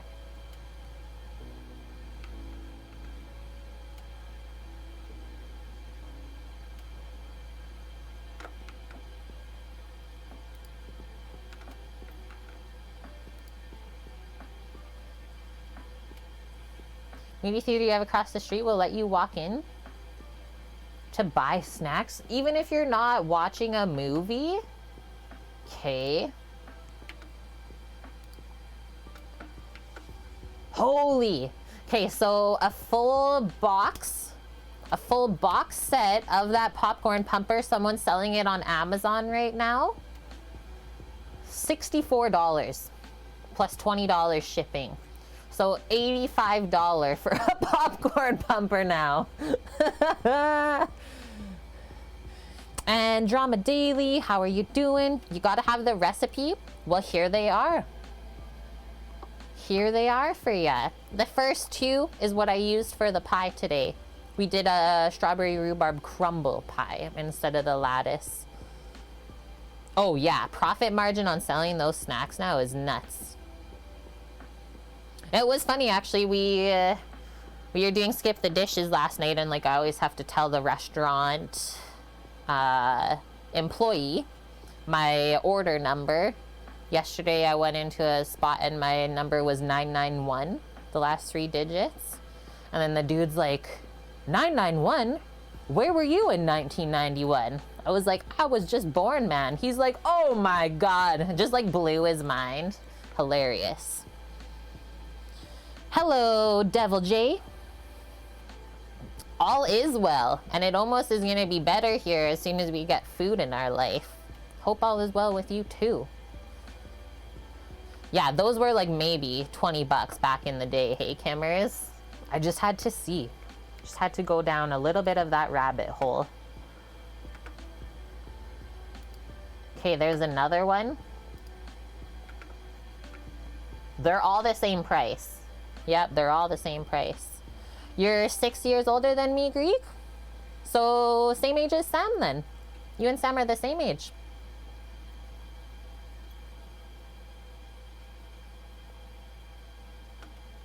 $55-gallon bag of leftovers, Bob? So that's the pro tip of the day then. Dad used to use the bricks of popcorn stuck together as candy. I don't think I know this. Feel free to post a link if you can find one, Sherman. I don't know this popcorn brick. And Devil J, all good, all good. Bit stressy these days, but it'll be good. Yeah, I mean, it's kind of hard not to be stressy these days. I definitely had some, like, I don't know, heavy energy this morning. Had to let it out. Felt better after that.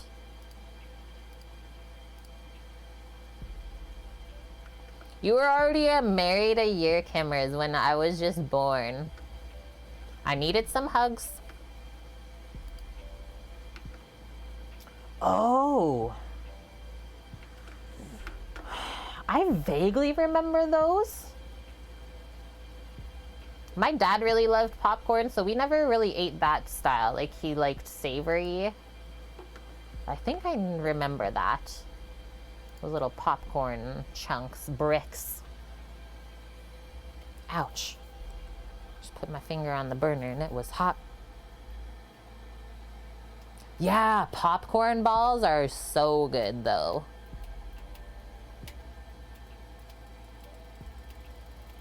Add it to the lore, Bob. Oh, heck. Just add it to the lore.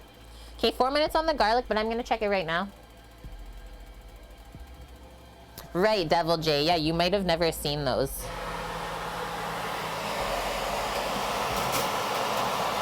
Perfect. I'm glad I did. It's done.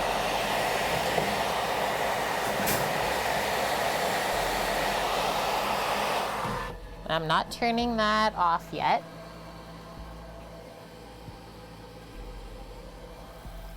Whoa. Really got juiced up too. Look at it. Roasted garlics. Sizzling in the oil. So now that's gonna cool off. And then we'll smush them up. And that's gonna go... Maybe I'll leave the asparagus plain and put the garlic in the taters. Probably that. We might call an audible.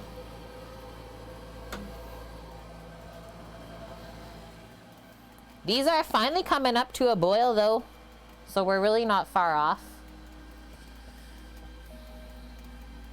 The garlic, the way I do that, Devil J, is interesting.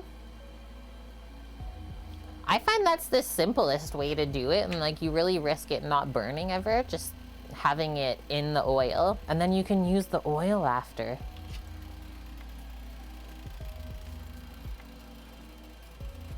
Crushed the list today.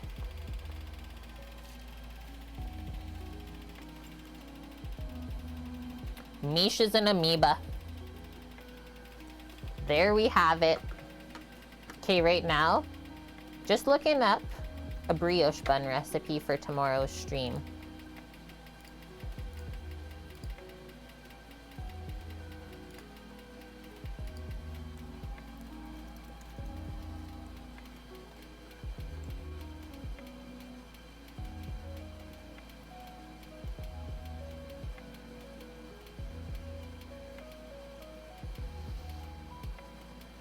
There it is. This is the one that we're gonna make. Hi T Casella! How's the day? So that's what we're gonna make tomorrow, but I think I gotta make this dough today. It goes overnight. Yeah, 10 hours and 29 minutes.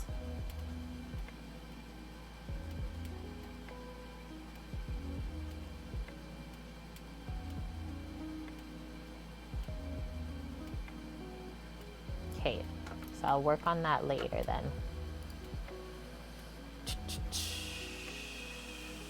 pork rib sandwiches tomorrow for leftovers? We might have to make a rib witch. 'Cause the heck of it.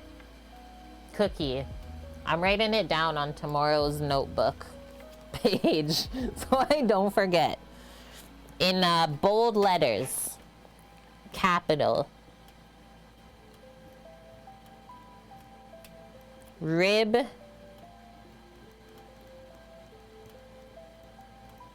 witch. Rib witch. Yeah, a little snacky. Get a partnership with King Arthur? It would be too easy, Lauren says. Okay, I'll message him.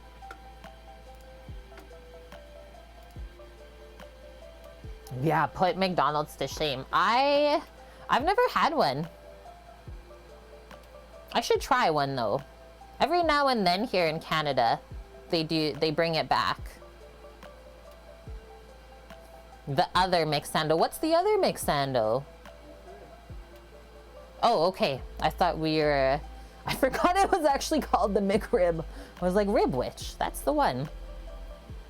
Oof. Yeah, that's what I've heard. It's like just pressed pork product. With the alliteration here. Tikasela, only time you've had strawberry rhubarb pie was when you lived in Minnesota. Grandma had a small garden with rhubarb next to the house. And so you haven't had it since. I guess it only grows in certain places then, hey? So Sam had a McRib in Europa Park? He didn't even have a North American version? Just comes at us with that. Chopped, processed, and reformed pork.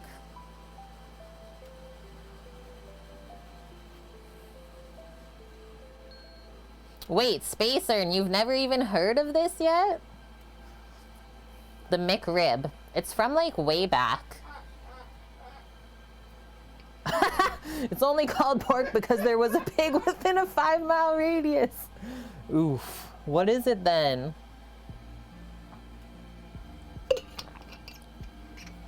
Yeah, Southerners don't know what rhubarb is, hey? Well, now I have to look it up. We're just looking up everything today while we wait. I told you these taters were gonna taste a bit. Okay. I already have the rhubarb thing open. Where does rhubarb come from? Rhubarb has a thrilling and fascinating history. The vegetable was first mentioned back in 2700 BC in ancient China, where it was cultivated for its laxative medical qualities. Noted.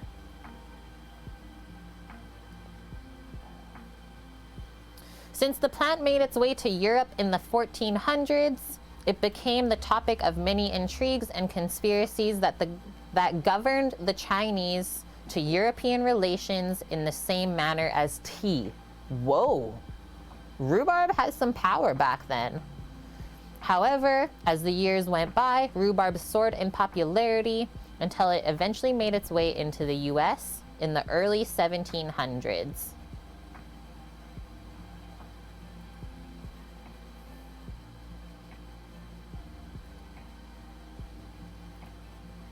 It's too hot down there, Kimmers. Okay.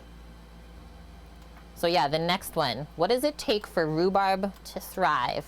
While the rhubarb plant shines through in cold environments, it can also thrive in subtropical climate. Keep in mind that temperatures exceeding 25 degrees Celsius will significantly slow its growth. So it grows faster in colder weather. Wild.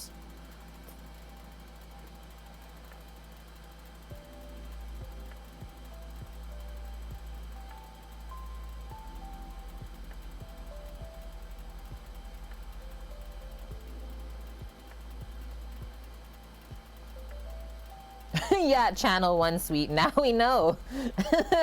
Every time we eat rhubarb, why we run to the bathroom. do the basement growing for rhubarb? I wonder. Yeah, just in a pot? Cool, Tikasella. Well, that's awesome that you have it in the store at least if you wanted to use it. They trick it to grow using candles, thinking it's reaching towards the sun, but it still stays cool. So cool. And I know, Bob, we still have FP2, FP3, and quality to watch. Love you, my dude. Thank you so much for everything today. All of your contributions towards our future goals. Appreciate you. Can't wait to meet you one day and cook for ya. And yeah, happy race watching. We'll be joining you there momentarily. Okay, look. We got things working. Things are happening finally. I'm not gonna open the lid because it's gonna let the heat out. So let's just keep this going until it gets out of control. And then let's say as soon as we drain these, as soon as we're like, yep, it's cooked, let's drain the water out and make our mash. That's when the asparagus goes in. And the ribs come inside. So get your masher out and ready. I think these will take probably another 10 minutes.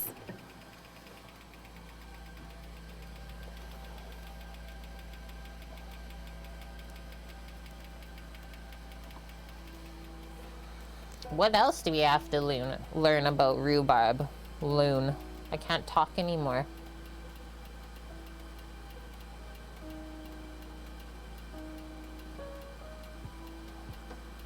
What? There's so many different types. These are all the names of different varieties of rhubarb around the world. Forced. It's got like lime green or honeydew colored leaves. It also has the mildest taste. Main crop. Tends to be thicker, have a deeper color. Now we pop this lid up. Cherry red. Thick and tall. Ready for this one? McDonald's Canadian red rhubarb. A deep red variant that's the go-to option for freezing and rhubarb pies. I feel like that's the one we might have here in the yard. Colorado red. Holstein blood red. Turkish. German wine.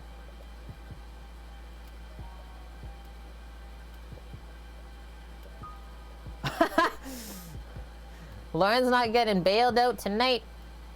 Bob spent all his bits on us. Sorry, Lauren. Try again tomorrow.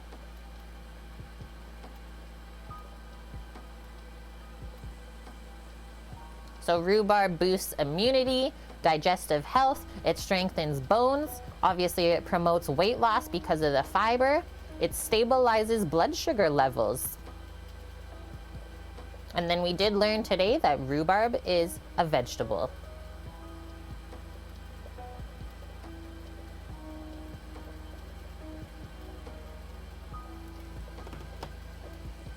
Oh no, you're all Misha's? Yeah, now you're for sure in trouble. And then if you're unsure about how stuff is cooking, you can test it just with a paring knife. It's gonna really steam up the camera. That's pretty soft. And that's almost done too, because look at how easy that went through. So a few more moments. We made it.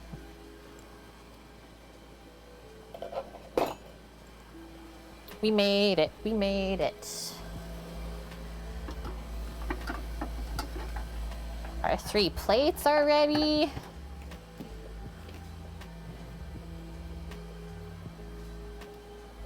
Get a spoon for the sour cream. Stepping over the cooker dog. She's having a nap. She must have got too hot outside. Oh, you know what I'm excited for tomorrow is the burgers. I'm ready. Been having a hankering, honestly, all week for burgers, but I'm like, I'm making burgers Sunday, waiting it out. We'll let you know, Bob. We'll try and take video proof how the Lauren Mish story works out.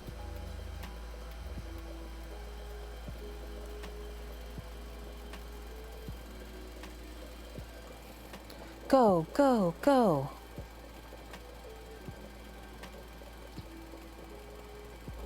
This will be recorded on CCTV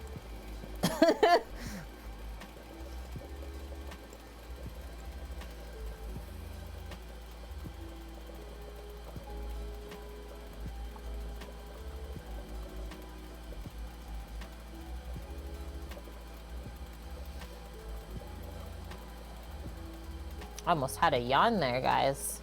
This actually looks really cool. Just like cascading.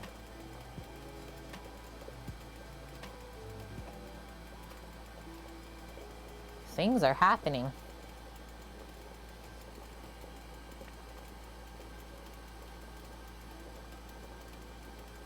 Yeah, she sells it, Lauren. Little do we know, she's profiting off of it.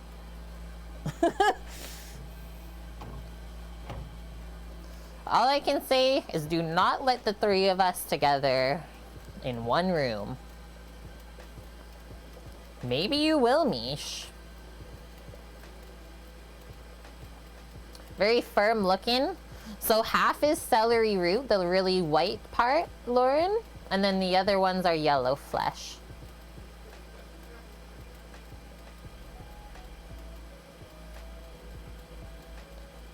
Very firm. Are you looking at my potatoes right now?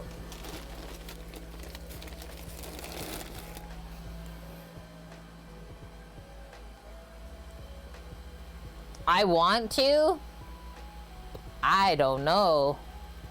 I was like, is Lauren trolling me right now, or do I actually have to tell her that it's not all potato?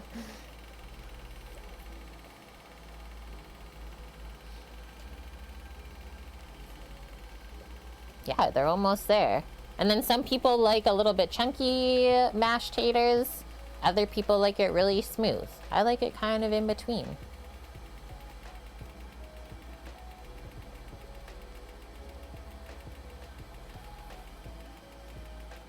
And yeah, if you want to make like a very silky potato puree, then you would have to add way more dairy. And I would suggest almost making it in a blender, low speed, or a mixer.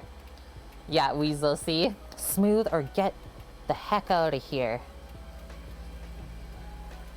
It's a textural thing, right?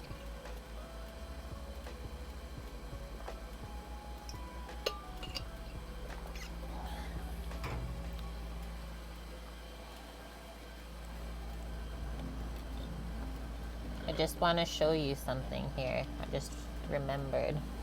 Trying to dig it out. Where did it go? Oh, there it is.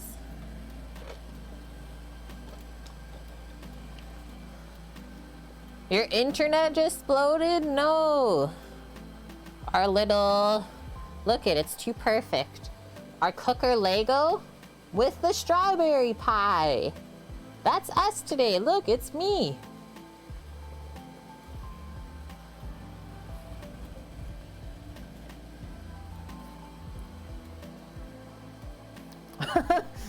Skip your aunt's mashed taters every holiday and she still hasn't understood it. Man, that's rough. Just like bring your own. So I always check the really big potato chunks too, because those are the ones that take the longest to cook.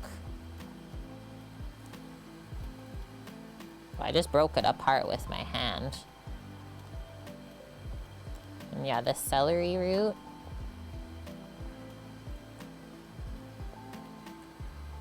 A little bit more fibrous, I would say. So yeah, surprising that the celery root almost cooks for longer than the potato.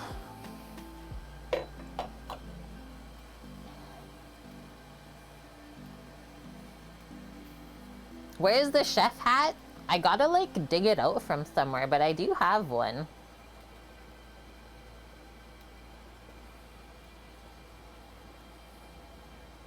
Oh, so bad. Hey, Spacer.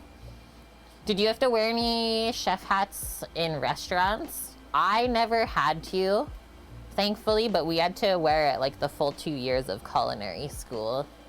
And it's like just so annoying and itchy, hot. Ugh. Just so many other different styles of hats that you can wear. in a kitchen, right? For your grad test, but not any other time of the school? That's BS. We had to do like the full outfit, the neckerchief, everything.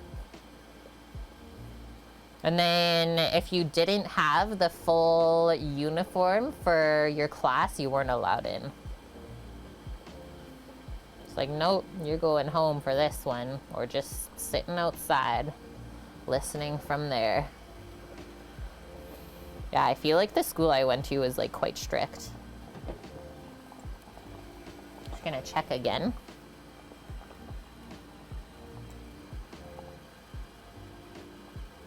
Getting there.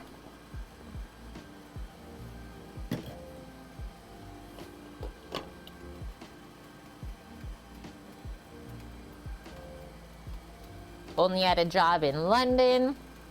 You had to wear a bandana every day at work. Oh, cool. Yeah, you started at 24, jumped right into the kitchens and just skipped school. That's smart. Honestly, at this point in the trade, I don't think you need to go to school anymore because no one cares. No one cares whether you went or not. They just want to know if you can start work today.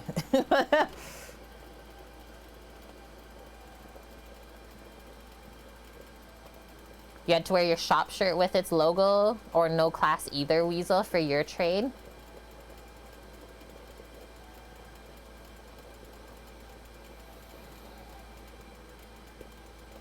Okay, 2 more minutes on these and then we'll strain them. No one cares, gaffle bitters, unless you are working in a specific area of hospitality, like if you want to work overseas, working on a cruise ship or something like that, then it's definitely helpful to have your red seal. But other than that, I have worked for way too many chefs in my career that have not gone to school, that get paid about 3 times what a cook gets paid, but they don't know as much. So that's when I started to think about things, and I was like, that doesn't really make sense. What is the red seal? So that's the highest designation that you can get in the culinary industry, and it basically says that you can cook any spot in the world ever, and like no one can turn you away.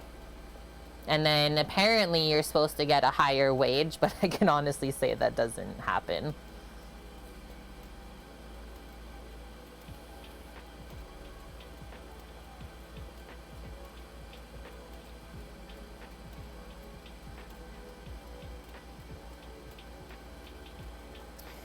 Yep, the red seal.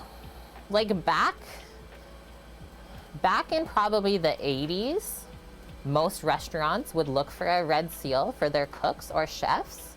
But yeah, it's really changed. I think there's just too many restaurants out there nowadays and not enough educated folk that you just can't expect that. What's the equivalent of red seal in the US? I thought it was all the same. Let's see.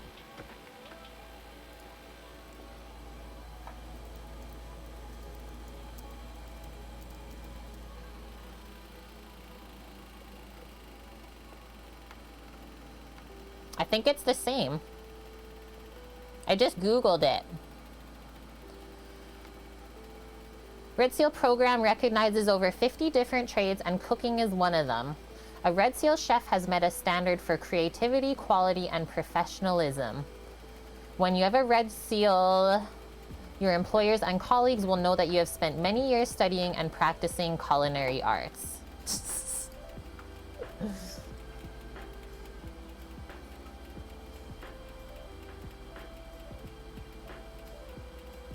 Yeah. But like I said, so I've worked with, or I've worked for and under so many chefs that haven't even gone to culinary school, never mind have a red seal. It really bothers me. Like, that shouldn't even be allowed, honestly. Most of the industry these days, like, to get a job is just word of mouth, though.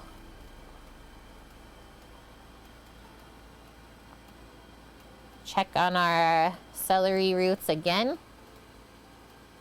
Okay, I think that's the best we're gonna do. It's always gonna be like a little bit pulpy. That's just how celery root is. Turn it off.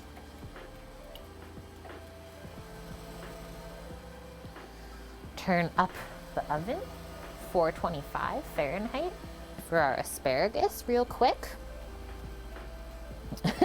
Yeah, we thought seals were gray and like lived near the ocean.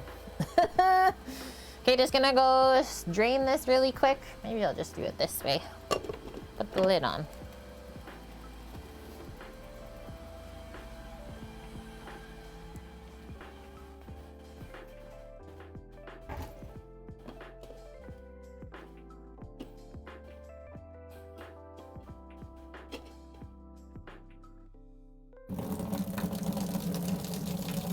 Draining, straining.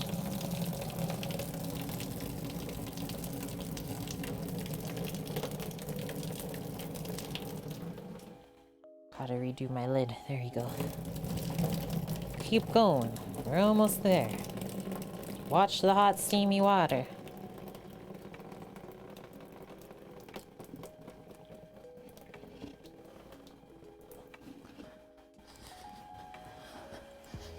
And now we need lots of butter. Gonna put this in the center now.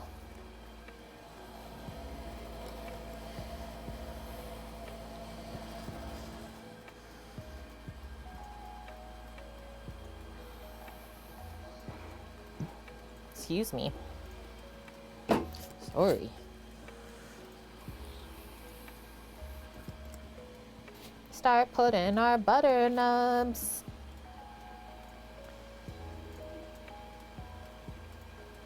Why did I eat potatoes with celery root? Because I really like the flavor. And I like to show the world something different all the time. And also, it is healthier for you too.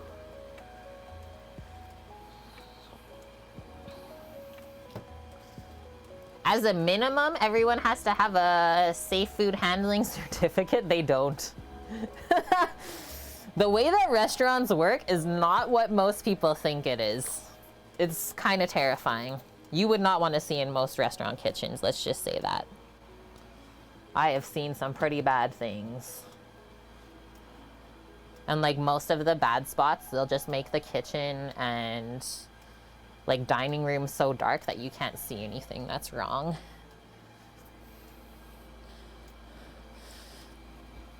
So I will say this though, pertaining to food handling certificate, in culinary school, we took a course, food sanitation and safety, I believe it was called. It's like a 1-month course. And so yeah, we're kind of grandfathered into that, if obviously you pass it, for when we finish school and want to start working in the trade.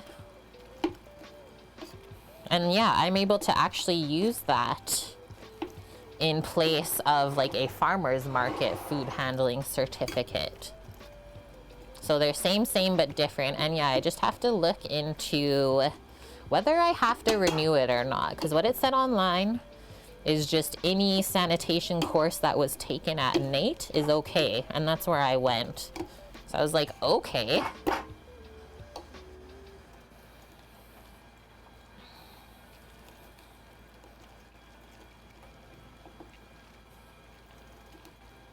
But we will say this though, is bartenders have to have food safe all the time, called a pro serve, just because of serving alcohol. But like most new hires in kitchens, no one is asking them if they have food safe at all. They're just expected to be taught or know. And then that's also why in restaurants you have all of these like paper infographics posted up everywhere of proper procedures. And if you don't pass, or if you don't have those things posted up, or at least in a binder for people to look at, you will not pass your food inspection and they'll shut your restaurant down.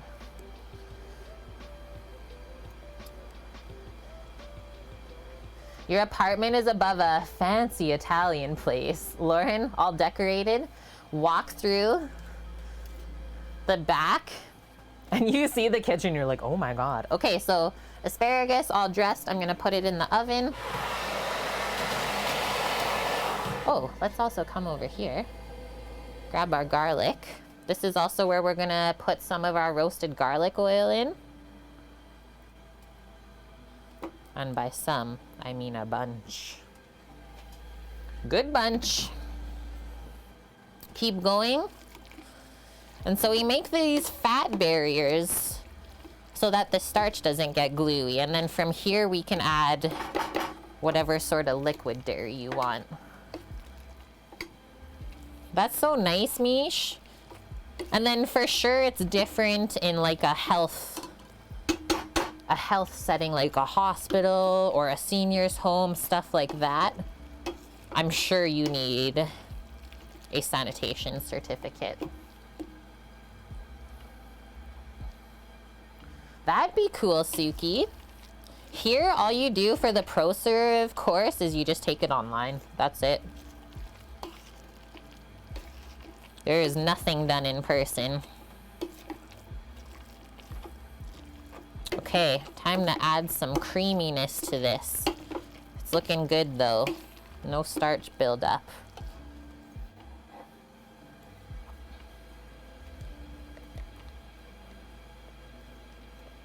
That's what your stomach is? It's just a fat barrier? We need sour cream in our life. Samo, you wanna go get the ribbies?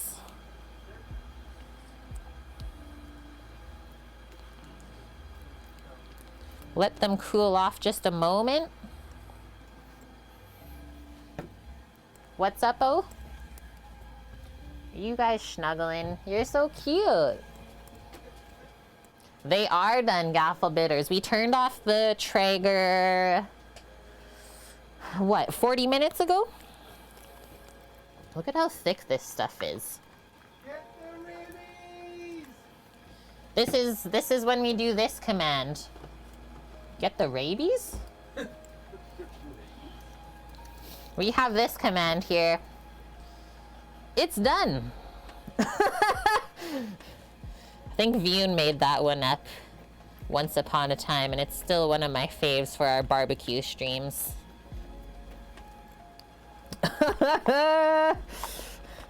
Yeah, Mish says no, it's this one, Kate. Don't make me come over there. I will get on a flight. Okay, let's roll with that amount of sour cream.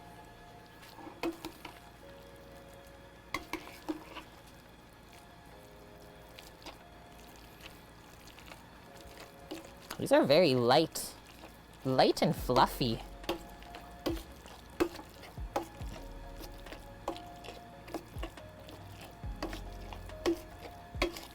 Smells so good with the garlic in there. And yeah, just goes to say that Weasel would hate this. Weasel, never make this for yourself.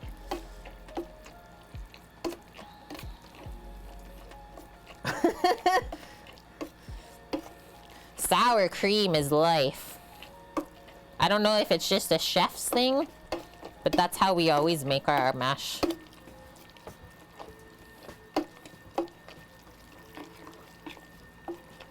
Almost want to take like the immersion blender to this. I'm gonna just check on the texture right now. Cream and butter, or that too, Spacer. Long strum today, Dusty? A bit. I mean, we're basically done. If you think about most Saturdays, we go until like 6. So not really. Let's have a taste. I want to see how much salt we have to add. The celery root's nice. Has a good texture. And flavor, not too strong. You think you need to try that too? Why can't you say Marge? Margarine? Margarine? I smell asparagus. Can you just have a quick peek in there? Not yet, he says. I just turned my pepper grinder to a finer grind for mashed potatoes. I really don't like to like bite down on a peppercorn, but I love peppery mashed potatoes though. I find it balances it out.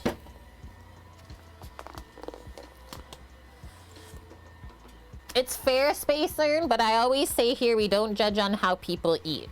No matter if you think you know better. Because also everyone can like afford different things too, right? So it's tough out there. Like someone might want to use butter, but they can't afford it. It's crazy times, man.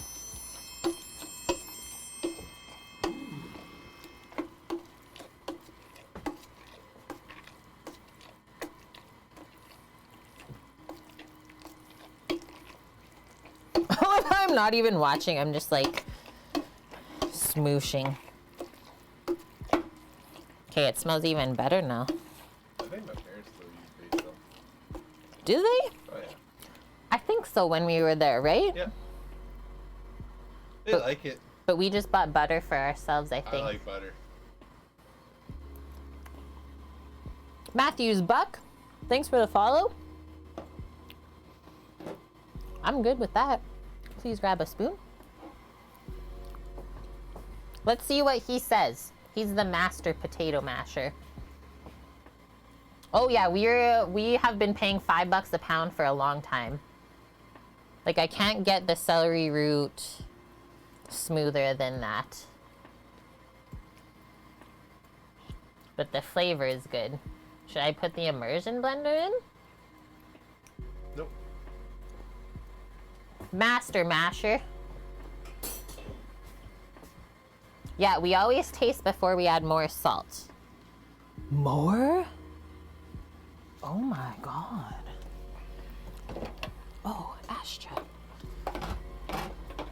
What is that? She says. She ate it, guys. There's a little piece of celery root stuck to the lid. Master masher. This is his best work yet.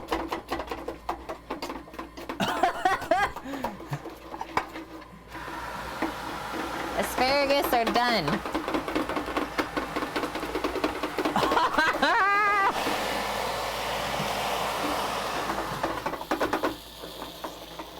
Look. Gus. Gus is done. It bends. It doesn't sag.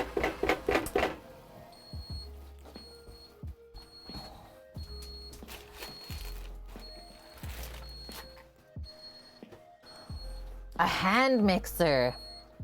Man, I know the ones you're talking about. That would actually be so good to make mashed potatoes with. So it would like whip it up. I know, I was just thinking how fun the hand mixer would be to use though. Single use thing. I know. That's why we don't have one. Just thinking the good times. Don't judge the popcorn makers $5. They're jealous. They go for $84 right now if you want off Amazon. There's one on Marketplace for $25. Sour cream pre-rinse dog. She's like, yes, I am here. Where is he going with the masher? Nobody knows, honestly. Yeah, it's Spacer. Well, since I like Aldo, I'd go with McLaren. He loves Lando, so he's going with McLaren. You like Daniel, too. Thanks, girly. You did good. So you just added butter, but my seasoning was on point then. Yeah. Sweet. Okay. Just gonna get this burner out of here. You gonna build Brand a platter? Gotta get the trivet.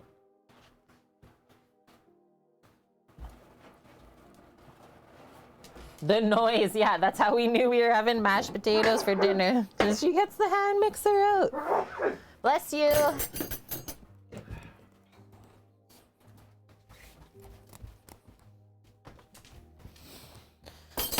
Gesundheit.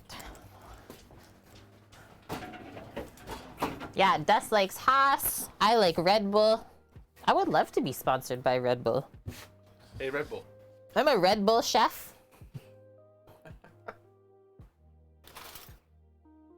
So the Gus, all gussied up. So it should bend like this, but not like sog any more than that. Otherwise, you know you overcooked it. Just cook it till it bends and that's it.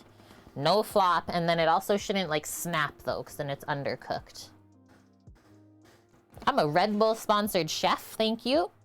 Okay, you want to start unwrapping ribs or you want to bring it up on here? No, we can just unwrap it. Okay. You need to get this out of here. And you said you're making a platter, not a plate? Yeah, I'll make a platter for Brandon. Okay. Yeah, are you asparagus then, Mish? I'm just gonna put this sour cream away. Doesn't warm up.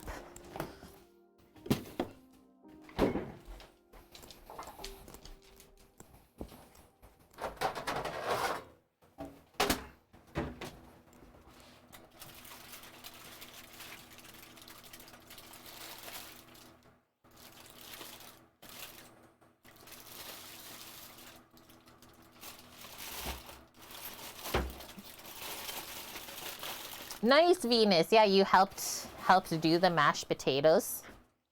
I'll grab you tongs, and then we need a spoon for taters.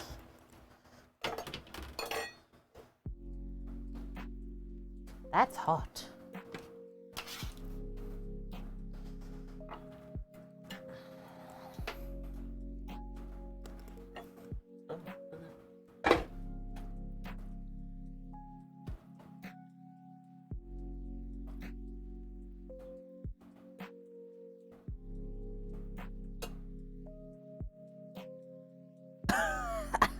My face. I get very serious when I watch people plate. I don't know why. I'm judging. I always judge them. Even my own self. Should be able to fit an entire spear into your adult mouth like this.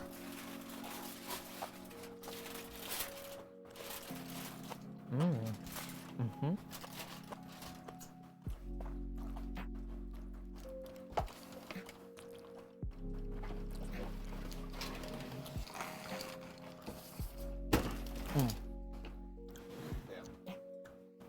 And then we'll bring Finn's sides over later.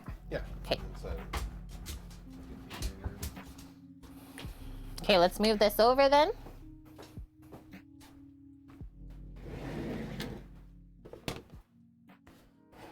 Two plates for us.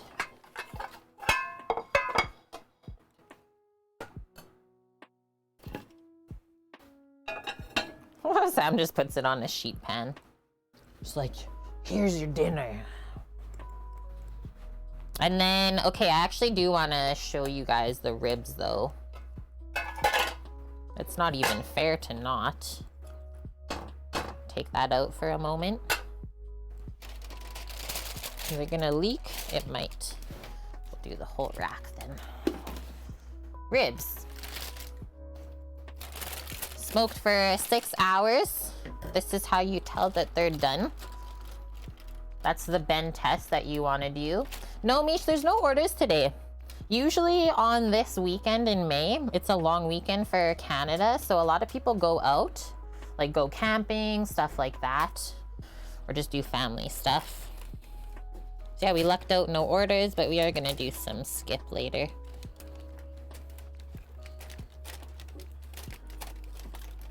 Just follow the bone.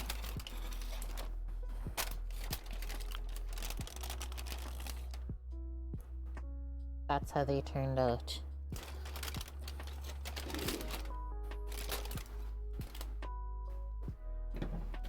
I'm just gonna take that off and we'll plate the rest. Yeah, with the current gas prices, who can even like go camping anymore?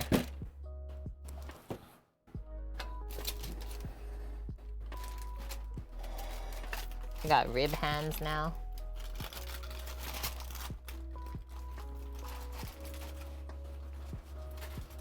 Pork ribs, Venus, and they are St. Louis cut or side ribs. Oh, how come you open this? No, it doesn't balance whenever we open that. It's fine.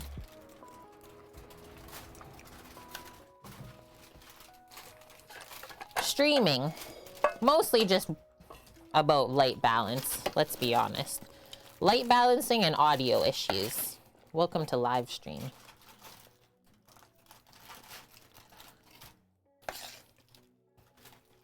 Samo's cutting all the ribbos. Oh my god. That was the worst scoop ever.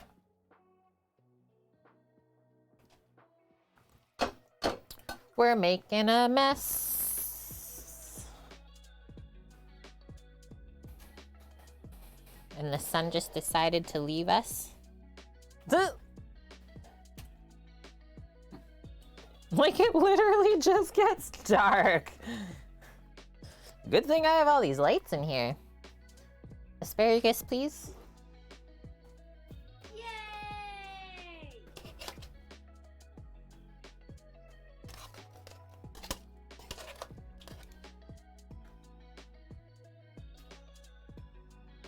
Bye, Lauren. Thank you very much. Holy, Lauren. Evening it up? 1,000 bits? What is happening here? Thank you so much, Lauren, for that. Okay, go to the gym.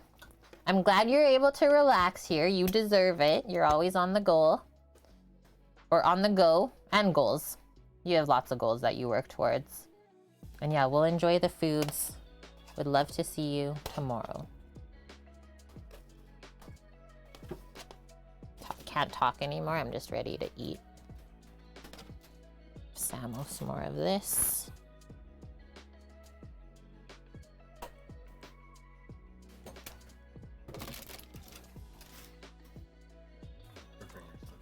So this is his plate, because he's not putting ribs on it. Your finger slipped? Believable. Real believable.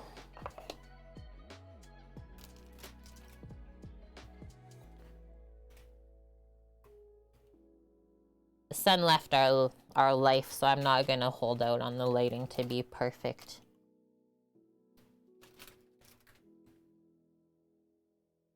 That's enough for now. Those are all the nice ones for the pile. Oh my god, you guys. Okay, I'm gonna squeeze this down here. You see the juice there?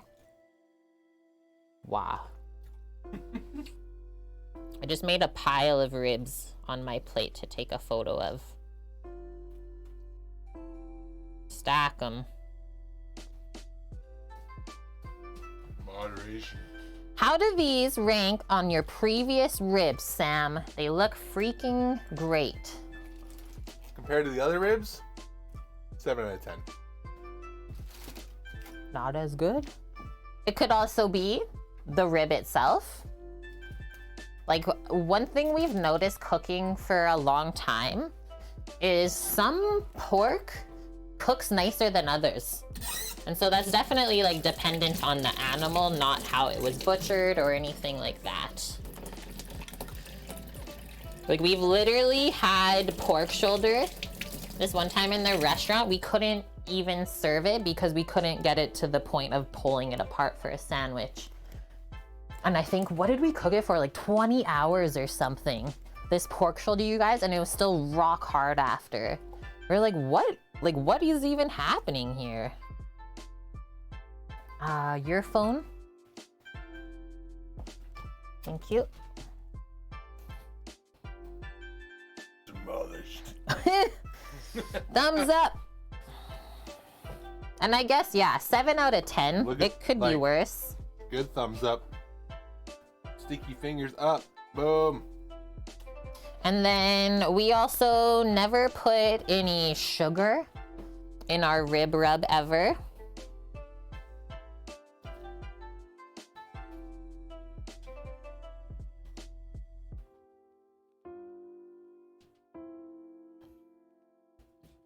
I have to say, they look really insanely juicy though. Cover up those drips.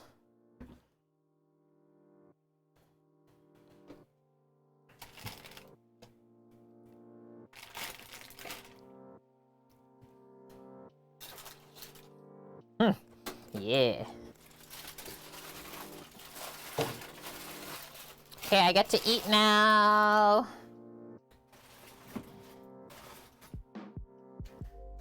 I didn't make any barbecue sauce, Eric, because it's not like really a barbecue plate, I guess. And then I know that we cook our ribs to juicy. They're never dry, so there's that too. Okay, I'm gonna go for my first bite. But typically I would make my own barbecue sauce. I really like apple barbecue sauce.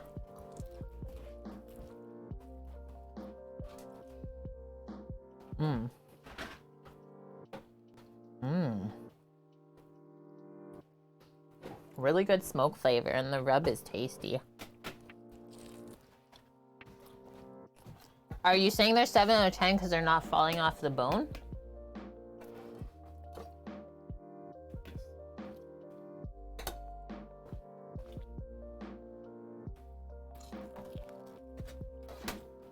Well, I think they're absolutely delicious still. I didn't say they were bad.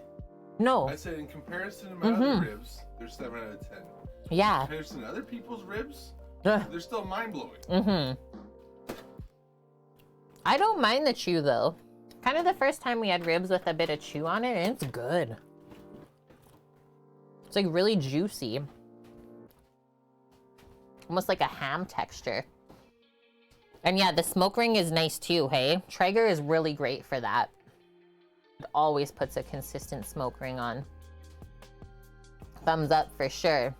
And then, yeah, your dad likes to boil the barbecue meat first and then broil or grill it. That's like such an old school way.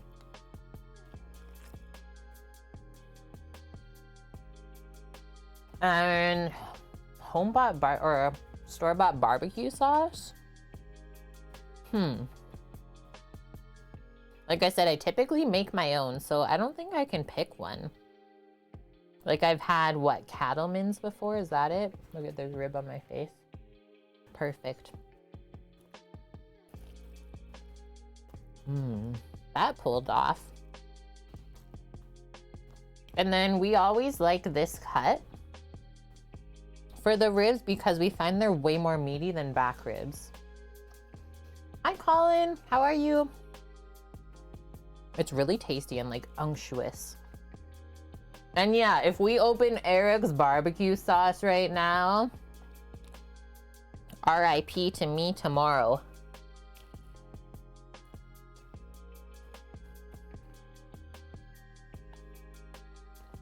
I don't even have a fork yet. I was like, I wonder how it is with the other sides.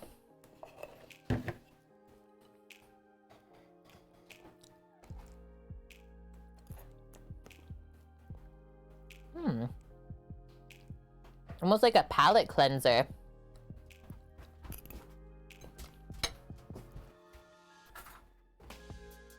Oh my gosh, John and Sue. Absolutely amazing.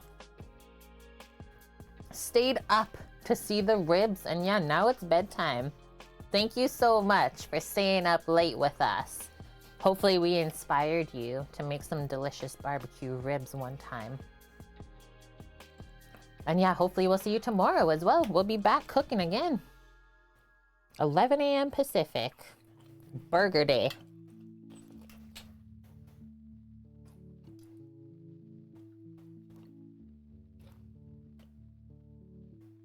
Nice. I will say I don't like overly sweet barbecue sauces either.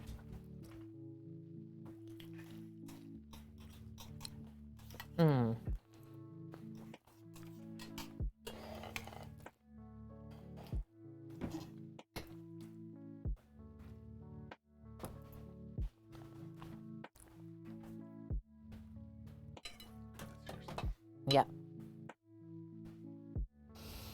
It's good, guys. Settling into a food coma. I love mashed potatoes. I really do. It's good, Eric. I like the celery root chunks in there. Because then you get that flavor right away in your mouth, and then they kind of like melt with the rest of it. And then let's try some asparagus. Good night. Nice. So John and Sue are cooking ribs tomorrow. Boom. We did it. Success. Sorry. Mmm. Good asparagus roast.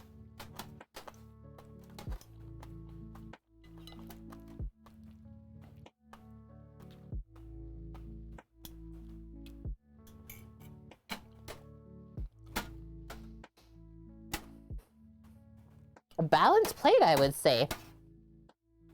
Your sister-in-law loves potatoes. I really do too. Potatoes and butter. Did Asher get asparagus yet? She loves it, Uncle. Okay. Finish it off. You want to tear it up? It roasted so nice. Literally just olive oil, salt, and pepper. We didn't garlic the asparagus. We garlicked the taters. Like, this is insane, guys. Just press on it and the juices.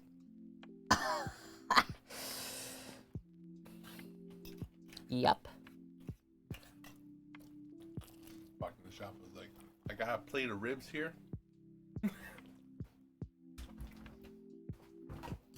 Oh, you want to wash my hand? Kind of peppery. She's like, that's okay, it's delicious.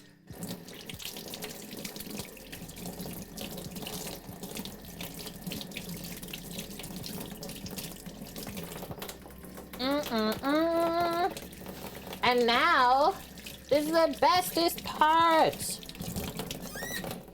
We get to taste our pie.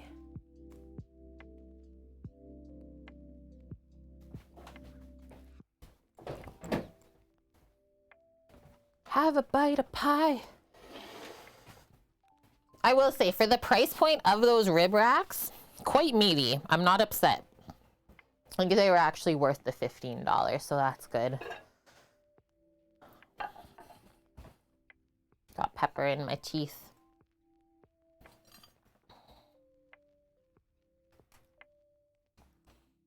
Probably had to do that while it was still warm. Guys.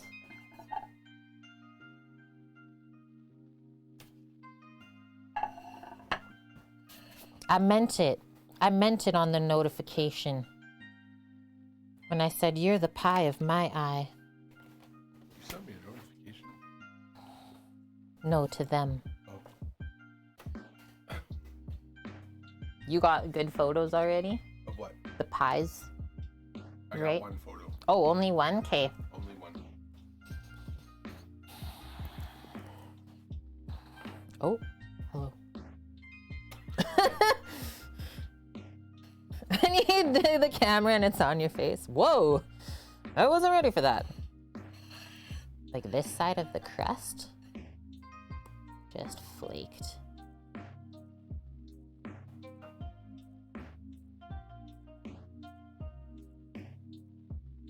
You want to cut it in half? Yeah, we're just. Or what? We'll bring these 3 to the shop, and we'll eat this one. Yeah. I just want to see how it cuts in half. I feel like it's set up really nice. Yeah, ice cream. We should have time tomorrow to possibly make a batch. Maybe.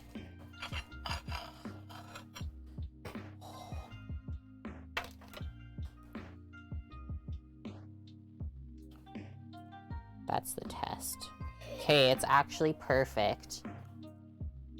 What? Do we need ice cream though. Oh my god.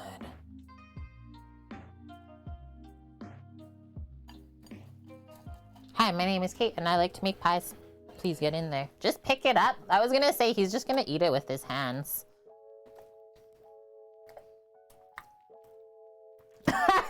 Thumbs up right away, he says. It actually is perfect.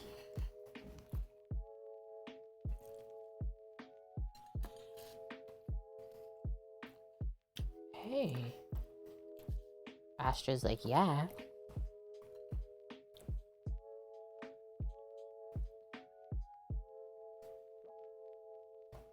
Way easier to eat a pie with your hands. Why didn't we think of this before? I like how the rest of you are like, yep, this is totally how you should do it.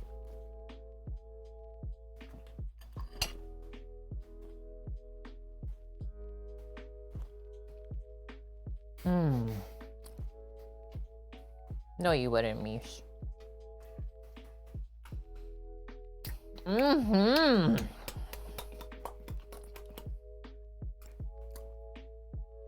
Yum.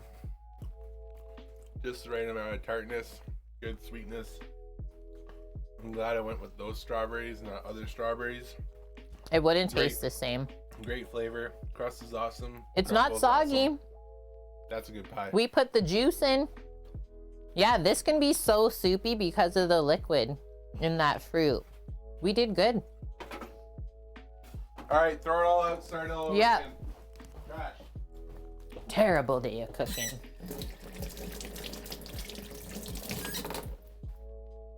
My buttery pie hands here. Okay, chat. That's it. We completed our day of cooking and eating and taste testing and chatting. Eric, yeah, we've been talking and learning about rhubarb with everyone today because there's apparently lots of places in the world where it's not popular, and I didn't know that. Thank you, Spacern. So yeah, if you live like in southern states, probably doesn't grow there because it likes a cold climate or cooler, anything below 25 Celsius. But yeah, Tika Sella said she can still find it in the store. So if you want to try it out, check that out. Probably Whole Foods, I would say, for sure has it. And thank you, Cameras. Yep, Blood Oak, it's only 1 a.m. there. See? You did good. Danes eat rhubarb? Well, yeah, we're Canadian. Be shocked if they didn't. Excuse me, small bachelor cruel for the chef, thank you. Okay, that would be so delicious, dude. Rhubarb hot sauce, because it's sour, right? So you wouldn't need any or too much vinegar. And you're very welcome, Venus. That's why we keep doing this. I'm just looking for someone to go raid.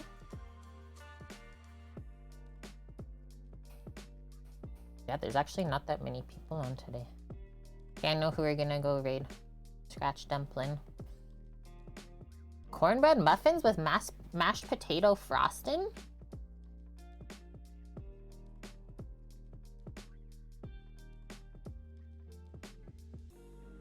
I think that's the one. Unless anyone else has suggestions. It's scratch dumpling. Challenge for a stream. Use rhubarb in a starter dish. I don't think that would be that difficult for me. I'm very familiar with rhubarb.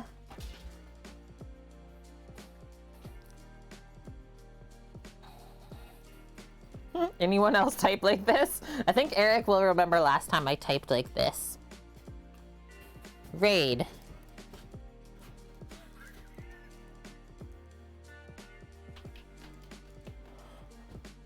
Need long enough fingers though. Scratch dumpling, perfect. Right? With your thumbs. Thank you so much, Fox Red Buddy. Glad you're able to hang out with us. Perfect. Really lovely chill food streamer who we're gonna go see. Very, very nice every time we go visit, and she just loves us too, so we like to go visit. Fish with rhubarb? That's what I think, Mish. That was like one of my first thoughts. It's like a nice white fish or something like that. Yeah. Or cheese. Like something cheesy.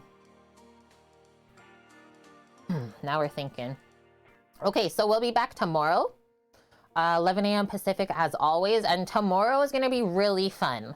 So side-by-side burger comparison stream with A&W. Don't know if anyone knows who Matty Matheson is, but he's a popular, let's say celebrity Canadian chef now. And he's partnered with A&W, made the best burger ever burger, prime rib, fried pickles on there, some other things.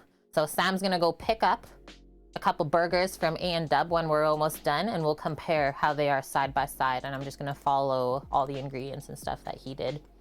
So yeah, hope to see you then. Homemade bun, all of that stuff. We're grinding fresh prime rib. Let's go! I've been waiting for this. You were watching his vids this morning? Perfect. Okay, we're gonna get cut off. Let's go spread the deliciousness. Bye!